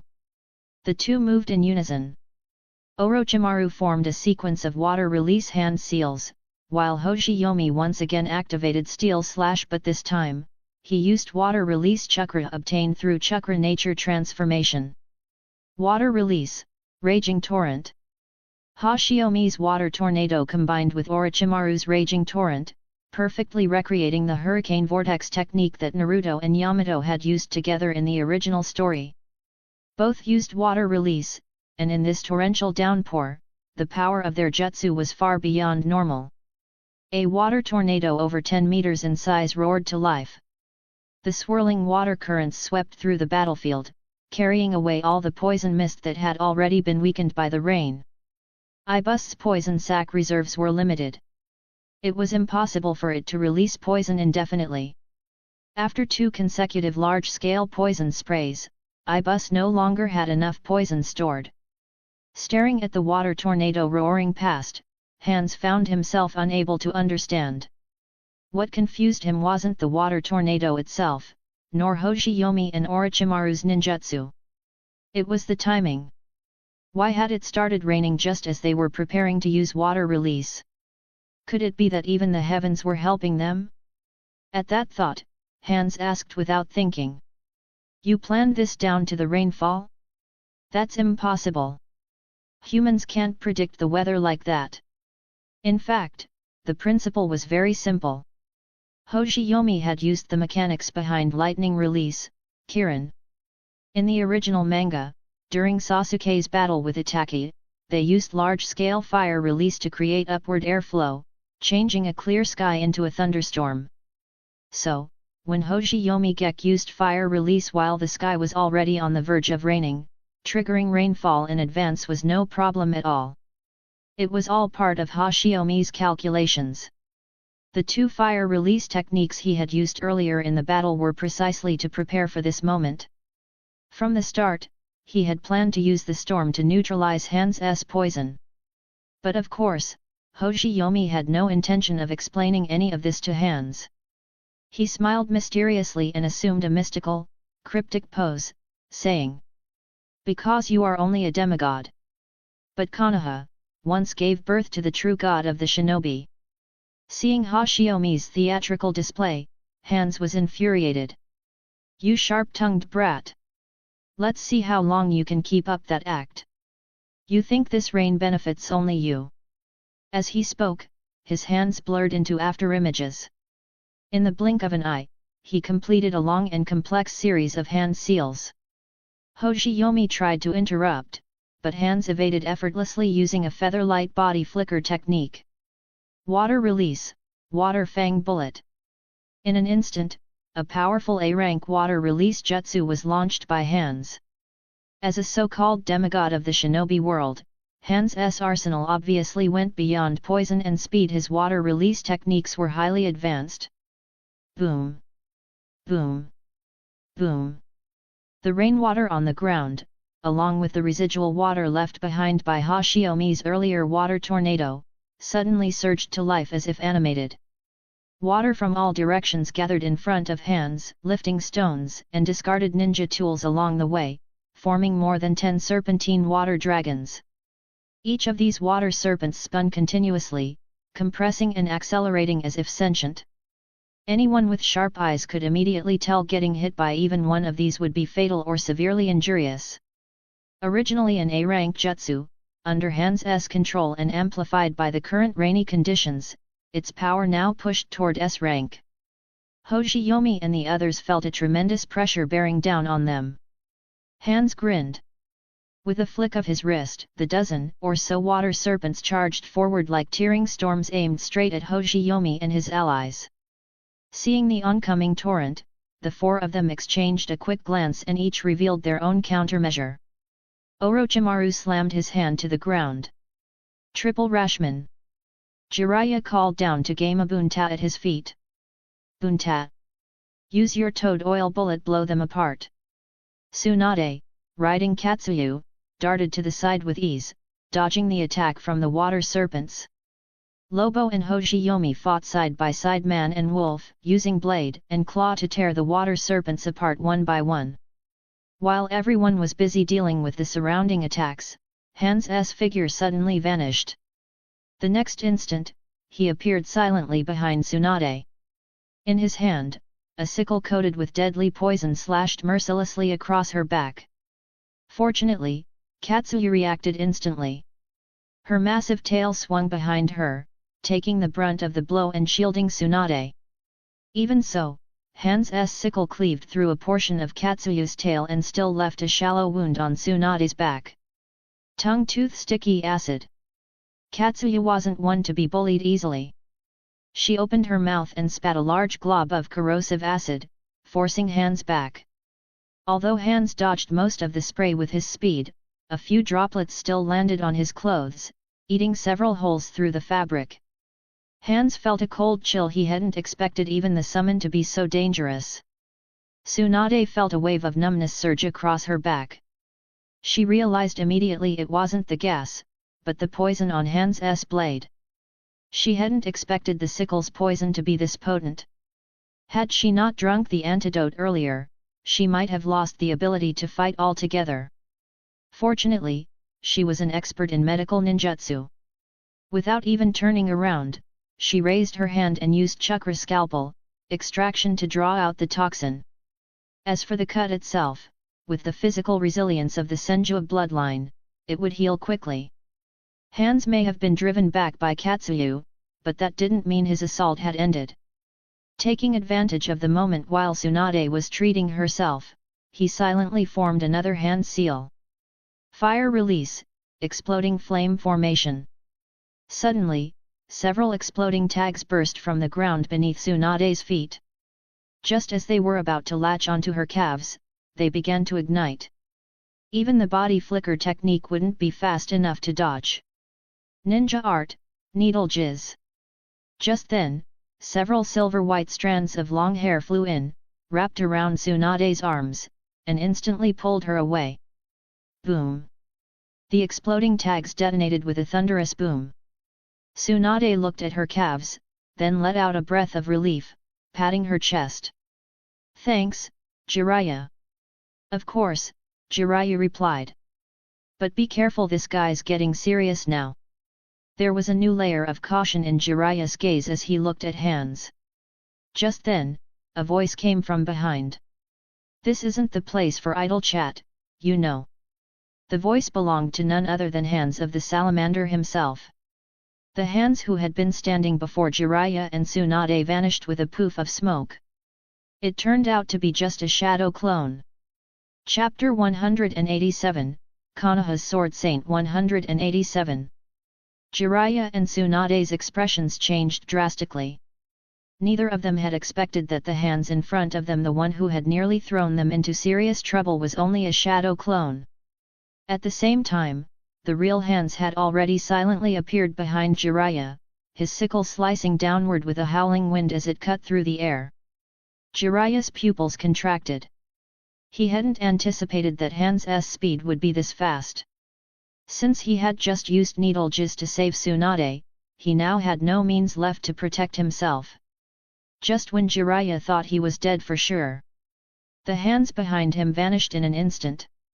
Jiraiya turned his head and saw Hoshiyomi's sword, Mikazuki Munchika, stopped just 3 inches from the tip of his nose. It was Hoshiyomi who had arrived in time, forcing Hans of the Salamander back with a swift strike, then promptly withdrawing his blade, thus avoiding cutting Jiraiya. Before Jiraiya could react, a crisp clang of metal echoed from behind him. This time, Jiraiya saw it clearly. Hoshiyomi had retracted his blade just in time, precisely using the bottom of his hilt to block Hans' sickle blade. Even Hans' eyes widened in surprise at the move. "So this is the level of your swordsmanship." The Konoha's Silver Moon indeed lives up to his name. In pure Kenjutsu, you may well be the best in the entire village. But his astonishment didn't last long.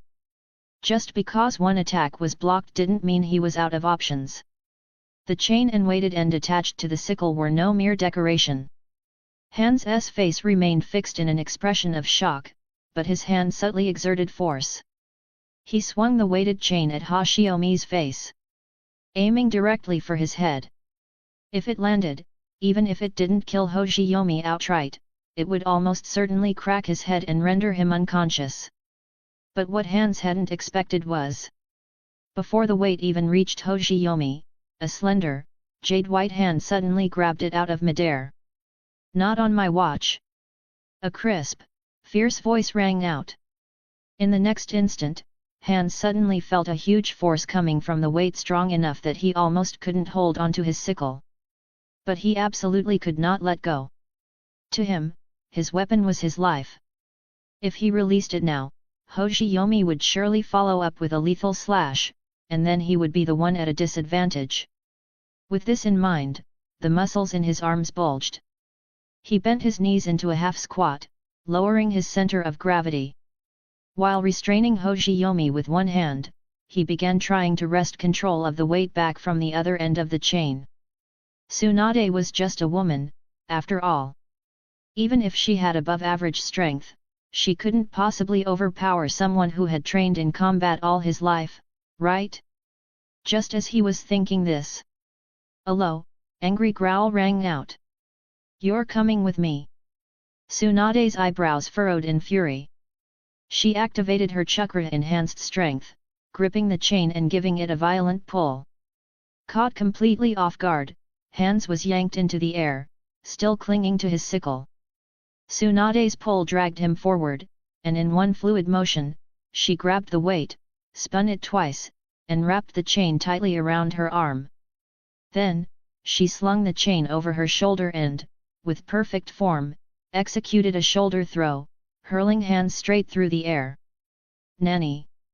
Still airborne, Hans's face was full of disbelief. How was this possible?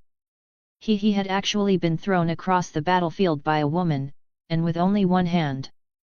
In his utter shock, he even forgot to release the chain and use body flicker to escape, or perhaps, under the terrifying inertia created by Tsunade's chakra-enhanced strength, he simply had no opportunity to use the body flicker. Boom! Hands of the salamander crashed violently onto the ground, mud and water splashing everywhere. The impact left a deep crater in the ground. Though Hans had a strong body, the sheer force of the throw caused him to cough up a mouthful of blood. Fortunately, the ground was already broken and soft from the earlier rampage of his water fang bullet. A large amount of soft mud provided him with a cushion, otherwise, that fall would have broken at least 3 of his ribs.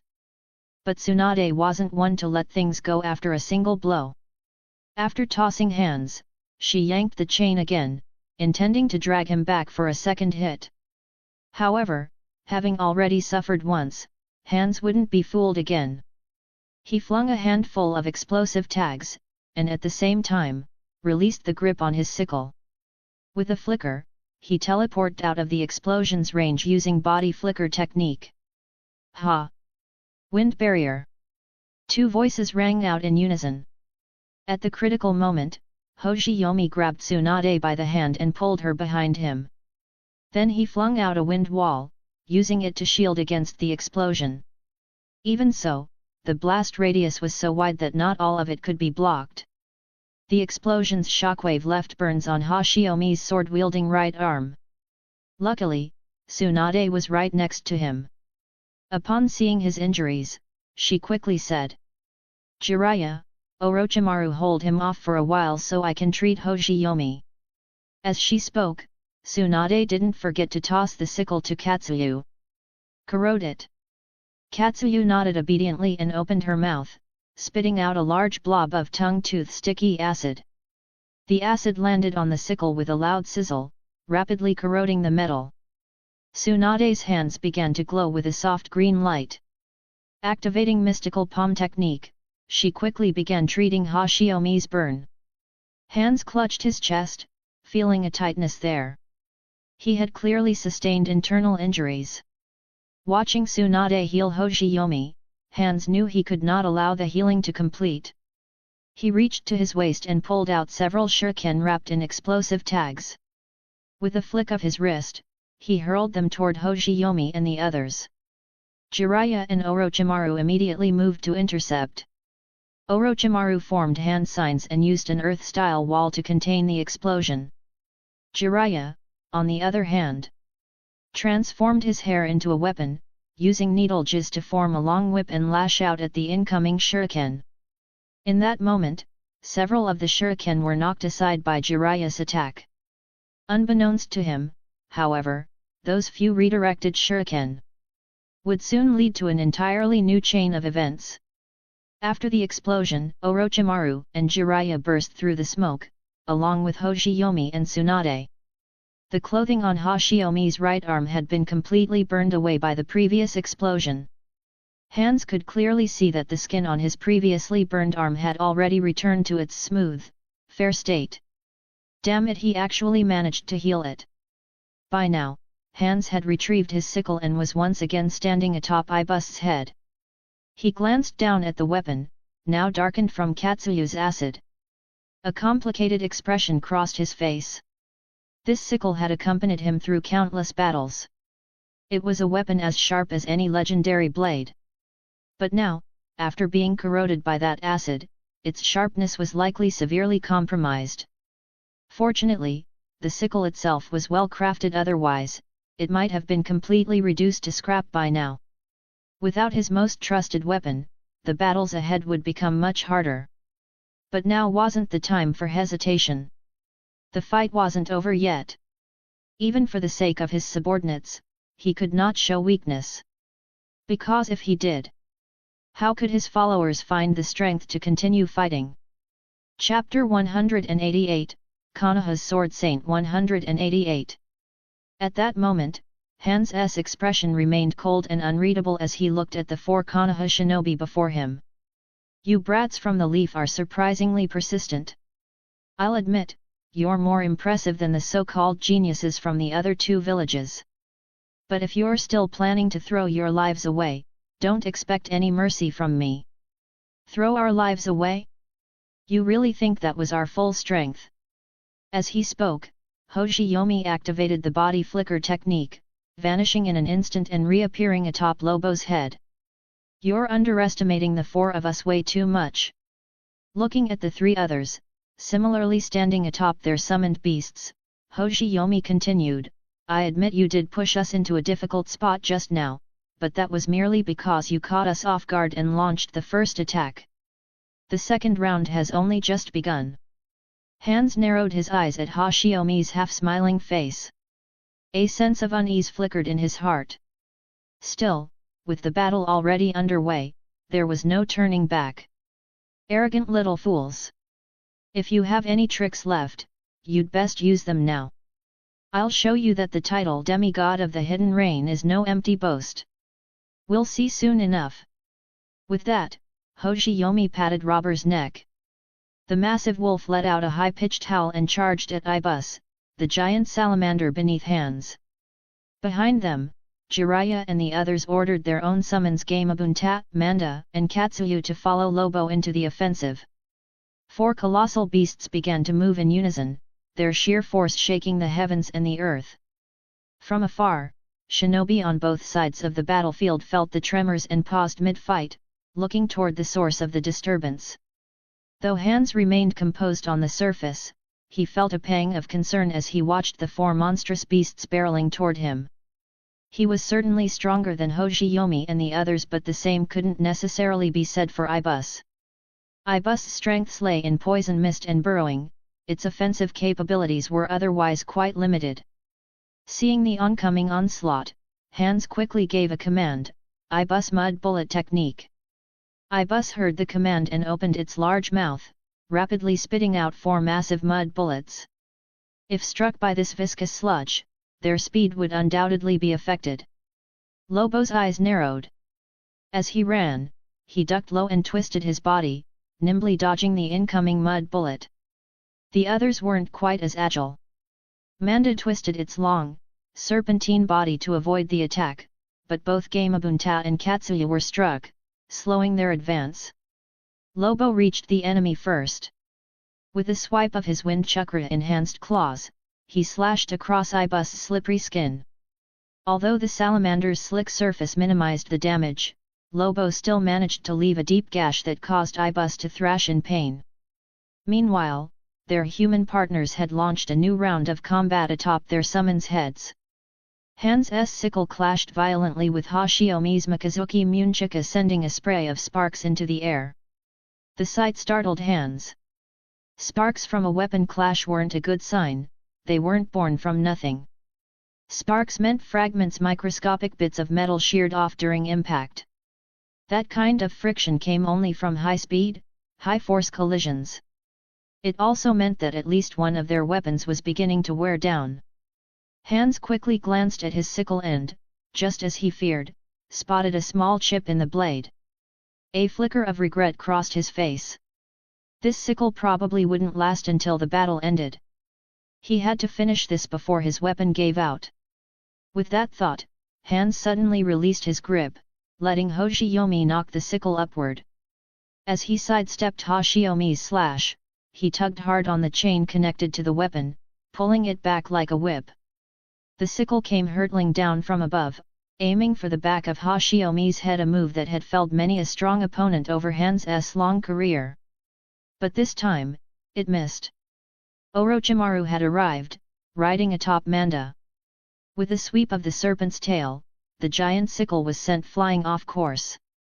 Unlike in the original timeline, this version of Manda was no longer rebellious. After some careful training following advice from Hoshiyomi, Manda had been thoroughly tamed. Now fully obedient to Orochimaru, he no longer bartered or dragged his heels in battle. With his weapon knocked away, Hans was forced onto the defensive. Seeing Hoshiyomi twist his wrist, preparing to turn a downward slash into a horizontal one, Hans had no choice but to activate his body flicker technique. To maintain speed, he couldn't bring Ibus along. Instead, he ordered the salamander to burrow underground. Lobo lunged, jaws wide, aiming to clamp down only for his fangs to bite air as Ibus vanished beneath the ground. But just then, a sharp voice rang out from above. "Where do you think you're going?" It was none other than Tsunade. Realizing that Katsuyu's slowed pace couldn't keep up with the others, she'd ordered the slug to hurl her into the air. Mid-flight, Tsunade began gathering chakra, focusing more than 30% of it into her right leg. Without holding back in the slightest, she plunged downward at terrifying speed. Heavenly foot of pain. Her foot smashed into the ground with a thunderous boom. Cracks spread across the earth like spider webs, and a massive cloud of dust exploded into the air. Even Lobo, who was some distance away, shuddered from the shockwave and nearly flung Hoshiyomi off his back. When the dust cleared, a huge crater several dozen meters wide had formed. Tsunade lay exhausted at the bottom, her right leg visibly fractured from the counterforce. Lying next to her was Ibus, severely injured and coughing blood. Still burrowed beneath the surface, the salamander had taken the full brunt of Tsunade's monstrous strength and was now on the brink of death. Hans didn't even wait to complete a seal. Fearing for Ibus's life, he dispelled the summoning contract on the spot, and the creature vanished in a puff of smoke. As he stood above, staring at the chipped sickle in his hand and the empty space where Ibus once was, Hans' face grew darker than ever. He activated the body flicker again, aiming to teleport into the crater and kill the incapacitated Tsunade. But before he could move, a flicker of green light flared before him. Still midair, Hans caught the flash in his peripheral vision and broke into a cold sweat. It was Hoshiyomi. His entire body was glowing with chakra, and the Mikazuki Munchika in his hands radiated the same energy. In the cover of the dust cloud, Hoshiyomi had opened the sixth gate of the 8 gates, gate of view, gate of joy. He'd been waiting for this moment. Normally, even with the sixth gate open, it would have been difficult for Hoshiyomi to accurately predict Hans' next move. But not this time. Tsunade's injury left only one obvious target, and Hoshiyomi had positioned himself perfectly for an intercept. As Hans unwittingly flew straight into his trap, Hoshiyomi unleashed his ultimate technique without hesitation. Secret Art, Nine-Headed Dragon Flash.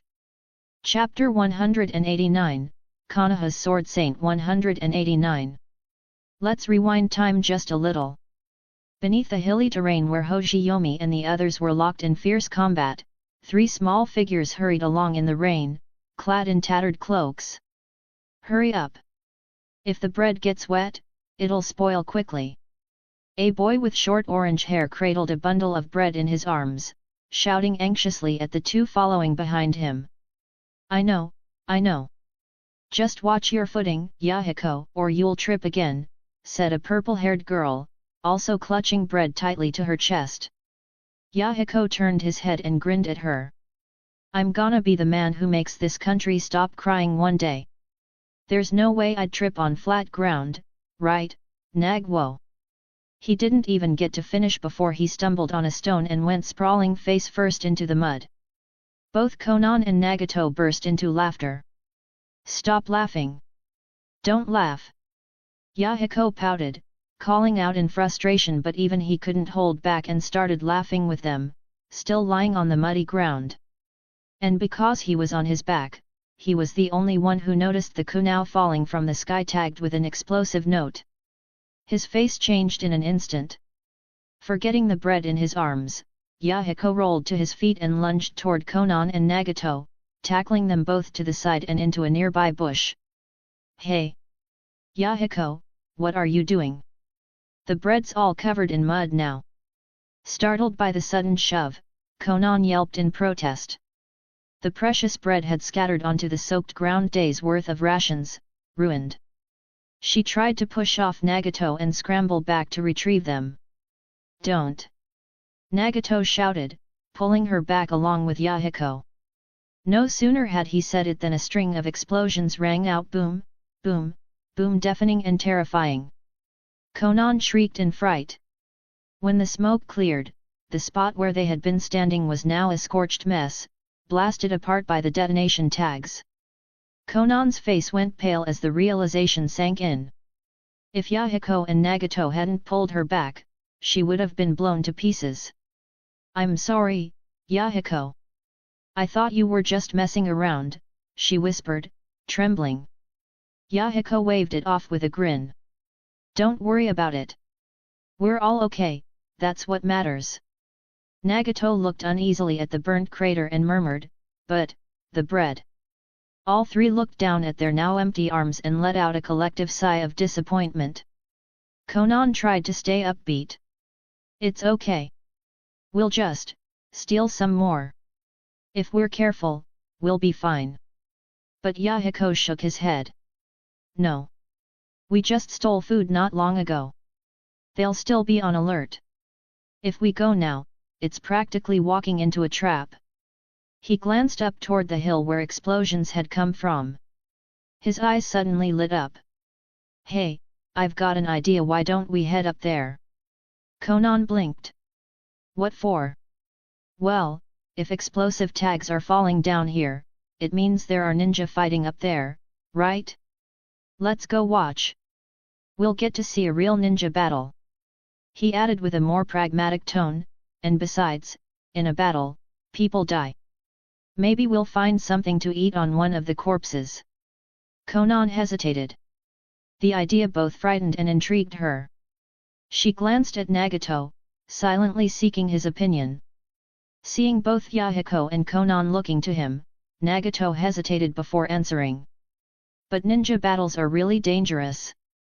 If we're not careful, we could die." He cast another glance at the charred crater from earlier, his fear plain on his face. Yahiko frowned, then firmed his voice. "Look, we can't go back and steal food again, and we can't starve either. Stealing is dangerous too, right? We've made it this far, we'll be fine. Let's just be careful. Everyone's busy fighting up there. As long as we keep our distance, nothing will happen." With Yahiko taking the lead like a true big brother, Nagato finally caved and followed along with Konan. Shortly after they left, a white head poked out from the ground where they had been standing. It was none other than Toby. He. Now this is getting interesting," he chuckled to himself. "Nagato's actually heading toward the main battlefield between Hans and the Leaf Shinobi. I'd love to stay and watch how this unfolds, but I'd better report to Lord Madara first. If this mess ends up interfering with his plans, things'll get ugly." With that, Toby split off a clone, which instantly vanished into the ground to relay the message. Meanwhile, his original body continued to trail behind the three children, ready to clean up their mess if needed.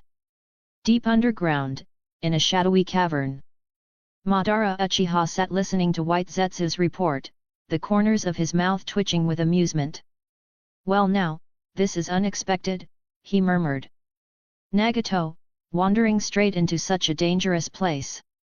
Just what will he experience there?" Even Madara himself felt a tinge of curiosity.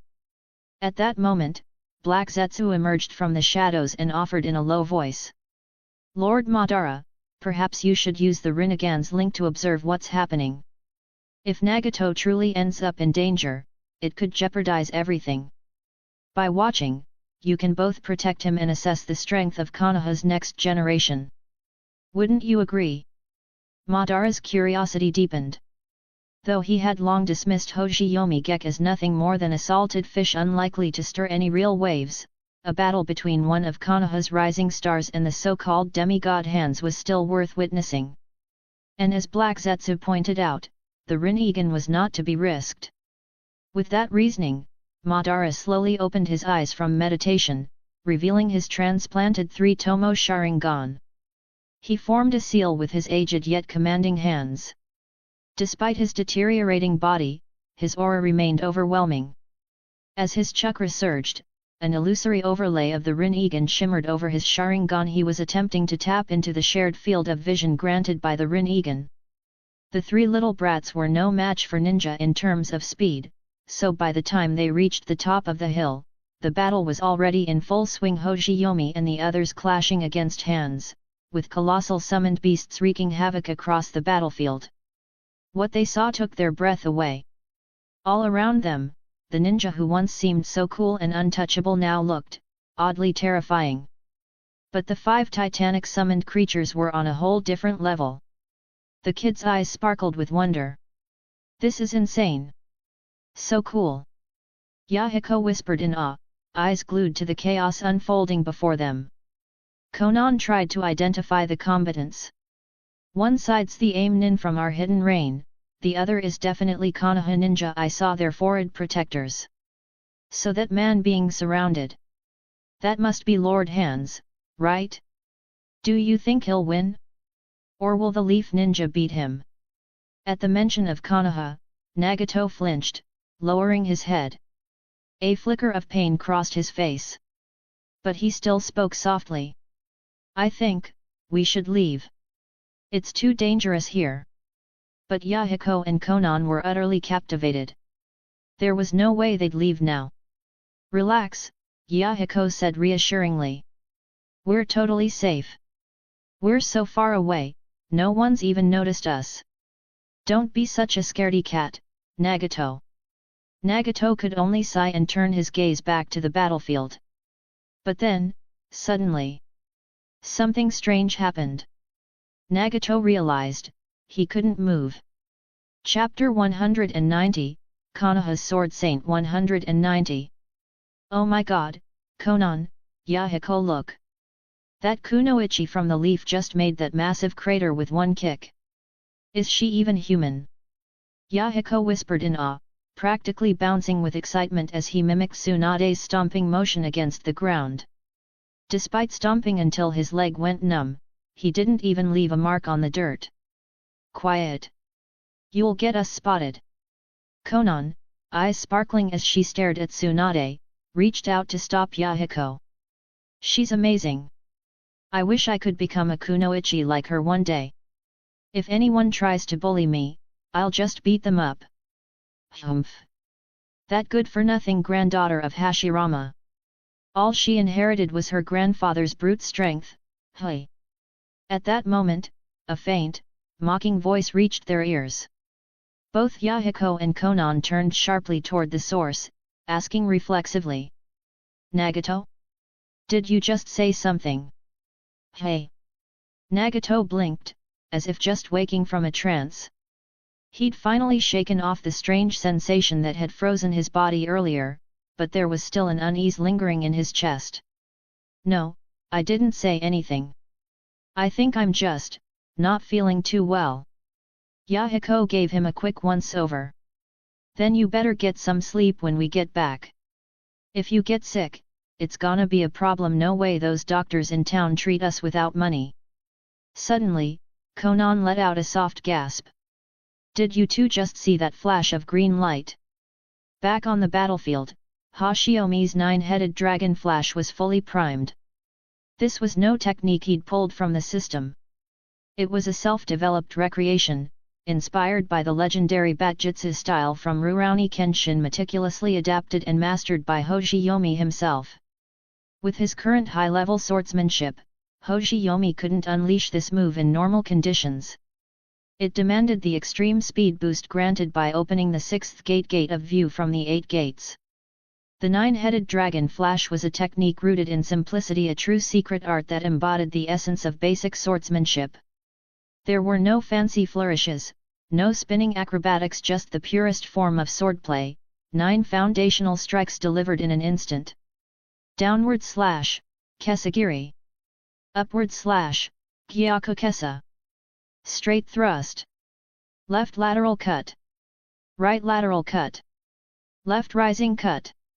Right rising cut. Reverse wind cut. Piercing thrust.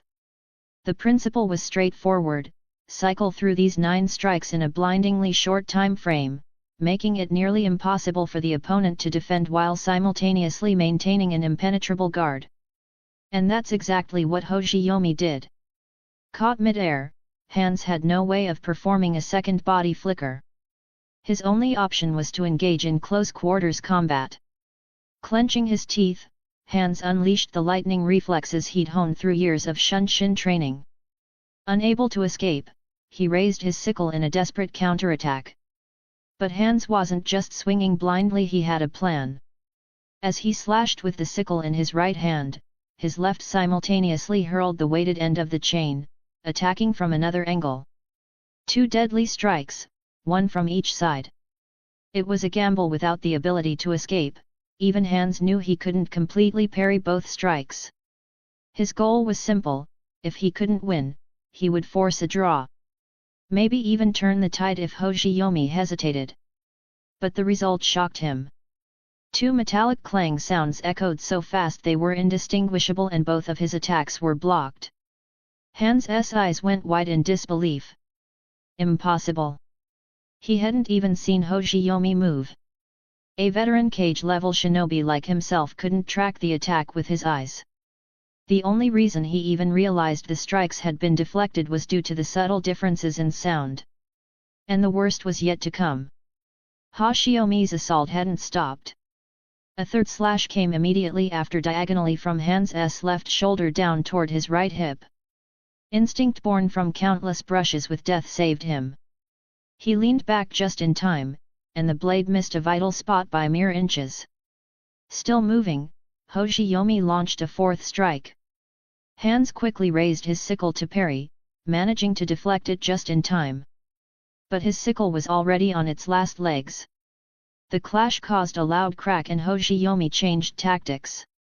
He didn't press the attack directly. Instead, the 5th strike was aimed squarely at destroying the sickle. Crack! The sickle shattered completely. Hoshiyomi originally thought that with Hans' weapon broken, his final 4 strikes would be enough to finish the fight. He hadn't expected the demigod of the hidden rain to still have a trump card. In a desperate counter, Hans, bleeding from a sword wound, spewed a concentrated cloud of poison mist. This was no ordinary poison. It was even deadlier than what Ibus had released earlier. Though small in volume, the purity was terrifying. At such close range, Hoshiyomi had no time to use his wind spiral technique to neutralize the gas. And even with Tsunade's antidote in his system, the toxin overwhelmed him. The moment it entered his lungs, his limbs went numb. His furious onslaught faltered for just a split second. But against a master like Hans, even half a second of hesitation was fatal. Taking advantage of the opening, Hans launched himself backward, evading the 6th strike. Even with his weapon destroyed, Hans didn't surrender. Gripping the remains of the sickle close to the blade, he swung the chain's weight like a meteor hammer and flung it at Hoshiyomi while retreating. If he managed to disengage, he would be outside the range of the 9-headed dragon flash. This was a once-in-a-lifetime chance. If Hoshiyomi let him go now, he might not get another. But Hoshiyomi made his decision in an instant.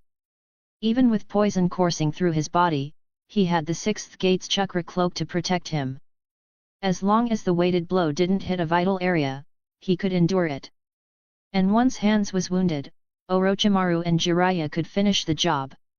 He twisted his body, letting the weight smash into his back rather than his head or spine. At the same time, Hoshiyomi aborted the remaining strikes of the 9-headed dragon flash. And unleashed the final thrust, the deadliest one of all. For a moment, time froze. Hoshiyomi's glowing blade, Mikazuki Munchika, pierced Han's abdomen. And in the same instant, the chain weight slammed into Hoshiyomi's back. Both warriors coughed up blood and locked eyes. Blood still dripped from Hoshiyomi's lips, but he smiled. Behind him, Orochimaru and Jiraiya had arrived. Han's gaze flicked to them, then back to Hoshiyomi. Lucky brat! If your blade had pierced just 1 centimeter higher, you would have ruptured my poison sac. Then everyone here would have died. He stared again at the two approaching leaf shinobi. A flicker of hesitation crossed Han's face. He was seriously considering whether to rupture the poison sac himself. Chapter 191, Konoha's Sword Saint 191. If he just nudged Hoshiyomi's blade upward by 1 centimeter, he could rupture his own poison sac and take down these 4 dangerous young Konoha shinobi, along with a large portion of the Leaf's forces. Was that the choice he was going to make? As he wavered, Hoshiyomi suddenly smiled and looked up at him. Hans, did you ever think this war would go this far? Or do you regret accepting our challenge? Hans froze, glancing down at the blade still lodged in his gut, then raising his eyes to the battlefield strewn with the dead and dying on both sides. He couldn't deny it. Regret was beginning to take root in his heart. Hoshiyomi continued calmly. At the start, both sides had nearly 500 shinobi each. But now? There aren't even 200 left between us. Did you ever picture this outcome? Hans opened his mouth but couldn't speak. Inwardly, though, he knew the answer. No.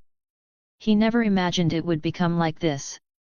He had thought that with himself and Ibus on the field, the Hidden Rain couldn't possibly lose too badly. But things hadn't gone as planned. Ibus had barely contributed before being defeated, and he had vastly underestimated the difference in combat skill between his own troops and the Konoha shinobi. Most of all, he never imagined that he, Hans of the Salamander, would be bested by a mere youngster. If he could go back in time, he would have never accepted this battle. Even if it meant disgrace, he would have refused. The casualties were already beyond anything he could stomach. Though both sides had lost about the same number of shinobi, that didn't mean they were in balance. Konoha could bear the loss of 300 shinobi. It would sting, but it wasn't fatal. But for Hans, losing 300 of his men was like losing half his life. With these troops gone, what would happen after the war?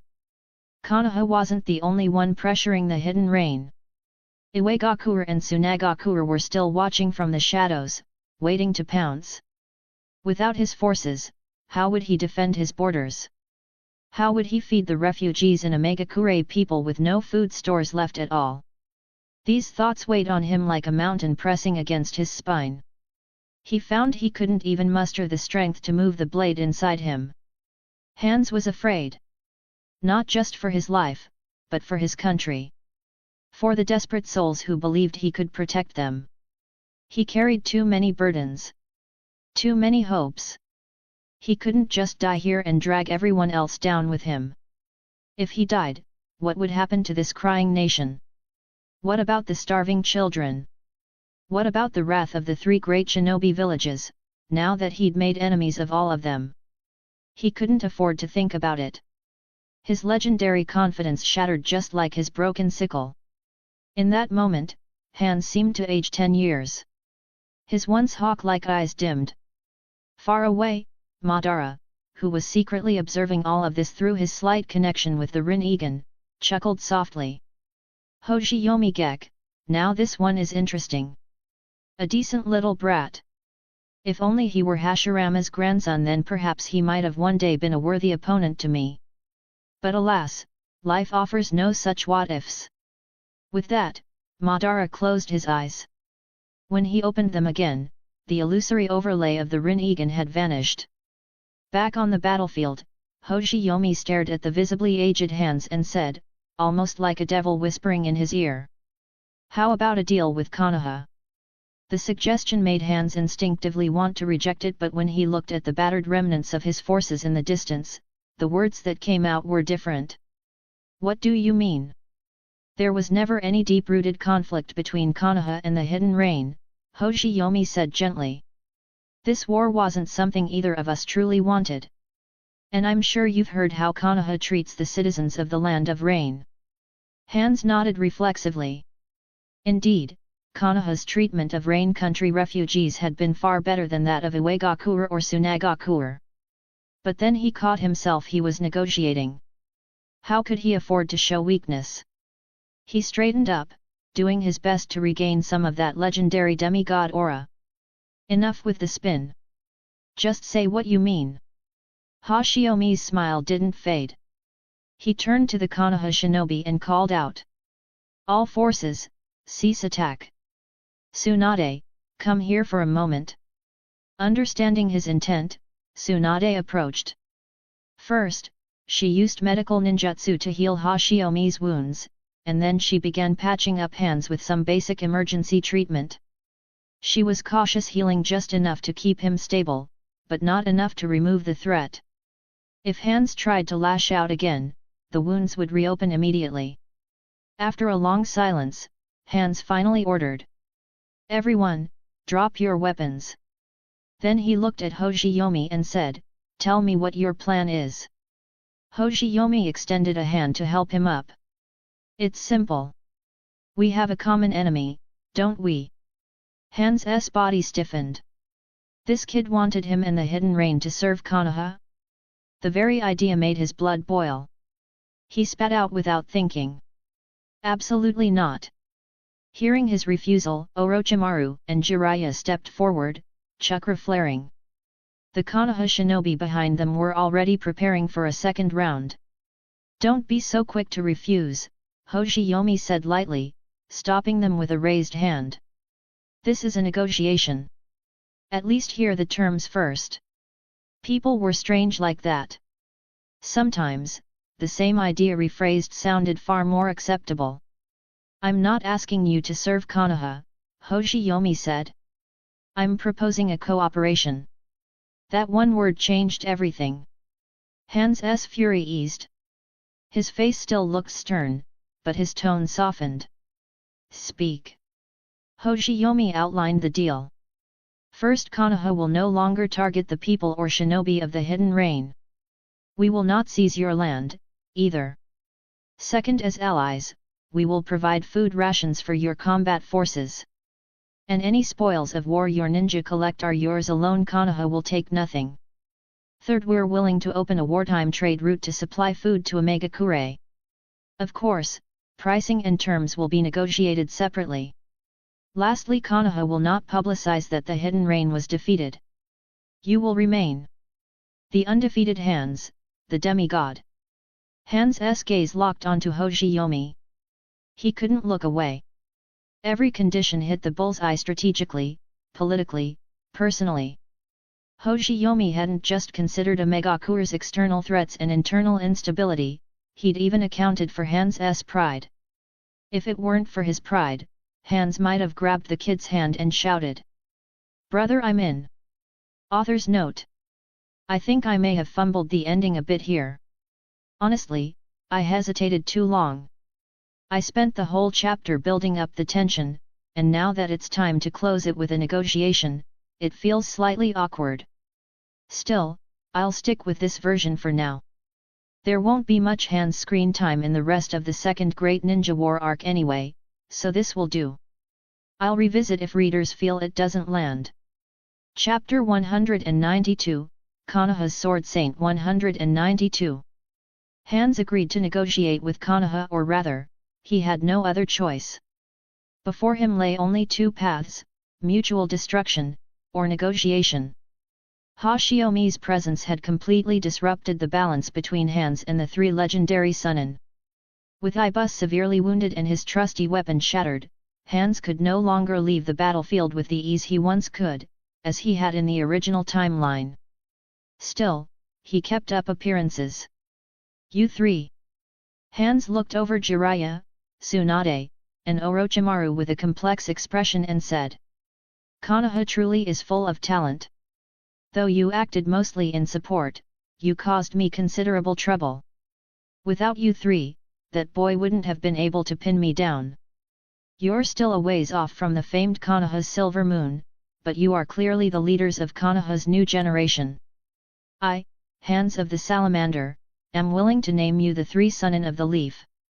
He then turned toward Hoshiyomi, whose expression was unreadable. But there was no longer a trace of condescension in Hans' gaze. To force me into this state at your age, you truly live up to the name Konoha's Silver Moon. You may well become the brightest star of this chaotic war. With that, Hans said no more. He picked up the remnants of his broken sickle and, with his surviving subordinates, turned and left. But his figure as he walked away no longer stood tall and proud. There was a subtle stoop to his back. Once Hans and the Hidden Rain retreated, the Konoha shinobi finally erupted into cheers, as though waking from a dream. Though negotiations would still take some time to finalize, one truth was undeniable. The war between Konoha and the Hidden Rain was over and Konoha had won. As Hans' form disappeared into the mist, Jiraiya muttered under his breath. "Tch, acting all high and mighty even after losing." But midway through the sentence, a grin broke across his face. He plopped into the muddy ground with a loud splash, chuckling. "But hey, I kind of like that title Sunin of the Leaf. Sure, it's not as flashy as Silver Moon, but it sure beats Crimson nothing." This battle had truly exhausted him. Several large-scale needle jizo usages and prolonged combat had practically drained him. In fact, it wasn't just him, Hoshiyomi and Orochimaru felt the same way. As the main attacker, Hoshiyomi had burned through more chakra than he could count. His barrage of jutsu and sword techniques had left him utterly drained. If the fight had continued any longer, he might not have had enough chakra left to use his wind barrier to neutralize Hans' poison. Not far from the battlefield, Yahiko still hadn't come down from the excitement. He stared at the retreating Konoha shinobi, especially Hoshiyomi's group, and cheered. That was incredible. They actually beat Hans. That Hans. Konan murmured beside him. It's really unbelievable. But what surprises me even more is that the Konoha ninja didn't kill him. They actually negotiated instead. Yahiko's eyes sparkled as he pointed in the direction of Hoshiyomi and the others. Hey, what if we follow them? If we could learn even one or two of their moves, we wouldn't have to be afraid of anyone ever again. Konan gasped in alarm. Are you crazy? They're Konoha shinobi. Who knows what they'd do to us if they caught us? Yahiko hesitated. Konan was right, they were still from the land of rain. No matter how kind Konoha's ninja might seem, there was no way they'd just take them in as disciples. Just then, Nagato suddenly felt that strange sensation vanish. He was no longer restrained. The odd discomfort was gone. He quickly agreed with Konan. She's right. Let's just go. If we can find something to eat on the bodies of the dead shinobi, that'll be enough. We shouldn't mess with Konoha's forces. Yahiko sighed as he watched the Konoha shinobi disappear from view. Fine. Let's go find some food then. But some encounters are destined to happen. Though the three orphans believed they wouldn't cross paths with those Konoha shinobi again, fate had other plans. In less than 2 hours, their paths would cross once more. Damn it! I knew we shouldn't have touched that body. Rain poured down relentlessly as the three children fled through the forest, soaked and miserable. Their earlier optimism had been shattered. They'd assumed that dead shinobi were harmless. But reality proved them wrong. While searching corpses for food, they triggered a trap left on one of the bodies. Exploding tools had nearly taken their lives. Thankfully, their small size and the mysterious protection of a hidden force, Toby, had saved them from serious injury. But they didn't dare search any further. Stomach growling, they pressed on in the rain. As the downpour grew heavier, it became clear they couldn't stay out much longer without falling ill. The only option was to seek shelter. They found a nearby cave and ducked inside to rest, assuming the Konoha shinobi had already returned to their camp. What they didn't know was that Hoshiyomi and his team were also resting in a cave nearby waiting for the rain to ease so they could collect their fallen comrades and tend to the wounded. Inside that cave, most of the shinobi were asleep, worn out from the brutal day's fighting. Others chatted quietly in small groups. Hoshiyomi sat with Tsunade, Orochimaru, and Jiraiya on a natural stone outcrop, sharing some ration biscuits as they talked. Tsunade broke the silence. With the war against the hidden rain over, and negotiations on the way, we'll likely get some downtime. What are you all planning to do next? Honestly, I'd like to return to the village for a while. Spend time with Nawaki. I didn't even make it to his graduation ceremony. I still feel bad about that. Hoshiyomi agreed, naturally wanting to accompany Tsunade. Truth be told, he missed Kushina, Minato, and his own mother as well. It had been over half a year since he'd left Konoha. He wanted to go home. Orochimaru nodded and added, I'll return to the village too. I feel like I'm on the cusp of a breakthrough. After everything I've experienced on the battlefield, I've had so many new ideas. If I take the time to explore them properly, I think I'll develop several useful techniques to push me even further. What about you, Jiraiya? Jiraiya glanced at the three of them and chuckled. I'm not going back just yet. I plan to travel the land of rain for a while. If things aren't too tight on the front lines, I might even ask the third Hokage to extend my stay. This place is full of strange people and stories. I bet I could find loads of inspiration for my novel. I'm still dreaming of that perfect ending, after all. Tsunade smirked and teased. Don't tell me you're still chasing that whole child of prophecy nonsense. Jiraiya scratched his head sheepishly and laughed. Well, when the great Toad Sage says something, I've got to believe it. He said I'd be the teacher of the one who saves the world, right? I just have this feeling, that I'll meet him eventually. Just then, Tsunade's voice sharpened. Who's there? Come out. Chapter 193, Konoha's Sword Saint 193. Tsunade's sudden shout jolted the few Konoha shinobi who hadn't yet fallen asleep. Even though the battle with hands had ended, they were still on a war-torn battlefield. No one dared let down their guard. Jiraiya peered toward the cave entrance and muttered. Don't get too worked up, it's just kids. Ever cautious, Orochimaru frowned. Even a mouse is still a rat. We can't let them just scurry away. Feeling the tense shift in the atmosphere inside the cave, Konan and Nagato shrank back behind the rock pillar, their small bodies trembling uncontrollably. Yahiko had once admired the Konoha shinobi from afar. But now, up close, he could feel the immense pressure they radiated. Even he, the bravest among the three, found his legs going weak. He couldn't move an inch. Hoshiyomi sensed the three little chakra signatures hiding behind the stone. He glanced at Jiraiya with a curious expression, then suddenly turned toward the cave entrance and said playfully. If you don't come out now, we're going to attack you. The Konoha shinobi immediately recognized it as a joke, but to the three hiding children, it was terrifying. Konan whimpered, her voice barely audible.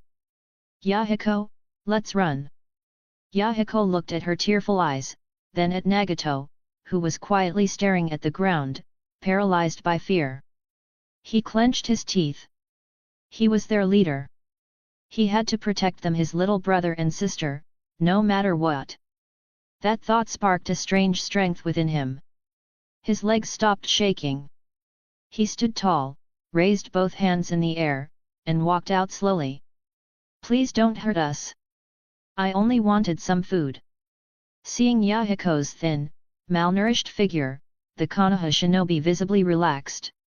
He was clearly just a child, frail, underfed, and utterly non-threatening. Jiraiya instinctively asked. Where are your parents? Yahiko couldn't meet Jiraiya's eyes. But after a moment, he answered honestly. They were killed in the war. By shinobi. Jiraiya's hand tightened into a fist. He was the most carefree and unruly of the four, but also the most sensitive. This child's parents hadn't died by his hand, but they were still casualties of the war that he was part of. How many others like Yahiko had lost everything because of it? How many children had been orphaned? A wave of guilt washed over him. And it was that sensitivity, that inner conflict, that made Jiraiya place so much faith in the great Toad Sage's prophecy. Deep down, he believed that the child who would bring peace, the child of prophecy, would be born here, in the land of rain. Jiraiya smiled gently and reached into his cloak, offering the boy a biscuit. Here. Take it. Really? Yahiko hesitated, glancing up cautiously at Jiraiya, trying to read his face. Seeing only kindness, he then looked toward the rest of the cave. The Konoha shinobi had already relaxed, returning to their small talk and casual rest. Only then did Yahiko feel safe. He turned back toward the rock pillar and called out. It's okay. You can come out now, Konan, Nagato. After a few seconds, two small heads peeked out. Once they were sure it was safe, they rushed forward and snatched the biscuit from Jiraiya's hand in a flash. Seeing that Tsunade also held some rations, they paused, then glanced up at her uncertainly. When she didn't react with hostility, they worked up the nerve to grab all the food in her hands as well. After all, if it had been offered, taking more wasn't too rude, right? Tsunade stared at her now empty hands, stunned for a second. Then she smiled with a mix of exasperation and amusement, turning to Hoshiyomi. They remind me of Nawaki. No shame at all, hey. Hoshiyomi laughed as well. He tossed the packet of biscuits he was holding and asked. I've still got more. You want them? The three kids exchanged glances, unsure whether it would be impolite to take more. Finally, Yahiko stepped forward, scratching his head shyly. Thank you, he said brightly, holding out both hands. Then he gave Hoshiyomi a subtle gimme gesture with his fingers. Hoshiyomi grinned and placed the food in Yahiko's hands. Go ahead. Eat up. The three children stared at the growing pile of biscuits in their arms, then looked at one another and burst into grins. They quickly retreated back behind the pillar, eating as they whispered excitedly among themselves. To the Konoha shinobi, they were just a few kids. Jiraiya and the others didn't think much of it. Hoshiyomi, however, did take notice, but he had no intention of taking them on as disciples. For one, he'd already accepted Minato as his student. Taking on more, especially three, wouldn't sit right with him. Secondly, he still planned to remain on the battlefield. The war was the perfect crucible to sharpen his skills. He was eager to see how powerful he could become by the end of it. Lastly and most importantly, he didn't like Nagato. Even knowing that Nagato's descent into darkness in the original timeline was born of tragedy and manipulation, Hoshiyomi still couldn't forgive him for killing his own teacher, Jiraiya. He had no intention of becoming their sensei. But he also wouldn't look away. When the day came that these three created the Akatsuki, Hoshiyomi expected to be a figure of immense influence, perhaps even one capable of reshaping Konoha itself. And when that time came, he wanted to see whether Nagato, in a changed world, would still become the man he did in the original timeline. While Hoshiyomi pondered, the children were busy discussing him. Yahiko took another bite of biscuit and said, I've decided I'm going to ask to become his student. Konan and Nagato looked at each other in shock. Are you crazy? Konan said. They're Konoha shinobi. No matter how nice they seem, there's no way they'd take us in. But Yahiko was firm. I want to become a ninja. Without that power, I can't save this country. You saw what happened before, how I begged that ninja squad in the village, and they just ignored me. Who knows how long it'll take for the Rain Village to notice me. But this is a chance. I have to try. This is our chance. I don't care how slim it is. I have to try. Then he smiled. They seem like good people. Even if they say no, I doubt they'll kill me, right? I've got nothing to lose, so why not? This time, Yahiko was more determined than ever. Without even consulting Konan or Nagato, he got up and marched straight toward the Konoha shinobi. Konan and Nagato had no choice. They shared one last look, and followed close behind. Chapter 194, Konoha's Sword Saint 194. As the three little kids hesitantly approached, Tsunade crossed her arms and spoke with a mock-stern tone. "You already got food, didn't you? Children shouldn't be greedy." Orochimaru gave them a quick glance, silently licking his lips but said nothing. Thanks to Hoshiyomi's subtle influence and consistent post-battle moral guidance, Orochimaru was no longer the life-disregarding figure of the original timeline. He still thought these kids might not live long, even with their current stroke of fortune, but he no longer harbored thoughts of putting them out of their misery early. Startled by Tsunade's words, the three kids instinctively shrank back. Then Konan stepped forward. At some point, she had folded a paper rose out of biscuit wrapping paper. "Thank you. The biscuits were delicious. I made this for you." Yahiko, however, wasn't in the mood for niceties. He blurted out boldly. "You're Konoha ninja, right? Can you teach us ninjutsu?" Orochimaru's brows twitched imperceptibly. Tsunade, too, reflexively began to refuse. "Regardless of the situation, we're still Konoha shinobi. We each have duties and assignments. There's no time to..." But she was interrupted by a light tap on the shoulder from Hoshiyomi. She turned to look at him, puzzled. Hoshiyomi gave a subtle shake of the head. Before she could ask why, Jiraiya stepped forward and said, "I'll take care of these three for a while. Whether I teach them ninjutsu is another matter, but since we've met, it must be fate. At the very least, let me look after them until they're strong enough to stand on their own." Tsunade hesitated. "But... just consider it, penance," Jiraiya said, smiling. "I said it earlier, I don't plan to head back to the village yet. I want to keep traveling through this country. Maybe staying with these three will help me see this land for what it truly is. Don't worry, I know my limits. I'll keep in regular contact with you all, and if an emergency comes up, I'll come directly." Hearing him say this, Tsunade and the others no longer objected. Hoshiyomi and the rest returned to the Konoha forward camp. Jiraiya, on the other hand, remained behind to guide the three orphans. In a newly built cabin nestled deep in the woods, Jiraiya sat cross-legged with Yahiko, Konan, and Nagato around a small wooden table, enjoying a hot meal. He pointed proudly at the grilled fish in the center. "Try this roasted fish. It's one of my signature dishes, learned it from Hoshiyomi himself." Yahiko didn't hesitate. He dug in furiously, mouth burning from the heat as he excitedly said, "Sensei, I've already mastered fishing. I'm so smart I bet I'll pick up ninjutsu super fast too." Jiraiya couldn't help but chuckle. Every time he looked at Yahiko, it reminded him of himself as a kid. He knocked lightly on the boy's head. "Don't get cocky. Ninjutsu's no joke, it takes real effort to master." Konan chimed in. "Who knows, maybe once we start learning, Nagato and I will be even better than you. Then we'll be the ones protecting you." Yahiko slapped his chest with a dramatic thump and declared, "No way.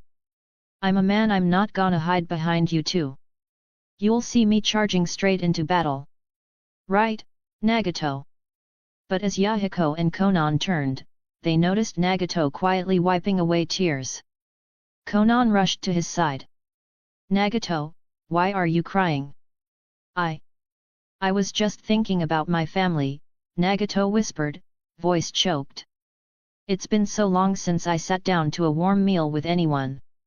Tears streamed down his cheeks. He hadn't felt this kind of peace since the day his parents were killed. That warmth, that sense of home, it had become a distant memory. Yahiko, however, frowned. He slapped the table and stood up. "Come on. Don't cry again. You're a guy, aren't you? The reason other nations look down on us is because we've got too many crybabies like you." He stood tall and launched into a passionate speech, clumsy, perhaps, but filled with ambition and conviction. Jiraiya listened quietly, a glimmer of admiration flickering in his eyes. Nagato wiped his tears. And at that moment, Jiraiya accidentally caught a glimpse beneath Nagato's red bangs. The Rinnegan. Those unmistakable concentric rings. The great Toad Sage's prophecy echoed in his mind again. There could be no mistake. This child could be the child of prophecy. Just as the great sage had foretold. This was fate. Jiraiya stood up. "I've made my decision," he said. "Starting tomorrow, I'll officially begin teaching you ninjutsu." Back on the front lines, many shinobi remained stationed at the borders. Although the war with the Hidden Rain had ended, negotiations were still underway, and a proper defense was required until everything was finalized. After a brief period of rest, Tsunade, Orochimaru, and Hoshiyomi packed their gear and prepared to return to the defensive front to report in. Once they relayed the outcome of the battle to Sakumo Hatake, they would then return to Konoha for a period of leave until a new deployment strategy was devised. When the trio returned to the defensive line, they caused a stir. For a moment, people feared that the attack squad had lost and only these three had escaped. But after hearing their explanation, the shock only deepened. Konoha had won. Hoshiyomi's team had defeated Hans, and the Salamander himself had agreed to form an alliance with the Leaf against Tsunagakuer and Iwagakuer. Ignoring the stunned faces, Hoshiyomi, Tsunade, and Orochimaru went straight to Sakumo's command tent, bypassing the absent Danzo who was still out on intelligence duty. Inside the tent, the four sat around the table, eating dinner. Hoshiyomi asked. "Where's Sakumo? Isn't this his tent? Why isn't he here? Don't tell me he got assigned something else." Shinkuyui hesitated, his expression difficult to read. Eventually, he spoke up. "I think it's best if Sakumo tells you himself when he comes back. It's not that I'm holding out on you, it's just, hell, I can't even explain it properly." Coming from mild-mannered Shinku, even that little outburst caught their attention. The three of them paused mid-meal, staring at him expectantly, trying to pry more details out. But just then, Sakumo walked in. And right behind him, a graceful young woman with a demure, gentle air. Sakumo blushed ever so slightly but still held her hand firmly and announced. "Everyone, allow me to introduce my fiancée Suzuki Mayu. Hoshiyomi? Tsunade? Orochimaru?" Author's note. In the original story, Jiraiya only discovered Nagato's Rinnegan during an Iwagakuer ambush after already spending a good amount of time with them. But I felt that dragging the reveal out wasn't necessary in this adaptation. It doesn't affect the flow of the story and improves pacing. As for Kakashi's mom, I made up her name. She won't have a major role, so it shouldn't be an issue. Chapter 195, Konoha's Sword Saint 195. After Sakumo introduced her, the woman behind him, Suzuki Mayu, stepped forward and politely bowed to Hoshiyomi and the others. But they were still too stunned to respond, making the atmosphere a little awkward. It was Shinku who finally nudged them back to their senses. Only then did the trio Hoshiyomi, Tsunade, and Orochimaru greet her with delayed, slightly stiff smiles. Once everyone had taken their seats, Tsunade and Hoshiyomi each pulled Sakumo aside, crowding him with curious questions about how he and Mayu ended up together. Orochimaru remained quietly composed, but his ears were clearly perked up, taking in every detail. As Sakumo and Mayu began recounting their story, a rather ordinary yet touching tale of battlefield romance unfolded before them. It wasn't anything dramatic or legendary, just a connection forged in the chaos of war. Suzuki Mayu wasn't some elite genius kunoichi. Already in her early 20s, she was still a chnin, and far from being treated as a key asset. If not for the lighter fighting on the defensive front, she might have died long ago. Their paths crossed during a patrol mission. Meida's squad was ambushed by an elite Tsunagakure team and suffered devastating losses. Just as the enemy raised their blades to strike her down, Sakumo arrived like a storm, cutting through the sand shinobi with his brilliant kenjutsu and saving her life. From that moment on, Meida fell hopelessly in love. Despite her reserved personality, she made the boldest move of her life, pursuing Sakumo openly, caring little for others' opinions. As the saying goes, when a woman pursues a man, it's like slicing through silk. With her gentle persistence, even the stoic White Fang couldn't hold out forever. Originally, they'd planned to wait until after the war to marry. But, well, accidents happen. One night slip up, and Sakumo hit the mark, as it were. Meida's traditional, nurturing personality suited Sakumo perfectly. And Sakumo was never the type to dodge responsibility. He'd gone into the relationship seriously from the start. Now that they had a child on the way, it was only natural they formalize their bond. Sakumo had already been thinking about sending Meida back to the village to safely carry out her pregnancy. When he heard Hoshiyomi and the others were also planning to return, it seemed like the perfect opportunity. Everyone quickly agreed on a plan. News from the offensive front had been successfully relayed, and the defensive line's operations were stable. So early the next morning, Hoshiyomi, Tsunade, and Orochimaru set off for Konoha, quietly accompanied by Shinku and Meidu. Side note, why do Shinku and Meidu sound like they could be siblings? As for dance, Sakumo would pass the message along. After all, Hoshiyomi and the others had just scored a massive victory, and with no immediate threat of renewed conflict, their return to receive commendations and await new orders was well justified. Shinku had merely requested leave to visit his children during the ceasefire, and Meidu's return to the village to rest and carry the baby to term was beyond reasonable. Even Dan's couldn't argue with that. Not that Dan's could actually give them orders in the first place. Though technically their superior, he had no real authority over Hoshiyomi's group, and he certainly wouldn't be foolish enough to cross them directly. At this point, with their influence rising fast on the battlefield, offending them would be a disaster. If they quit out of frustration, Dan's might have to head to the front lines himself, and the scheming old snake wasn't about to take that risk. So after a quiet farewell meal, the next morning the group set out. Meida was still in the early stages of pregnancy, and with all of them being shinobi, travel wasn't an issue. It only took 2 to 3 days for the group to reach Konoha. Upon arrival, their first stop was the Hokage's office to report into Hiruzen Sarutobi. Shinku and Meida's situation was handled easily. With a simple wave of his hand, the third Hokage approved their leave without hesitation. What truly surprised him was Hoshiyomi's report. "You're telling me the 4 of you actually defeated Hans?" Hiruzen asked, pipe clamped between his teeth, a mix of astonishment and joy in his eyes. It was the best possible news for the village. He had expected the conflict with Omegakure to drag on, potentially until winter, when their food supply would dry up.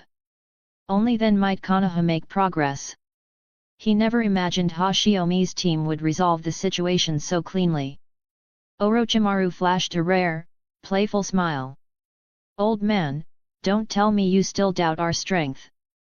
This version of Orochimaru hadn't yet fallen into the darkness of the original timeline.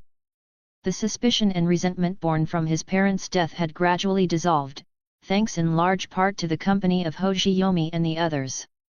He was noticeably brighter and more open than his canon counterpart. Hiruzen chuckled warmly. "Of course I believe in you. All of you are my prized students. That battle was invaluable, especially your strategy, Hoshiyomi. Using supplies to secure an alliance with the Hidden Rain was brilliant. With their help, we can ease the burden on our own forces. You may have saved thousands of Konoha lives. You're all heroes of the village without question." Tsunade, still clinging to Hoshiyomi's arm, waved him off casually.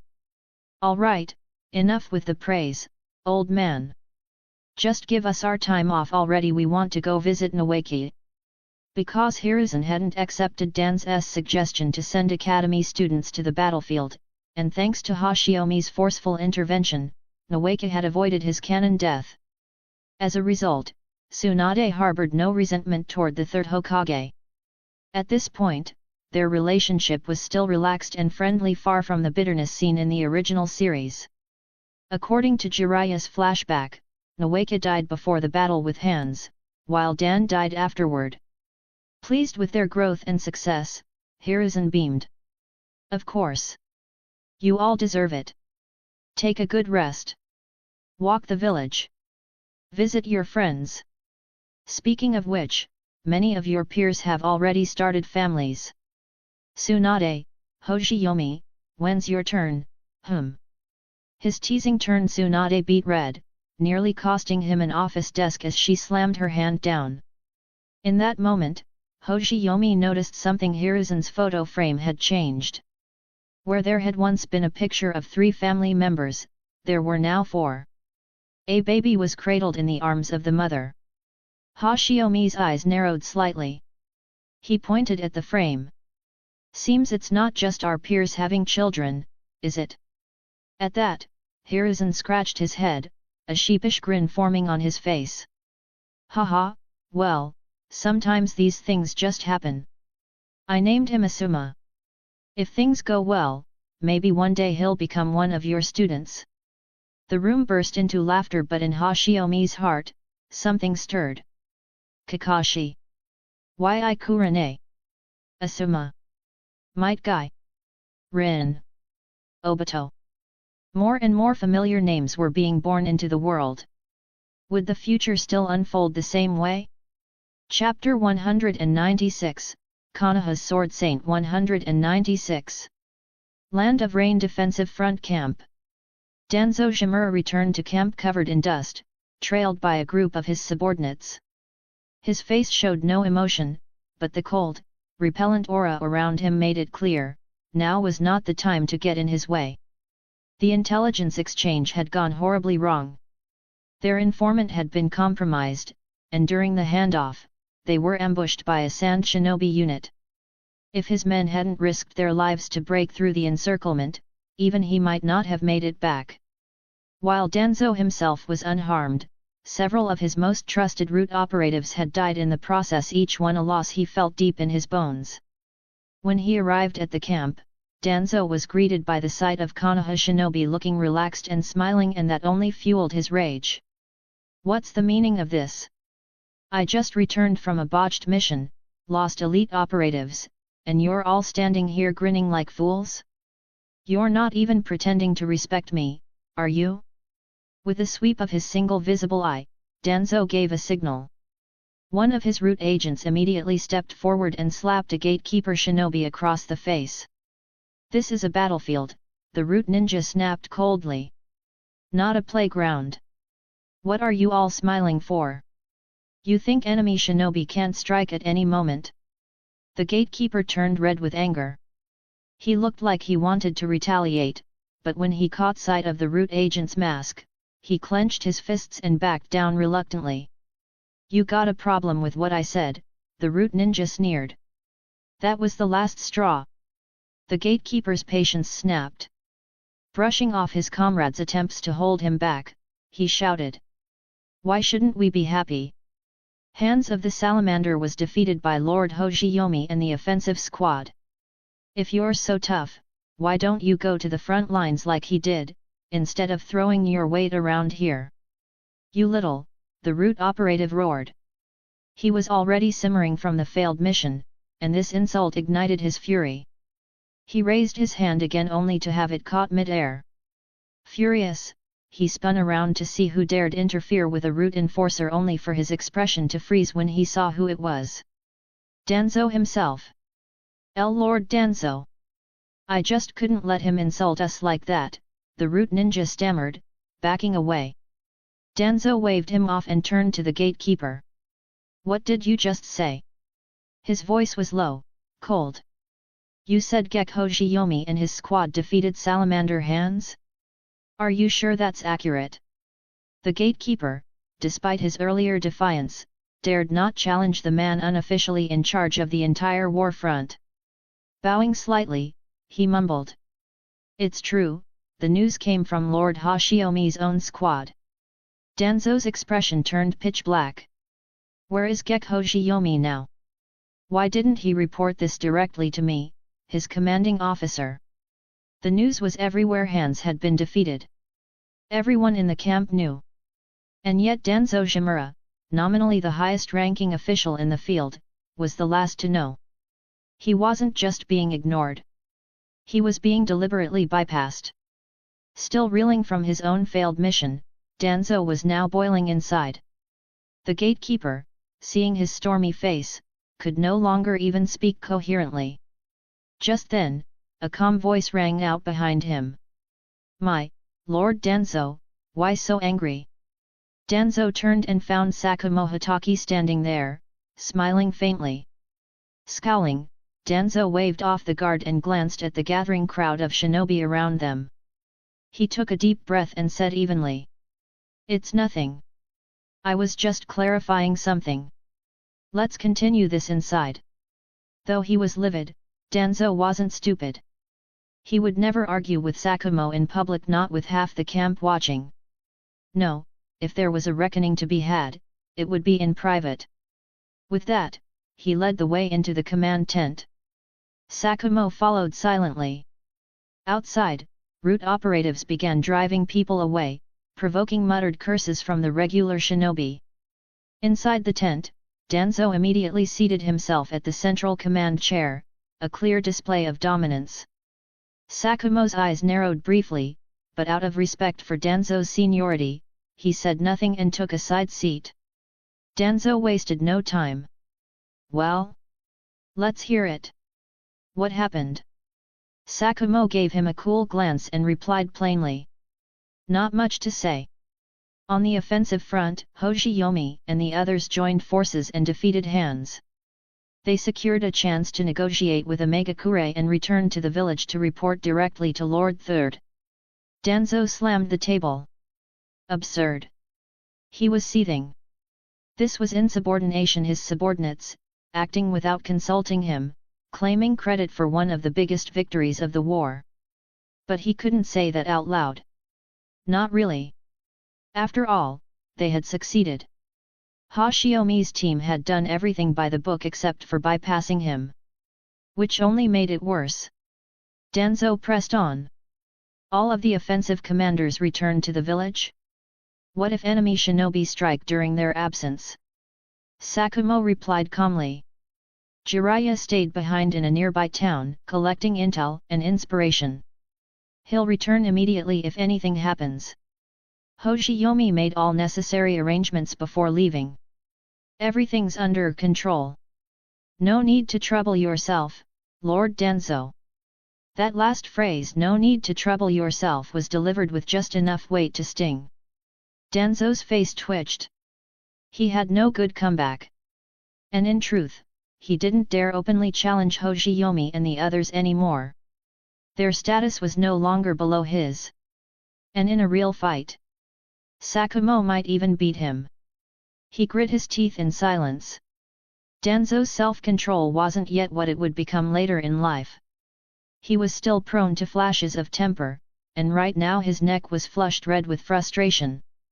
Sakumo noticed and was inwardly amused. Truth be told, he'd disliked Danzo for a long time. As the supposed top commander, Danzo had repeatedly sabotaged his operations from the shadows, limiting his ability to act effectively. Danzo had also quietly been building a personal power base within the camp, something Sakumo, a man of integrity, found utterly despicable. But Danzo, as always, was cunning. After a moment, he pivoted. "Well then. The offensive front still needs leadership. And negotiations with Hans should involve someone of my rank. I'll go oversee things personally. You can handle this camp in the meantime. I'm counting on you." Sakumo thought, as expected. Hoshiyomi was right. He smiled faintly and replied. "Leave this side to me. As for the offensive front, we'll leave it to you, Lord Danzo. If you need anything, contact Jiraiya, he's close by and easy to reach." Author's note. I admit this chapter might feel a little abrupt due to a lack of earlier setup, but it's important for what's coming next.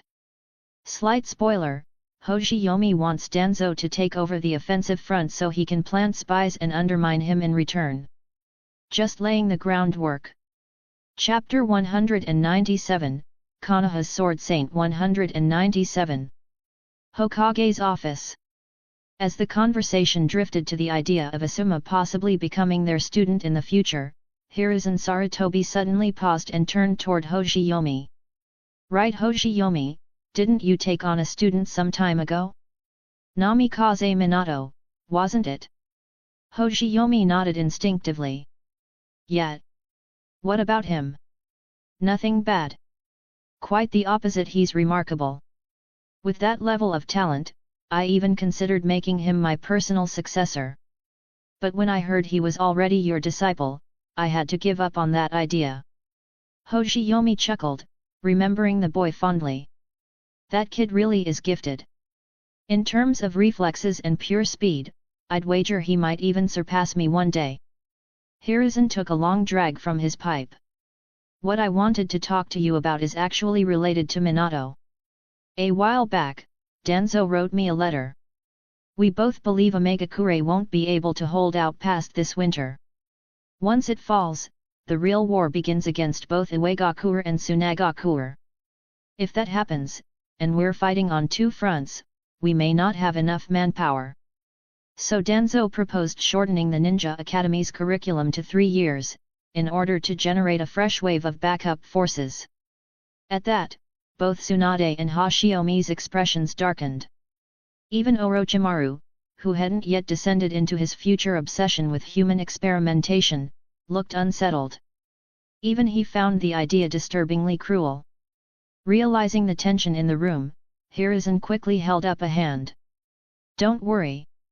Thanks to your victory over Hans, and the fact that you persuaded him to ally with us, the need for drastic wartime measures has diminished. We won't be rushing to shorten the academy program after all. Only then did the trio's expressions ease somewhat. Seeing them calm down, Hiruzen continued. Still, Danzo made a point that stuck with me.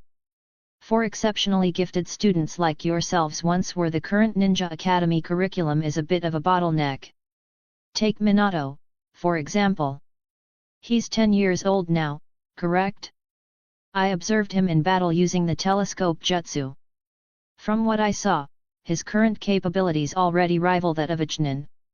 He's mature, focused, and fully capable of handling himself. I've been thinking, perhaps it's time to let prodigies like Minato graduate early and gain battlefield experience. Yes, the front lines are dangerous, but with your protection, and if we assign them to low-risk operations, I believe it can be managed. The idea sent Hoshiyomi and the others into thoughtful silence.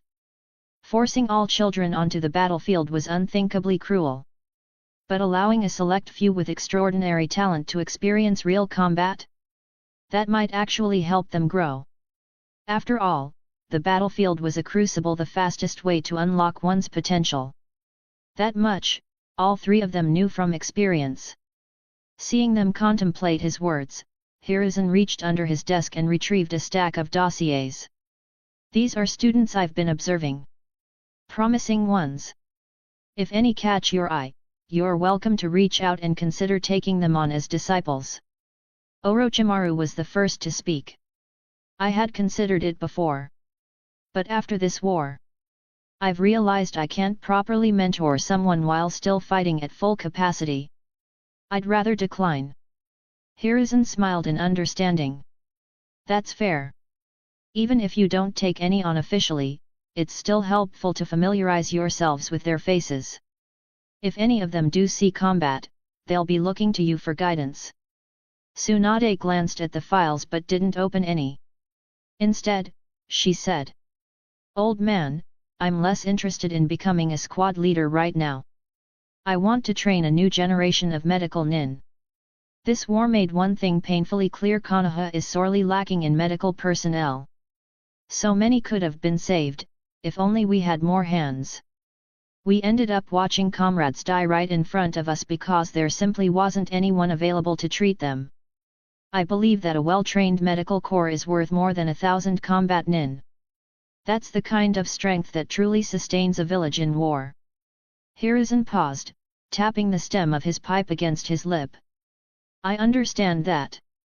And you, of all people, know just how difficult it is to train even one capable medic nin. Creating an entire medical division would require years of preparation and an immense budget. With Konoha potentially facing a two-front war, I'm not sure we have the resources to spare. Still, I can't decide this on my own. Bring it up at the next Jainin Council. If the others support the idea, I'll push it through even if I have to grit my teeth to make it happen. Hoshiyomi glanced at Hiruzen, suppressing a subtle shake of his head.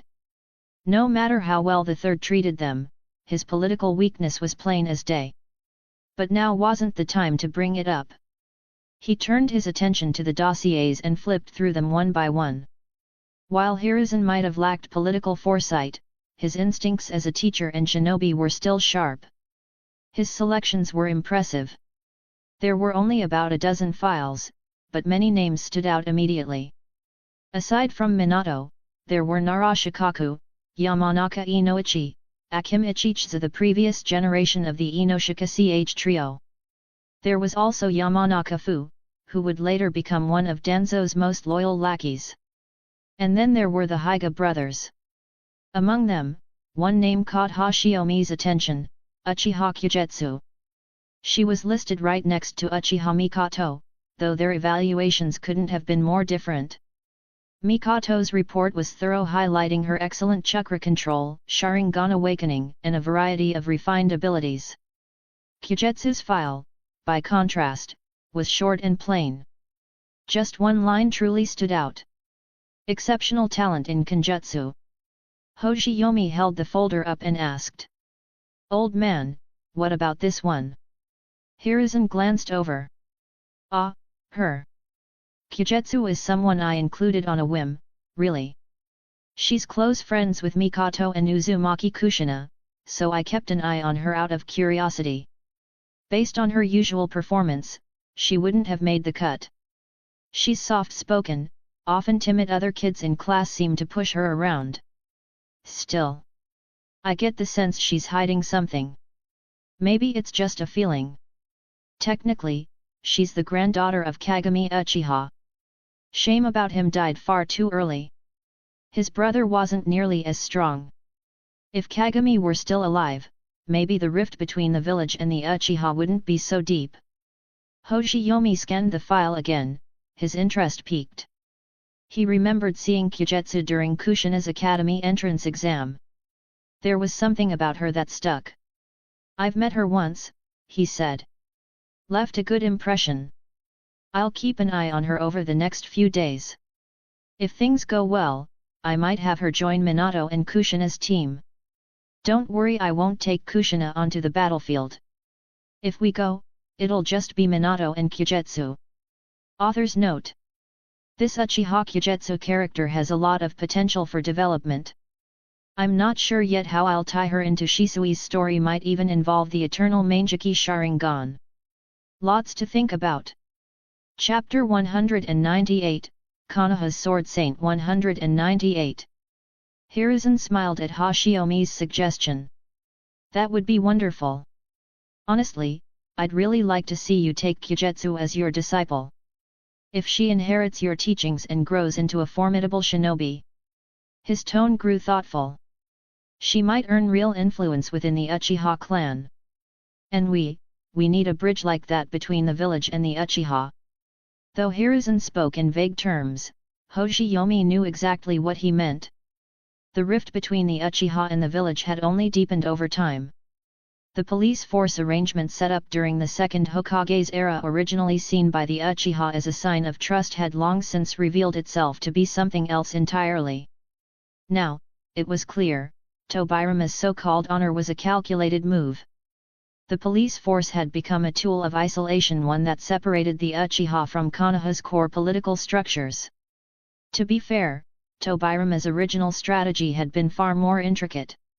On the surface, he'd handed the Uchiha a position of considerable authority, feeding their desire for political recognition.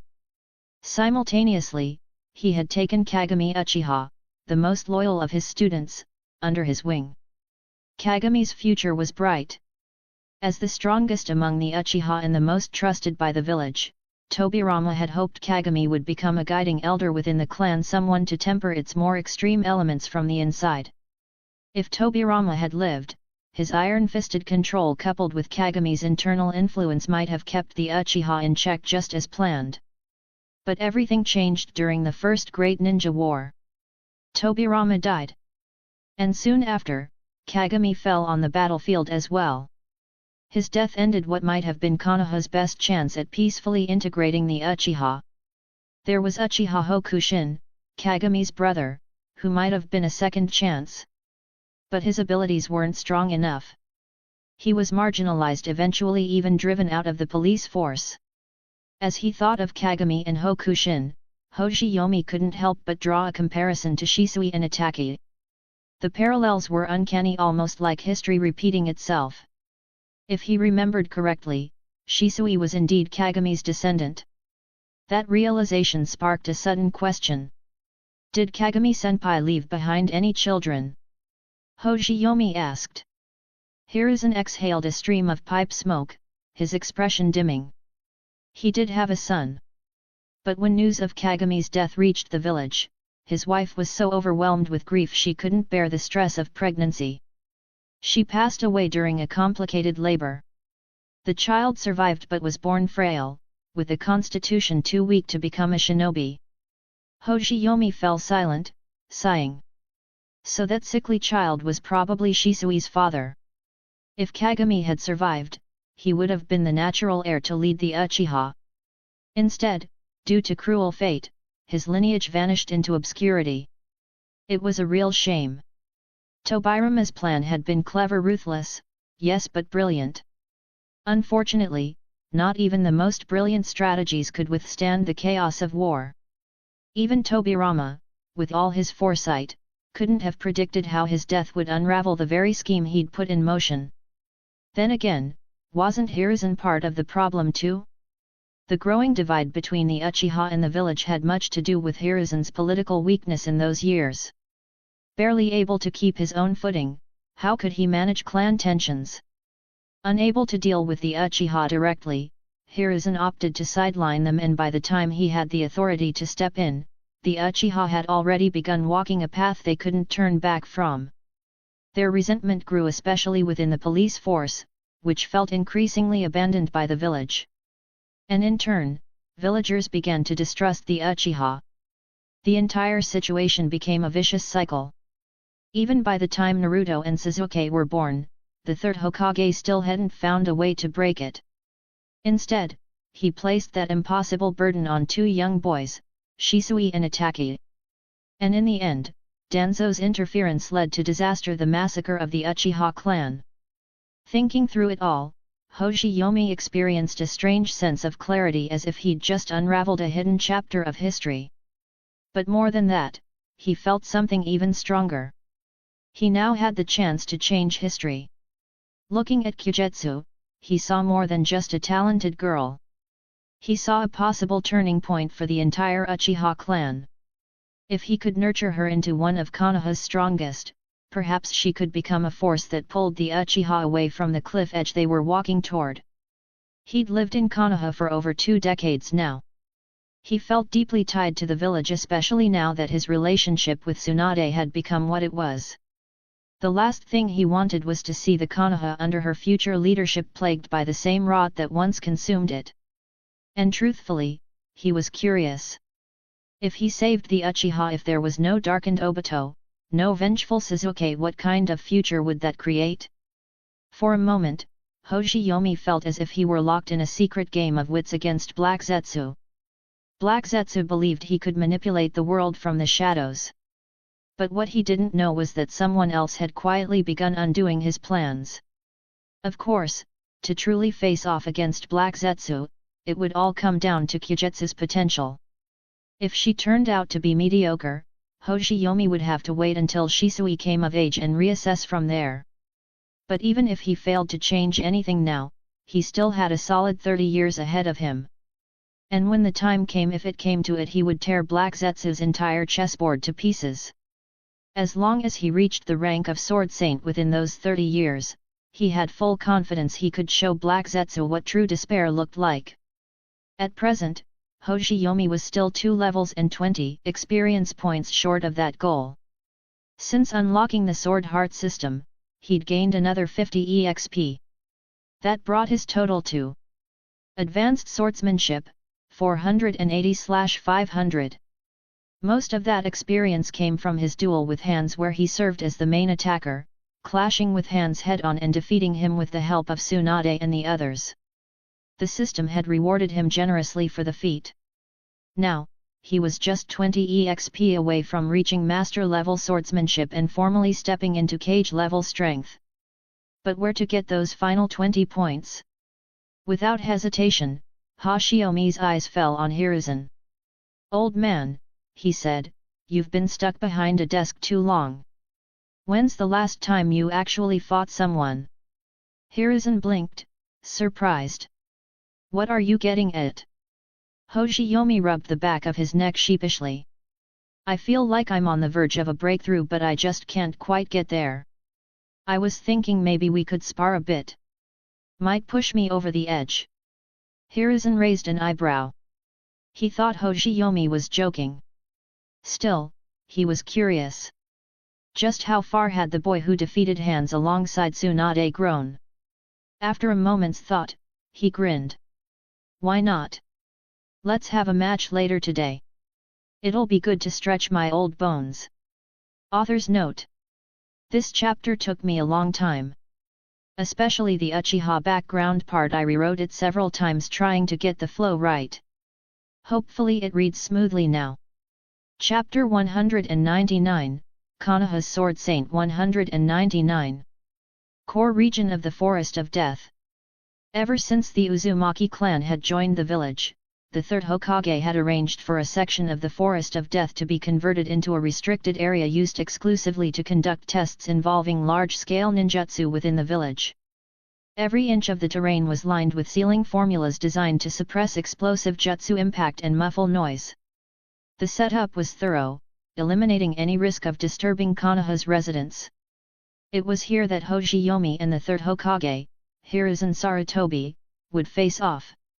Tsunade and Orochimaru stood at the edge of the field, watching with barely concealed anticipation. They both knew how powerful Hoshiyomi had become. His performance during the Omegakure campaign had left a lasting impression.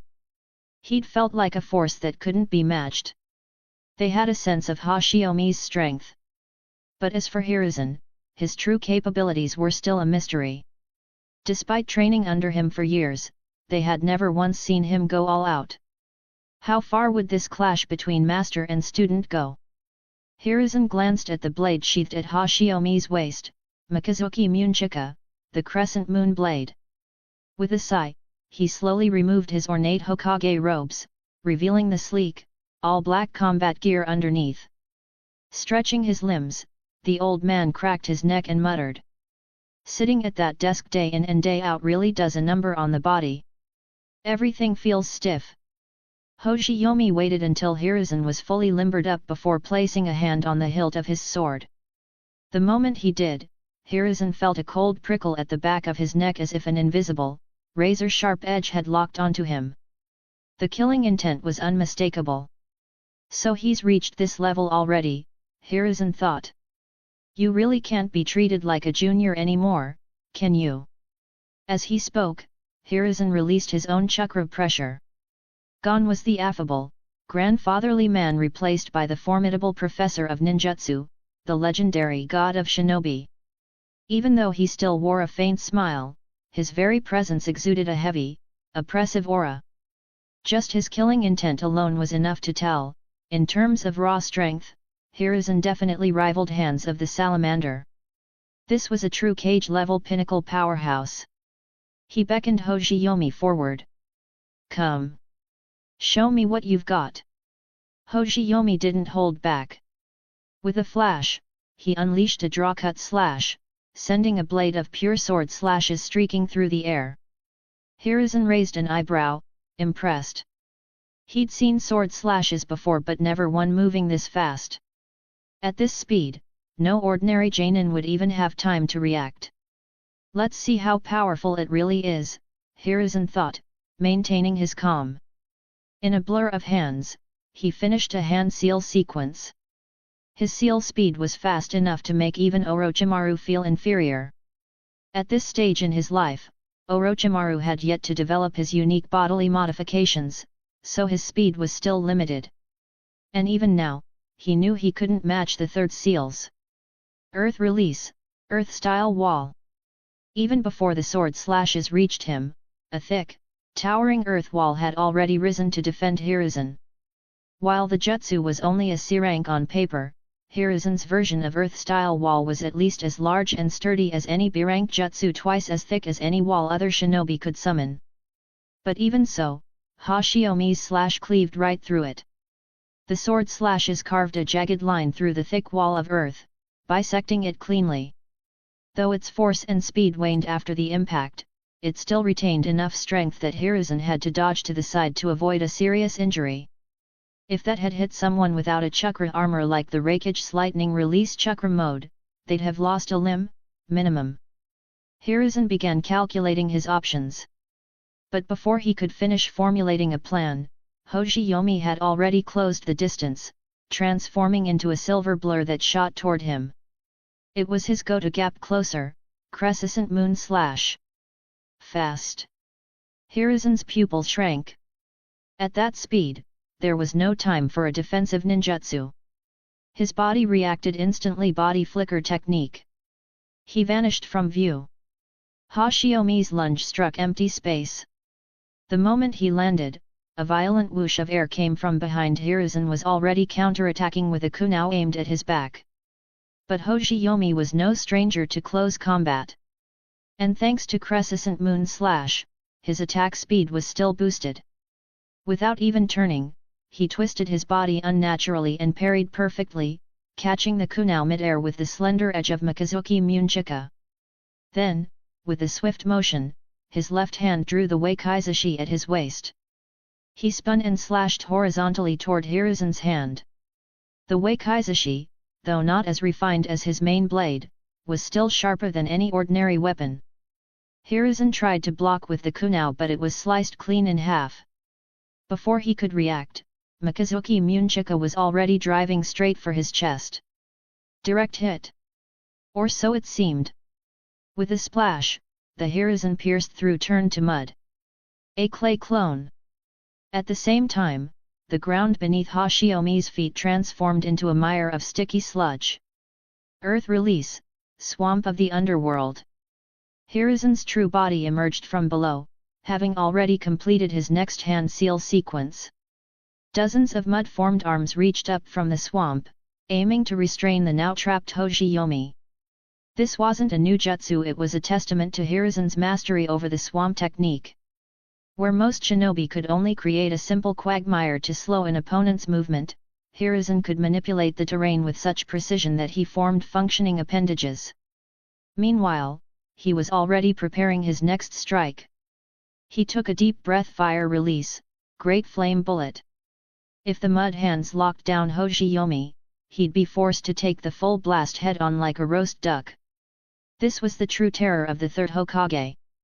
He had no Kekkei Genkai. But with his mastery over all five elemental natures, his ability to weave combo techniques was unmatched. There was a reason he was called the Professor of Ninjutsu and God of Shinobi. But it still wasn't enough to trap Hoshiyomi. With a flicker of chakra, he shifted his elemental affinity to lightning. Mikazuki Munchika lit up with crackling electricity.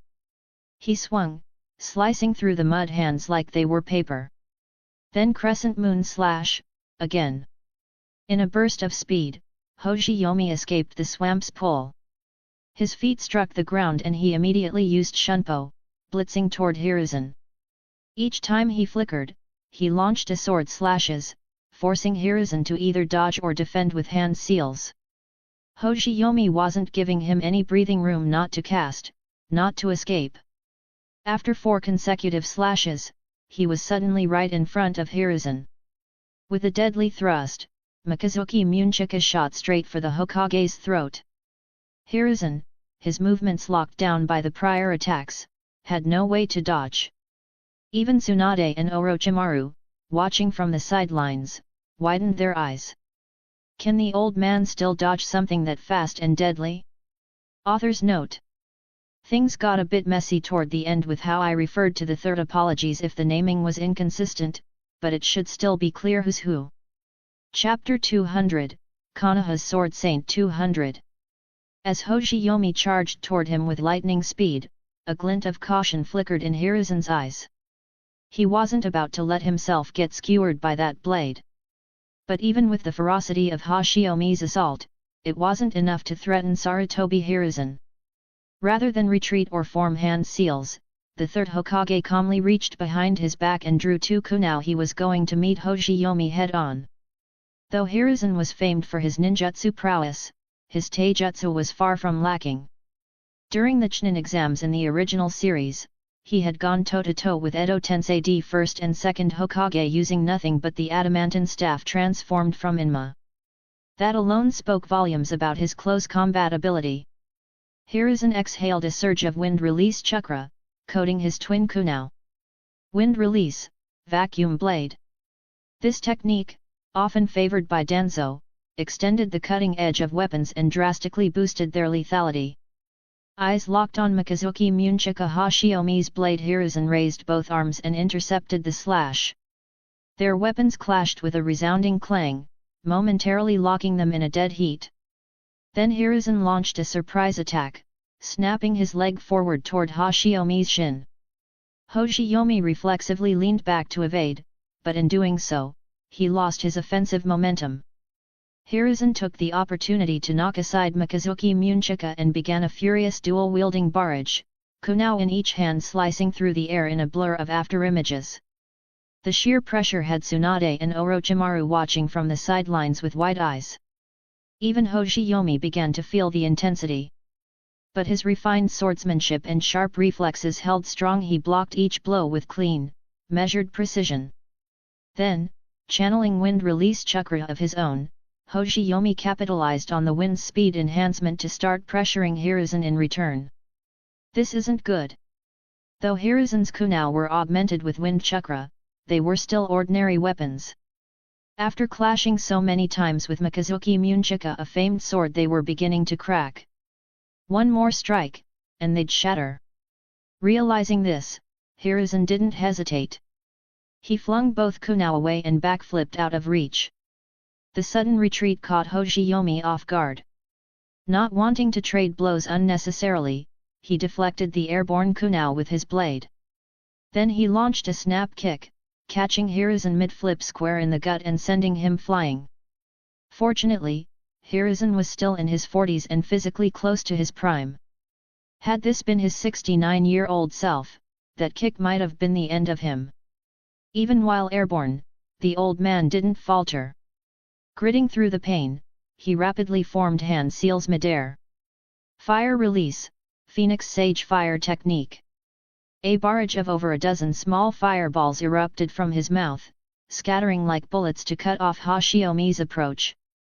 Seeing the wall of flame, Hoshiyomi managed to slice apart two of the incoming fireballs but had no choice but to dodge the rest.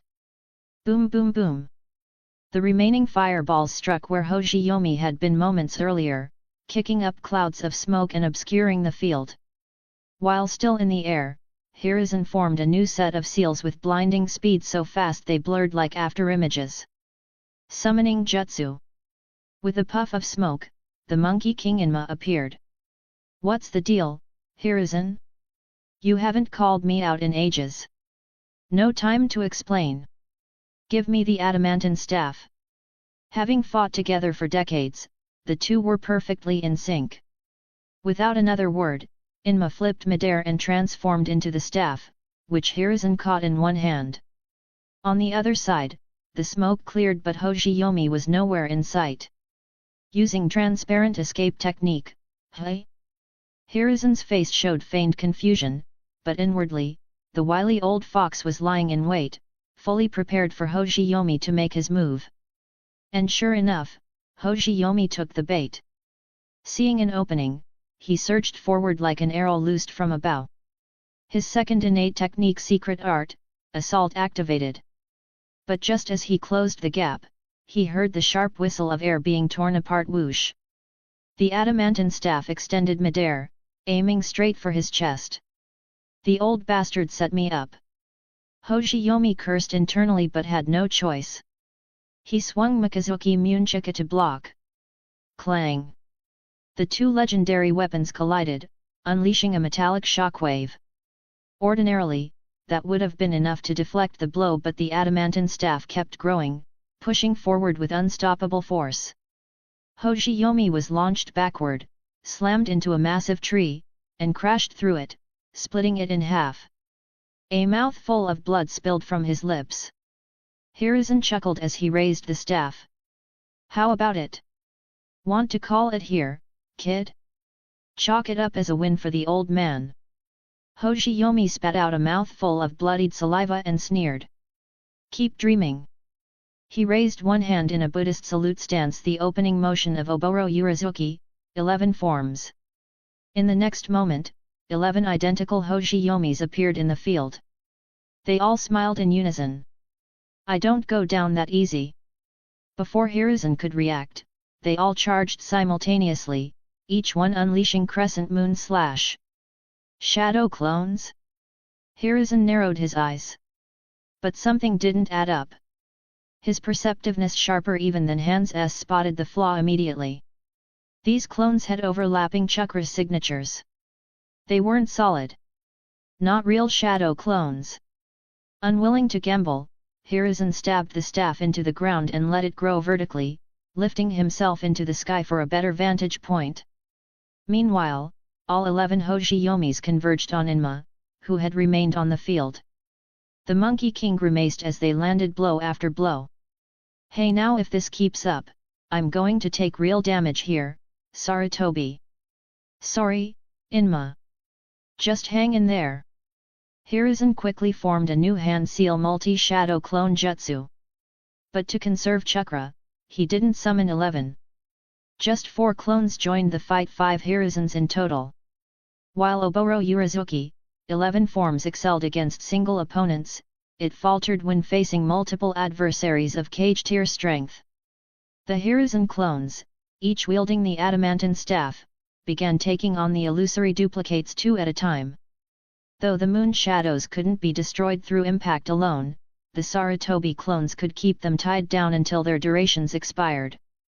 Eventually, Hiruzen's clones all dispelled and the moon shadows vanished with them. Only the real Hoshiyomi remained. He stood in front of Hiruzen, Mikazuki Munchika already sheathed, one hand resting gently on the hilt. This was my final move, he said quietly. Flying Heaven Governed Sword Style Flash of the Heavenly Soaring Dragon. Author's note. Next chapter, Hoshiyomi finally breaks into cage level. His new technique is already planned out, it won't disappoint. Chapter 201, Konoha's Sword Saint 201. How is he right in front of me? Hiruzen's heart skipped a beat. He had been so focused on fending off the persistent moon shadows that he'd forgotten the most dangerous threat, Hoshiyomi's real body. Though his blade was still sheathed, Hoshiyomi now radiated an overwhelming, condensed force, coiled and ready to strike. This was a true killing blow. And in that instant, Hiruzen realized it was too late to use body flicker. There wasn't enough time. Was he going to have to take the hit head on? No. There was one last option. A flicker of realization sparked in his eyes. He called out urgently. Inma. Extend the staff, disrupt his draw. Inma, understanding the gravity of the moment, didn't waste time replying. He instantly stretched his transformed body toward Hoshiyomi, just as before, aiming to knock him away. But Hoshiyomi wasn't falling for the same trick twice. Secret skill, Flash of the Heavenly Soaring Dragon. Tsunade and Orochimaru saw a sudden flash like lightning tearing through the air, and then came the deafening screech of metal against metal, sharp enough to rattle the eardrums. Blinking through the pain, they turned toward the battlefield. and saw Hoshiyomi and Hiruzen locked in a deadlock. To think even Hiruzen Sarutobi could intercept the draw of the so-called Godspeed slash. Tsunade's heart sank. Did Hoshiyomi fail? But Orochimaru shook his head. No. If anything, it's the old man's plan that failed. Hoshiyomi's draw was too fast. He blocked the staff before it could make contact. What we're seeing now is a test of pure strength. If Hoshiyomi can push aside the transformed Inma, then this match might still go in his favor. And indeed, Hiruzen himself was shaken. This slash wasn't just fast, it was ferociously powerful. He and Inma were exerting their combined strength. And even so, they could barely hold back Hoshiyomi's advance. This raw strength, it might even rival Tsunade's monstrous blows. Still, Hiruzen thought, he can't keep this up for long. With that in mind, he pressed down harder, channeling even more force into the staff. If he could just knock Mikazuki Munchika aside, he'd have an opening to counterattack and end the duel. He succeeded in the first step, forcing the blade off angle. Even the usually composed third Hokage allowed a small smile to form on his face. Looks like this old dog still got it. As long as he could land this strike, the victory would be his. Raising the staff overhead, he prepared to bring it down on Hoshiyomi's shoulder. But something unexpected happened. An invisible giant hand seemed to grab his staff in the air, halting his attack in place, unable to move even an inch further. What's going on? Hiruzen looked around, confused. There was nothing, no obstruction, no enemy jutsu, nothing visible at all. Then his eyes narrowed, and he focused on the space between him and Hoshiyomi. And in that instant, his expression completely changed. This slash, it's affecting space itself. Even if Hiruzen hadn't mastered the Flying Thunder God technique, he was still a professor of ninjutsu, a master of chakra theory. He was well versed in the principles of space-time jutsu. And now, what he sensed before him was spatial distortion. This strike from Hoshiyomi had momentarily warped the very fabric of space. It couldn't be seen with the naked eye, but the impact was real and devastating. Because the space between them had warped, Hiruzen's attack, caught within that distortion, had frozen in place, unable to reach its target. It lasted only a moment, but a moment was all Hoshiyomi needed.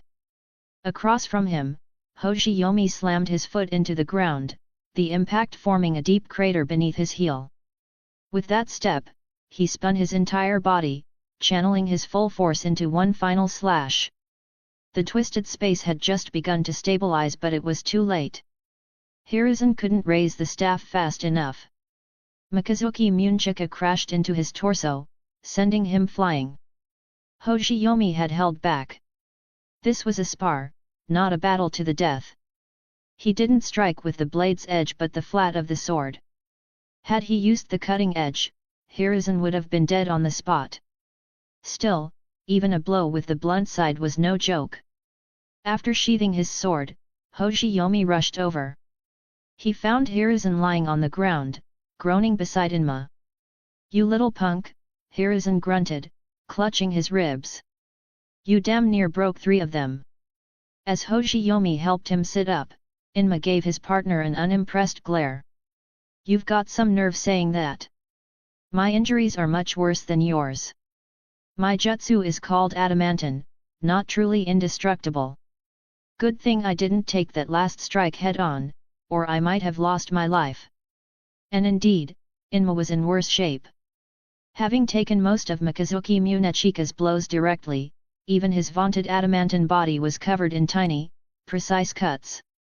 Tsunade quickly ran over. After checking Hoshiyomi's body to ensure he was fine, she turned to treat Hiruzen and Inma, making Hiruzen puff out his cheeks in annoyance but also helplessness. While tending to them, she looked at Hoshiyomi with a raised eyebrow. "Tell me the truth. Are you really stronger than the old man now?" Hoshiyomi scratched his head, a little sheepish. "Not really. The third didn't use any high-powered ninjutsu, and I got lucky that he didn't know how my sword techniques work. Now that he's seen them, if we fought again..." I probably wouldn't win. Hiruzen, hearing the first half of Hoshiyomi's statement, looked thoroughly pleased, as if the beating hadn't been in vain. But upon hearing the second half, his face changed completely like a Sichuan opera mask. He scrambled up from the ground, waving his hands. Nope. No second fight. Whether you break through today or not, this was your one and only sparring match with me. I'm not taking another beating like that. I've still got grandkids to think about. He rubbed his ribs and grumbled. If I fight you again, I might not live long enough to hold them. Then, as if on instinct, he scanned Hoshiyomi's chakra flow. He froze then smiled in satisfaction. Good. You've broken through. We won't have to spar again. At those words, both Tsunade and Orochimaru turned sharply toward him, eyes wide. Hoshiyomi immediately opened his Swordheart System to confirm. And there it was. Congratulations, host. You've advanced to master level swordsmanship. Current EXP, 0/500. Skills available to draw, 1. Chapter 202, Konoha's Sword Saint 202. System Evaluation. Your swordsmanship has reached the pinnacle of mastery. At this point, you are one of the rare sword masters in the world. What the? Even the usually snarky Swordheart System is giving a positive evaluation now? Is this what it means to be a true cage-level powerhouse? I love it. Since Tsunade and the others were still waiting outside for news, Hoshiyomi didn't immediately choose a new skill from the system. He exited the system and turned to give them a clear answer. Thanks, old man. I owe it to you. I've successfully broken through. Hiruzen's broken ribs had already been healed by Tsunade. Standing upright once more, he slowly slipped back into his Hokage robes, flashing Hoshiyomi a warm smile. That's good to hear. At least this beating wasn't for nothing. You reaching the cage level is a great thing for the village. Even before your breakthrough, your combat strength was already enough to contend with cage-level shinobi. Now that you've crossed that threshold and with swordsmanship as elusive and unpredictable as yours, even most seasoned cage would struggle to match you. With someone like you around, I don't have to worry about Konoha's forces being wiped out by elite squads from other villages on the battlefield. I can finally rest easier knowing we have reliable strength at our side. After speaking, Hiruzen turned to glance at Tsunade and Orochimaru, who were standing nearby. You two and Jiraiya too should hurry up and catch up. If all of you step into the cage level, then including Sakumo, we'll have 6 cage-class shinobi on our side. I'd like to see who dares to pick a fight with Konoha then. As they celebrated Hoshiyomi's breakthrough, Tsunade and Orochimaru gave confident responses. They both believed in themselves, believed they could one day stand as equals to Hiruzen. Hearing their responses, Hiruzen's smile grew even brighter. When the day comes that all of you can shoulder a battlefield on your own, that'll be the day I retire. By then, this position will have been mine for over a decade, about the same length as when Tobirama-sensei held office. That'll be enough. When this war ends, it'll be time for the younger generation to take over. As he spoke, Hiruzen cast a glance at Tsunade and Hoshiyomi, a glint of deeper meaning in his eyes. Tsunade, still beaming from Hoshiyomi's breakthrough, didn't catch it, but Hoshiyomi did. He gave Hiruzen a small, meaningful nod. Satisfied, Hiruzen said nothing more. He gently placed the Hokage's hat atop his head, lit his pipe, and walked off slowly. Watching his retreating back, Hoshiyomi couldn't help but feel a wave of emotion. Hiruzen's political instincts might be a disaster, but his love for the village and for the new generation of Leaf Shinobi had never wavered. Maybe, his own plans didn't need to be carried out with such ruthless finality. As Hoshiyomi stood there, lost in thought, Tsunade suddenly wrapped her arm around his and grinned. Don't space out. You just broke through to the cage level. That's something worth celebrating. Let's go grab a big meal. Orochimaru nodded in agreement. Indeed. This is no small matter. Tonight, let's call Shinku and his wife as well and celebrate properly. Tsunade, now even more energized, added excitedly. Let's invite Nawaki and Kushina too. If we're throwing a party, the more, the merrier. And just like that, the two of them decided everything on their own, completely ignoring the so-called main character of the celebration. The group split into two teams to prepare. Hoshiyomi didn't go with Tsunade to the Senju compound and the Ninja Academy to pick up Nawaki, Minato, and Kushina. Instead, he chose to go with Orochimaru to invite Shinku and his wife. Tsunade didn't think twice and happily skipped off on her own, while Orochimaru and Hoshiyomi walked together for a while before Orochimaru casually remarked. You didn't go with Tsunade to pick up your disciples. I assume you had something to discuss with me. Hoshiyomi chuckled. Can't hide anything from you, hey. After a moment's pause, he got straight to the point. Orochimaru, if I told you that I plan to support Tsunade in becoming the fourth Hokage, would you be upset? This was the real reason he had stayed behind. Hoshiyomi knew full well that Orochimaru once had aspirations of becoming Hokage. In canon, his loss to Minato in the post-war succession was one of the triggers for his descent into darkness. It had taken countless efforts and guidance on Hoshiyomi's part to steer Orochimaru away from those dangerous paths. He genuinely worried that backing Tsunade might reignite some of those old frustrations and sour the fragile bond between them. Orochimaru glanced over and replied calmly. I used to.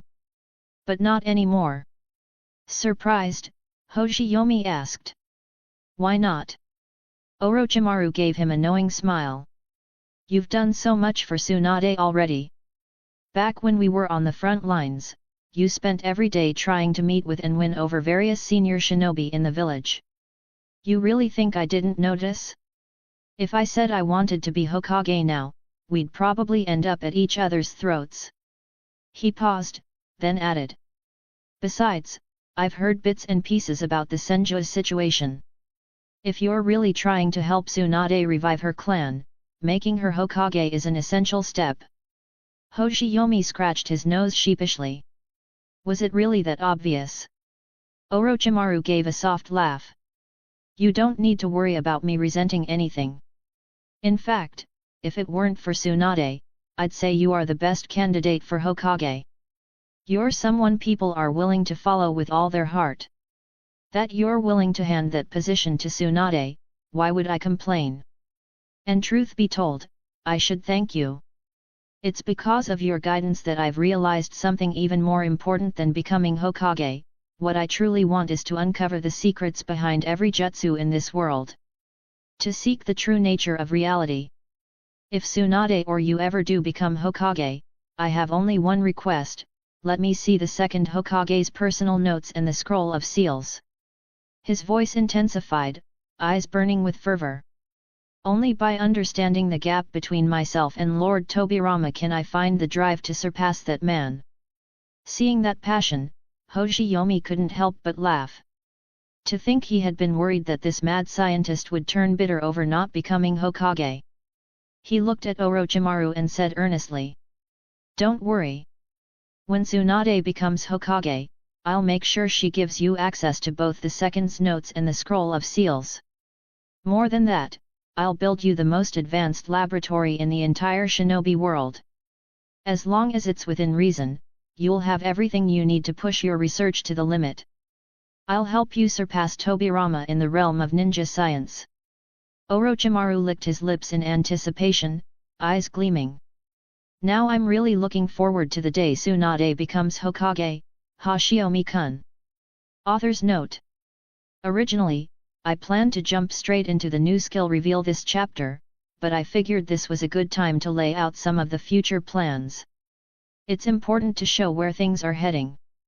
Tsunade's rise to power will be peaceful and natural, no palace intrigue or backstabbing plots, not that I'm any good at writing that anyway. This story leans more toward high-action shounen, so even when political elements appear, don't expect too much drama or coup attempts.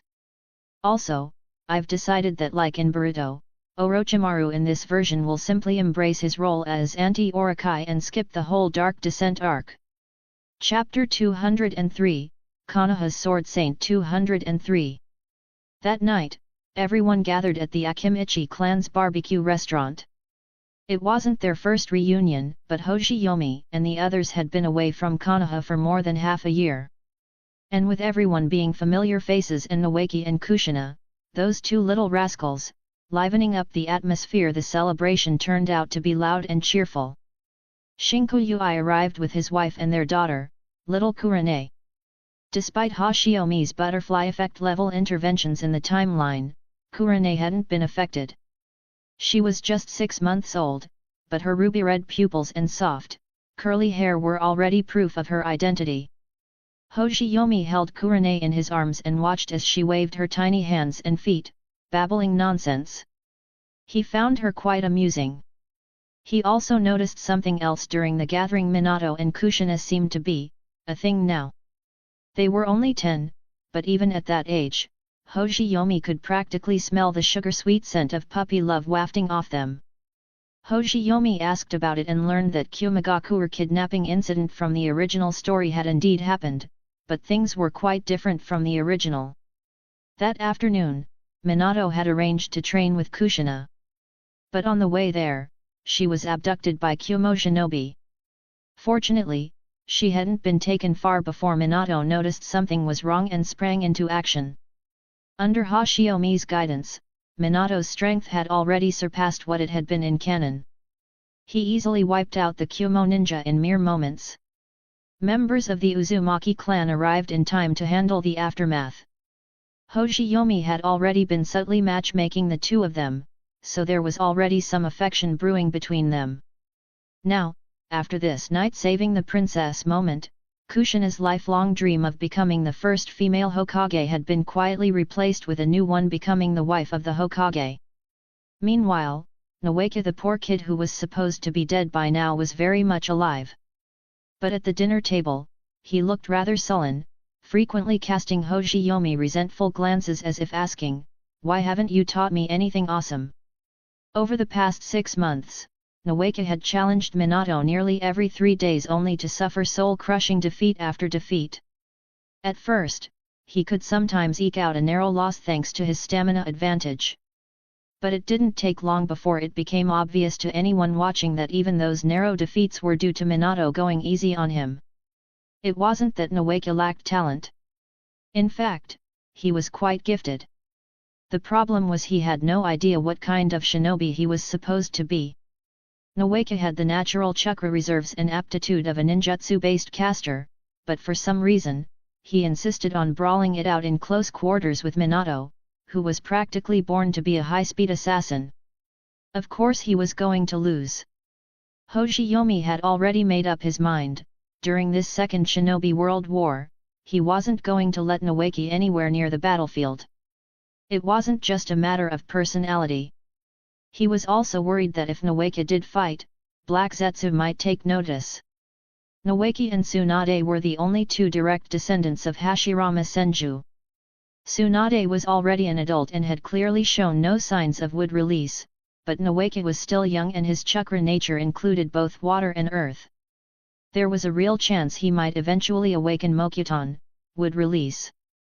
In the original story, Noeki died under suspicious circumstances, and Hoshiyomi couldn't shake the feeling that Black Zetsu had something to do with it. Rather than send Noeki to his death, Hoshiyomi figured it was safer to have him hang around the Hokage's office and run errands for Hiruzen.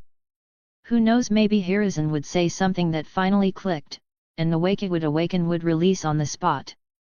And if that happened, it'd be like installing a permanent failsafe on Kushina and future Naruto. Now that would be a win. Because there were several kids at the table, the dinner didn't run too late. By around 9, everyone began heading home. Kushina no longer lived with the Senju, being the little princess of the Uzumaki clan. She had been taken to their estate early on. Only Tsunade and Hoshiyomi remained, taking Minato and Noeki home together. As mentioned earlier, Hoshiyomi currently lived near the Senju compound.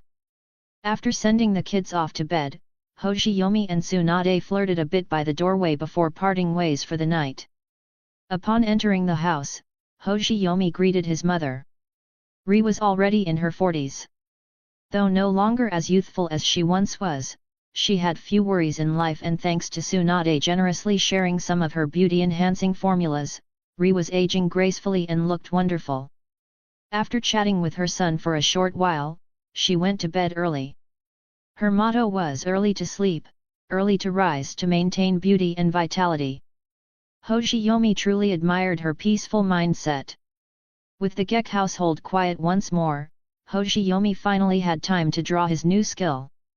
He knew that any sword technique granted after reaching cage level wouldn't be weak, but still, he couldn't help going through a little ritual for good luck.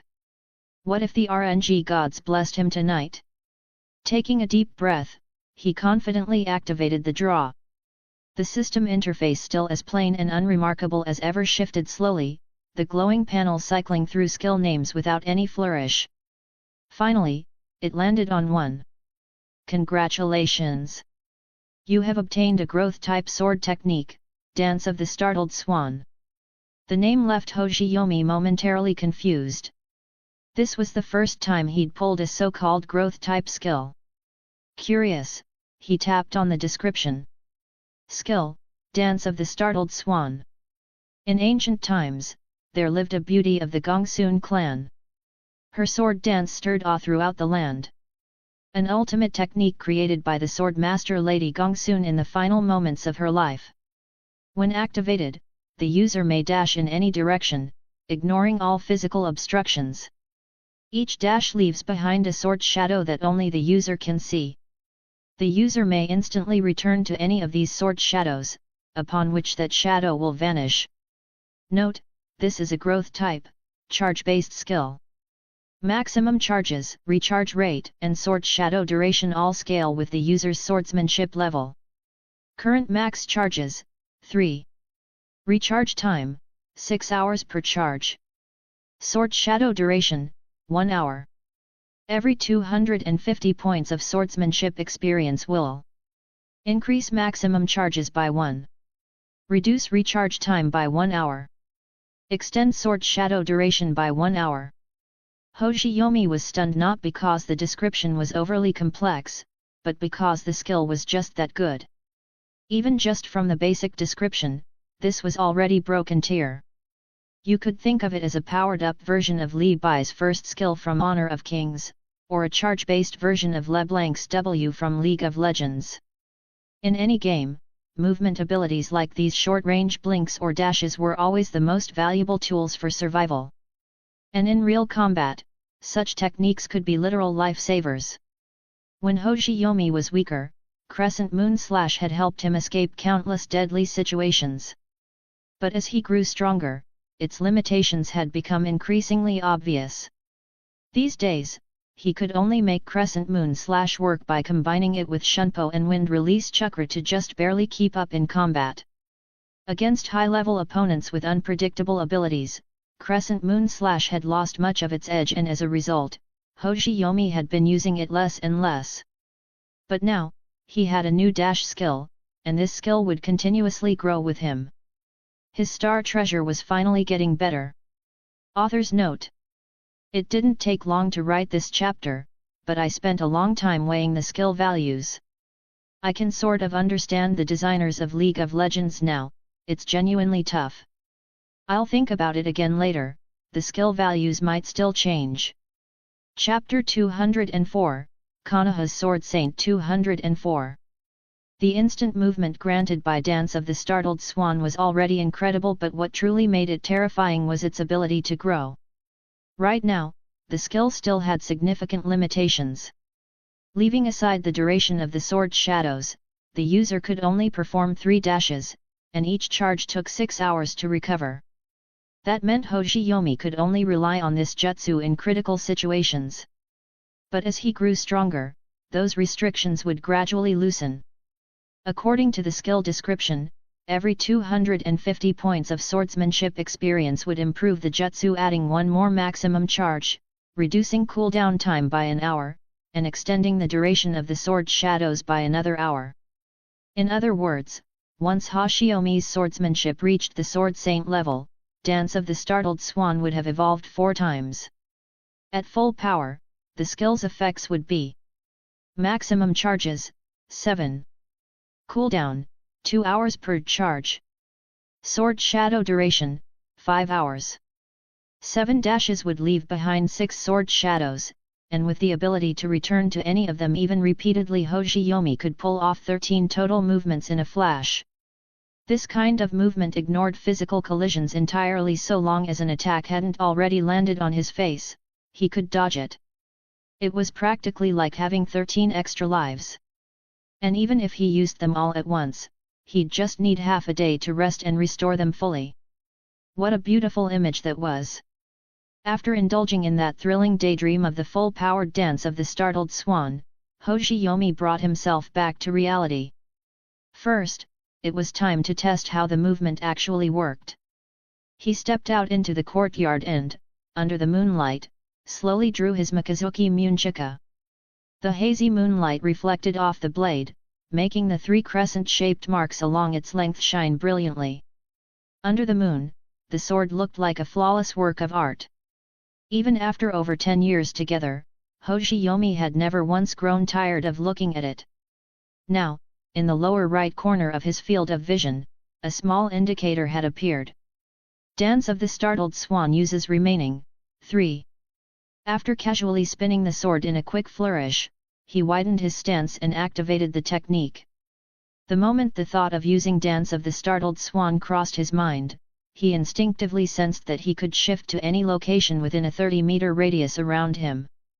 It felt like some kind of instinct. Hoshiyomi couldn't explain how he knew it, but he just knew he could move freely to any point within roughly 30 meters. Glancing around the courtyard, which was spacious enough for straight-line movement, Hoshiyomi considered aiming beyond the wall.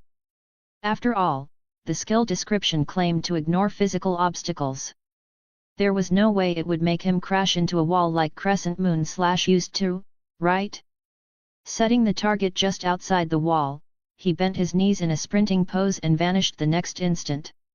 His vision blurred for a moment and suddenly, he found himself standing on the street outside. Thankfully, no Konoha patrol squads were around. Otherwise, he might have given someone a heart attack. Even Hoshiyomi himself stumbled a bit. The first use of Dance of the Startled Swan was disorienting. He closed his eyes and recalled the feeling. It hadn't felt like traversing a space-time tunnel, nor like being tugged through a dimensional vortex. More like piercing a thin membrane and emerging outside. Thinking back on his wobbly landing, Hoshiyomi realized he should spend the next couple days getting used to it. Otherwise, in the heat of battle, a single misstep into an enemy kunai could spell disaster. As he landed, another sensation entered his mind. He could clearly feel the sword shadow left behind at his original location. It was like he'd planted a small surveillance camera. In his field of vision, he could clearly see what was happening around the sword shadow's location. For instance, at that moment, he could see Minato Namikaze upstairs on the 2nd floor, staring out the window and rubbing his eyes in disbelief, apparently having just witnessed Hoshiyomi's sudden movement. The thought amused Hoshiyomi deeply. Showing off a movement technique like this in front of the future Yellow Flash? Life didn't get much better than that. And he was quite pleased with the extra vision the sword shadow provided. That alone made the skill worth it. A whole hour of remote vision after each use? No complaints there. The street was quiet, with no one else around. Not that there was much to see, but Hoshiyomi casually strolled alongside the wall. Partly, he wanted to test if he could return back to the sword shadow from any location. But mostly, he was just waiting to see how long it would take to freak Minato out again. Meanwhile, Minato was doubting his own sanity. He'd been unable to sleep after eating too much, and decided to admire the night sky, only to witness his beloved sensei practicing swordplay in the courtyard, then suddenly vanishing in a silver flash. Rubbing his eyes, Minato opened the window and looked again. No sign of Hoshiyomi. Did I drink something weird? No, that was definitely juice Kushina gave him. He couldn't be drunk. Maybe he just missed Hoshiyomi-sensei too much recently and imagined it. Minato chuckled quietly to himself. He'd tell Hoshiyomi about it tomorrow. For now, he should get some sleep. But just as he moved to close the window, another silver flash caught his eye. Looking down, Minato nearly popped his eyeballs out. Standing in the courtyard again, smiling up at him, was none other than Hoshiyomi Gekkō. "Good evening, Minato," he said with a calm, knowing grin. "What the hell?" Minato's mind nearly short-circuited. He pushed off the windowsill and leapt down from the second floor, landing with a thud. Disoriented but determined, he stepped forward and touched Hoshiyomi's arm, confirming it wasn't an illusion. "Hoshiyomi-sensei. You weren't there just now. And then suddenly you're here how?" Minato stammered as he checked his teacher's presence with both hands, struggling to form complete sentences. Hoshiyomi couldn't help but laugh at the sight. Patting Minato's head, he said in a mysteriously smug tone. "Just a little space-time ninjutsu I recently grasped. Pretty amazing, right? Space-time ninjutsu." Minato's eyes immediately sparkled with admiration. "That kind of joy. I want it too." Author's notes. I lowered the cooldown for Dance of the Startled Swan a bit, I feel like it makes it seem more powerful. Chapter 205, Konoha's Sword Saint 205. Minato hesitated for a moment, but ultimately couldn't resist the temptation of a space-time ninjutsu. Somewhat shyly, he asked. "Hoshiyomi-sensei, could I learn that jutsu?" The technique Hoshiyomi used had actually been drawn from his system, so he had no real way of teaching it to Minato. Instead, he put on the airs of a teacher and explained. "That jutsu was something I learned after studying Tobira Masama's Flying Thunder God technique. You're still too young. Even if I showed you the principles behind it, it'd be hard for you to grasp. Let's talk about it again after you've gotten stronger."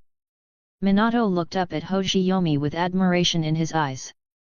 "Sensei, you're holding back because you're worried I might try to rush ahead, and learning a forbidden jutsu too early could be dangerous, right?" "I understand. Don't worry, I'll keep my head down and train seriously." Hoshiyomi was a little dumbfounded. That hadn't been his reason at all, but since Minato had come up with such a noble interpretation, he certainly wasn't going to contradict it. Playing along, he put on a wise, approving expression and said, "I'm glad you understand the heart of your teacher. Go home and rest well. Tomorrow, I'll check on your recent progress." The next morning, in the courtyard of the Gekkō household, Hoshiyomi stood with one hand raised, calmly deflecting Minato's attacks. Minato's earlier long-range ninjutsu had been easily neutralized, and now they were moving into close combat. But if he couldn't land a hit with ninjutsu, close quarters would be even tougher. Even though Hoshiyomi was only using one hand and wasn't counterattacking at all, Minato still couldn't threaten him in the slightest. Hoshiyomi even had the leisure to give Minato pointers on his footwork and form. "Watch your balance, if I had kicked just now, you'd already be on the ground. And your strikes aim with more precision." That last one looked like it was targeting a vital spot, but even if it landed, it wouldn't have been lethal. Minato was already breathing heavily, but he still listened attentively. These insights, these real combat lessons, were treasures far beyond what they taught at the Ninja Academy. As he focused on Hoshiyomi's instruction, Minato couldn't help but feel a wave of admiration. Sensei truly is sensei, he's even more amazing after his breakthrough. Meanwhile, Hoshiyomi was feeling just as excited. This master-level swordsmanship was on a whole different level compared to the advanced swordsmanship. The most obvious improvement was in his neural response time. The breakthrough had boosted not just his swordsmanship skills, but also his physical stats, reflexes, and chakra reserves all dramatically. When he was only at advanced swordsmanship, his neural response time was slightly faster than Minato's at that age. But now, it far surpassed him. This difference became especially noticeable during their sparring. Before, when their reaction speeds were closer, even if Minato couldn't keep up with Hoshiyomi's attacks, he could at least use his own reflexes to adjust his angle of attack or defend in time. Against a combat genius like Minato, Hoshiyomi had never been able to defend so easily with just one hand. But now it was different.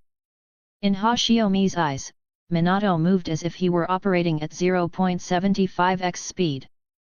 The little tricks that used to catch him off guard no longer worked. He could now see through them well in advance. Seeing that Minato was now gasping for air, Hoshiyomi raised a hand to stop him from continuing. "That's enough for now, Minato. Take a break, any more training and you'll be overdoing it." Minato paused at last, then dropped to the ground, panting hard. After accepting the water bottle Hoshiyomi handed him and gulping down a mouthful, he said, "Hoshiyomi-sensei, I've been thinking a lot since last night. I believe it's time for me to apply for graduation. I've already mastered everything they teach at the academy. What I'm lacking now is real combat experience. I want to follow you to the battlefield and sharpen my skills." Hoshiyomi nodded in agreement. He'd been planning to bring it up with Minato after their sparring session, but Minato had brought it up himself.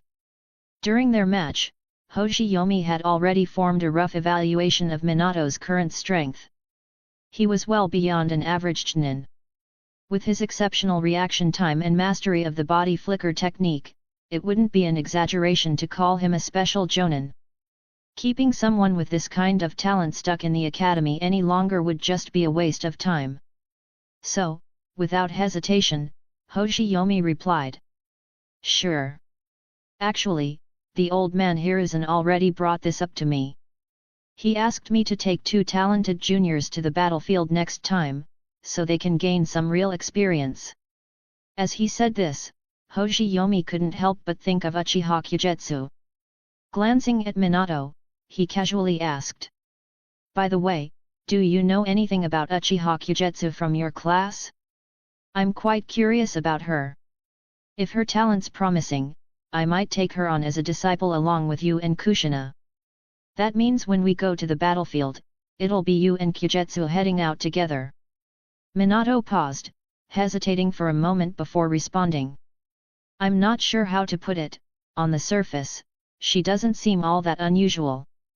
Just a girl who's good at Uchiha-style kenjutsu. But I've always had this feeling she's hiding something." Hoshiyomi was intrigued. For Minato, sharp as he was to say he couldn't see through someone meant this kyujutsu really was something special. "What exactly happened? Can you tell me more?" Minato explained. "Kyujutsu is actually pretty inconspicuous in class. She rarely talks to anyone. Even when she's bullied, she doesn't say a word. If she weren't close to Kushina and Mikoto, I probably wouldn't have noticed her at all. But there was this one time that really stuck with me. Kushina and Mikoto had both gone to the bathroom, and 2 boys from our class went over to mess with her. I didn't like seeing that. Since she's friends with Kushina, I figured I should step in. I scared the boys off, but as they left, I happened to hear Kyujutsu whisper something." "What did she say?" "I think it was something like, 'Please don't hurt them.' But the thing is I hadn't even touched them.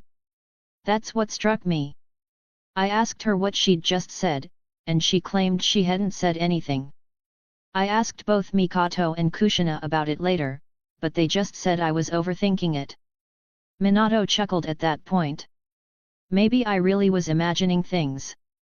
After all, Kushina and Mikoto have been around her every day for years, and they've never heard her say anything strange. And with how talkative Kushina is, if something was off about Kyujutsu, she'd definitely tell me." Hoshiyomi mentally tuned out Minato's typical Kushina this, Kushina that, and instead found his interest in Kyujutsu growing even more. Speculating wouldn't get him anywhere, though. He might as well go observe her after class today. Chapter 206, Konoha's Sword Saint 206. After the morning training session, Minato and Kushina left together for the academy, whispering and giggling the whole way. Hoshiyomi didn't say anything aloud, but he quietly followed behind them. Seeing is believing. He had to witness this Uchiha Kyujutsu for himself to understand what kind of child she really was. Hoshiyomi didn't plan to do anything else today, just observe this girl closely and see whether there was anything strange about her. To prevent any unnecessary misunderstandings, Hoshiyomi had reported his presence to Mitsui beforehand. Then, he activated his transparent escape technique and silently climbed a large tree just outside Minato's classroom. His mastery of the transparent escape had reached an advanced level. He moved so silently and efficiently that even Minato couldn't detect his presence. Kushina might have sensed something if she was actively using sensory techniques, but that girl was carefree and loud by nature. It was unlikely she'd waste chakra checking her surroundings unless she had reason to. As long as Hoshiyomi didn't stare directly at her for too long, Kushina wouldn't notice a thing. And so began Hoshiyomi's mission of the day, observation. Kyujutsu just happened to be seated near the window, ideal for Hoshiyomi's surveillance. From his vantage point in the tree, he had a clear view of her every move. The last time he saw Uchiha Kyujutsu was on the day Kushina first enrolled. Now, years had passed, and they were already in their 4th year at the Ninja Academy. Kyujutsu had changed quite a bit in that time. She no longer wore her old twin braids. Her hairstyle had become long, straight, and black, with thick bangs cut straight across her forehead.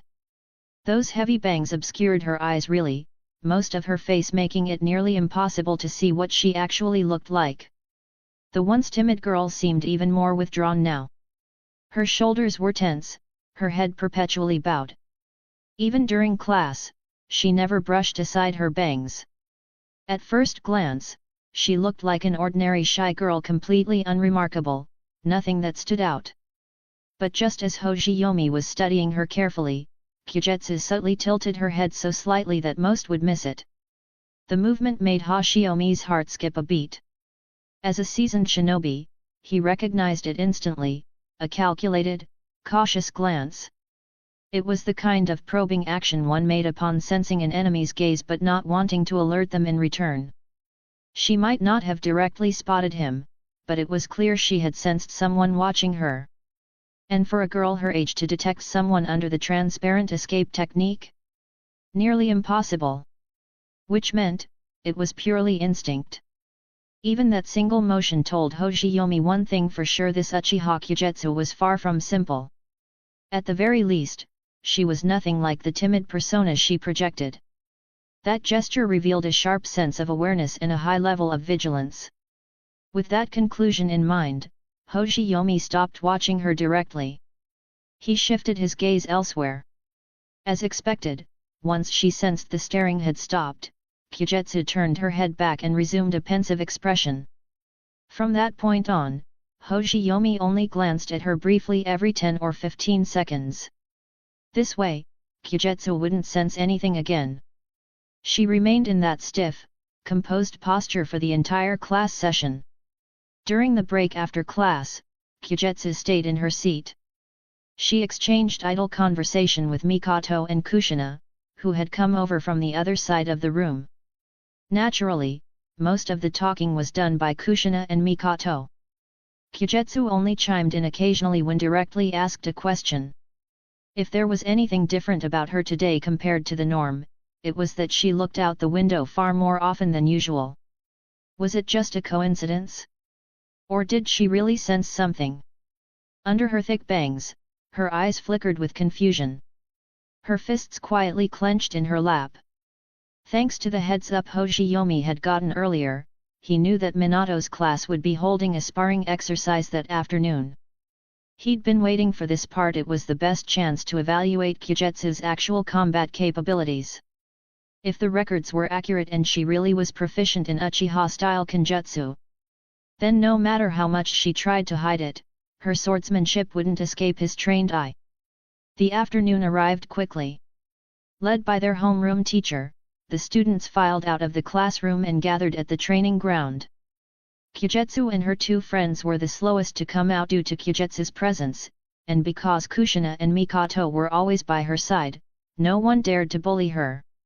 During the short period of free activity before the exercise officially began, the students broke into small groups to play around. Kyujetsu quietly followed behind Mikoto and Kushina, silently listening to their chatter. Compared to graceful Mikoto and cheerful Kushina, Kyujetsu really did resemble some plain little maid trailing after two noble girls, completely unremarkable. It's worth noting, unlike in the original timeline, Kushina wasn't bullied or mocked as Tomato Girl.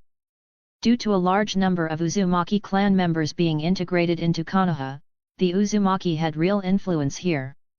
As the little princess of the Uzumaki, Kushina held status and no one dared pick on her. In fact, many girls admired her outgoing personality and strength. She was quite popular in class.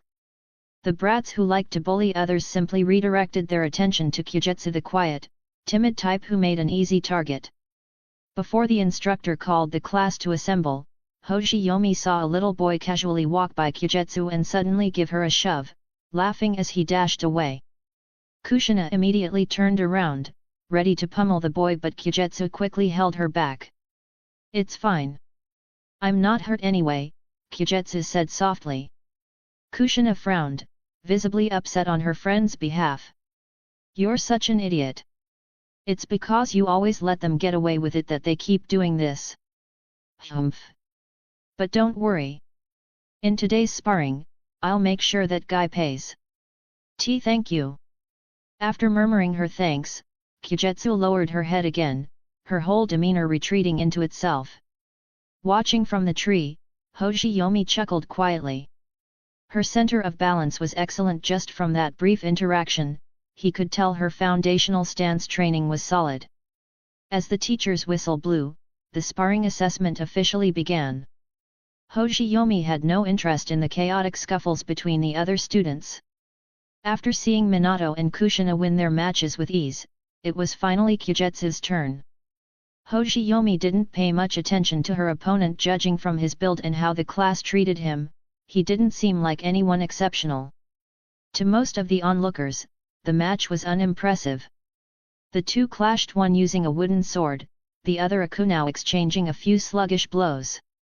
In the end, Kyujetsu seized a small opening, disarmed him, and narrowly won. But Hoshiyomi saw much more. For instance, Kyujetsu's sword swings were remarkably clean. While not fast, they were devoid of excess movement. Every action was precise. He also noticed that several of her initial strike motions were aimed at the opponent's vital points. But each time, before her blade actually swung, her target shifted to a safer location. The instructor, likely only at Chunin level, wouldn't have picked up on any of that. Even Minato might only conclude she was holding back. But Hoshiyomi saw the truth clearly. Her exact skill level remained uncertain, but one thing was obvious: her kenjutsu was far from ordinary.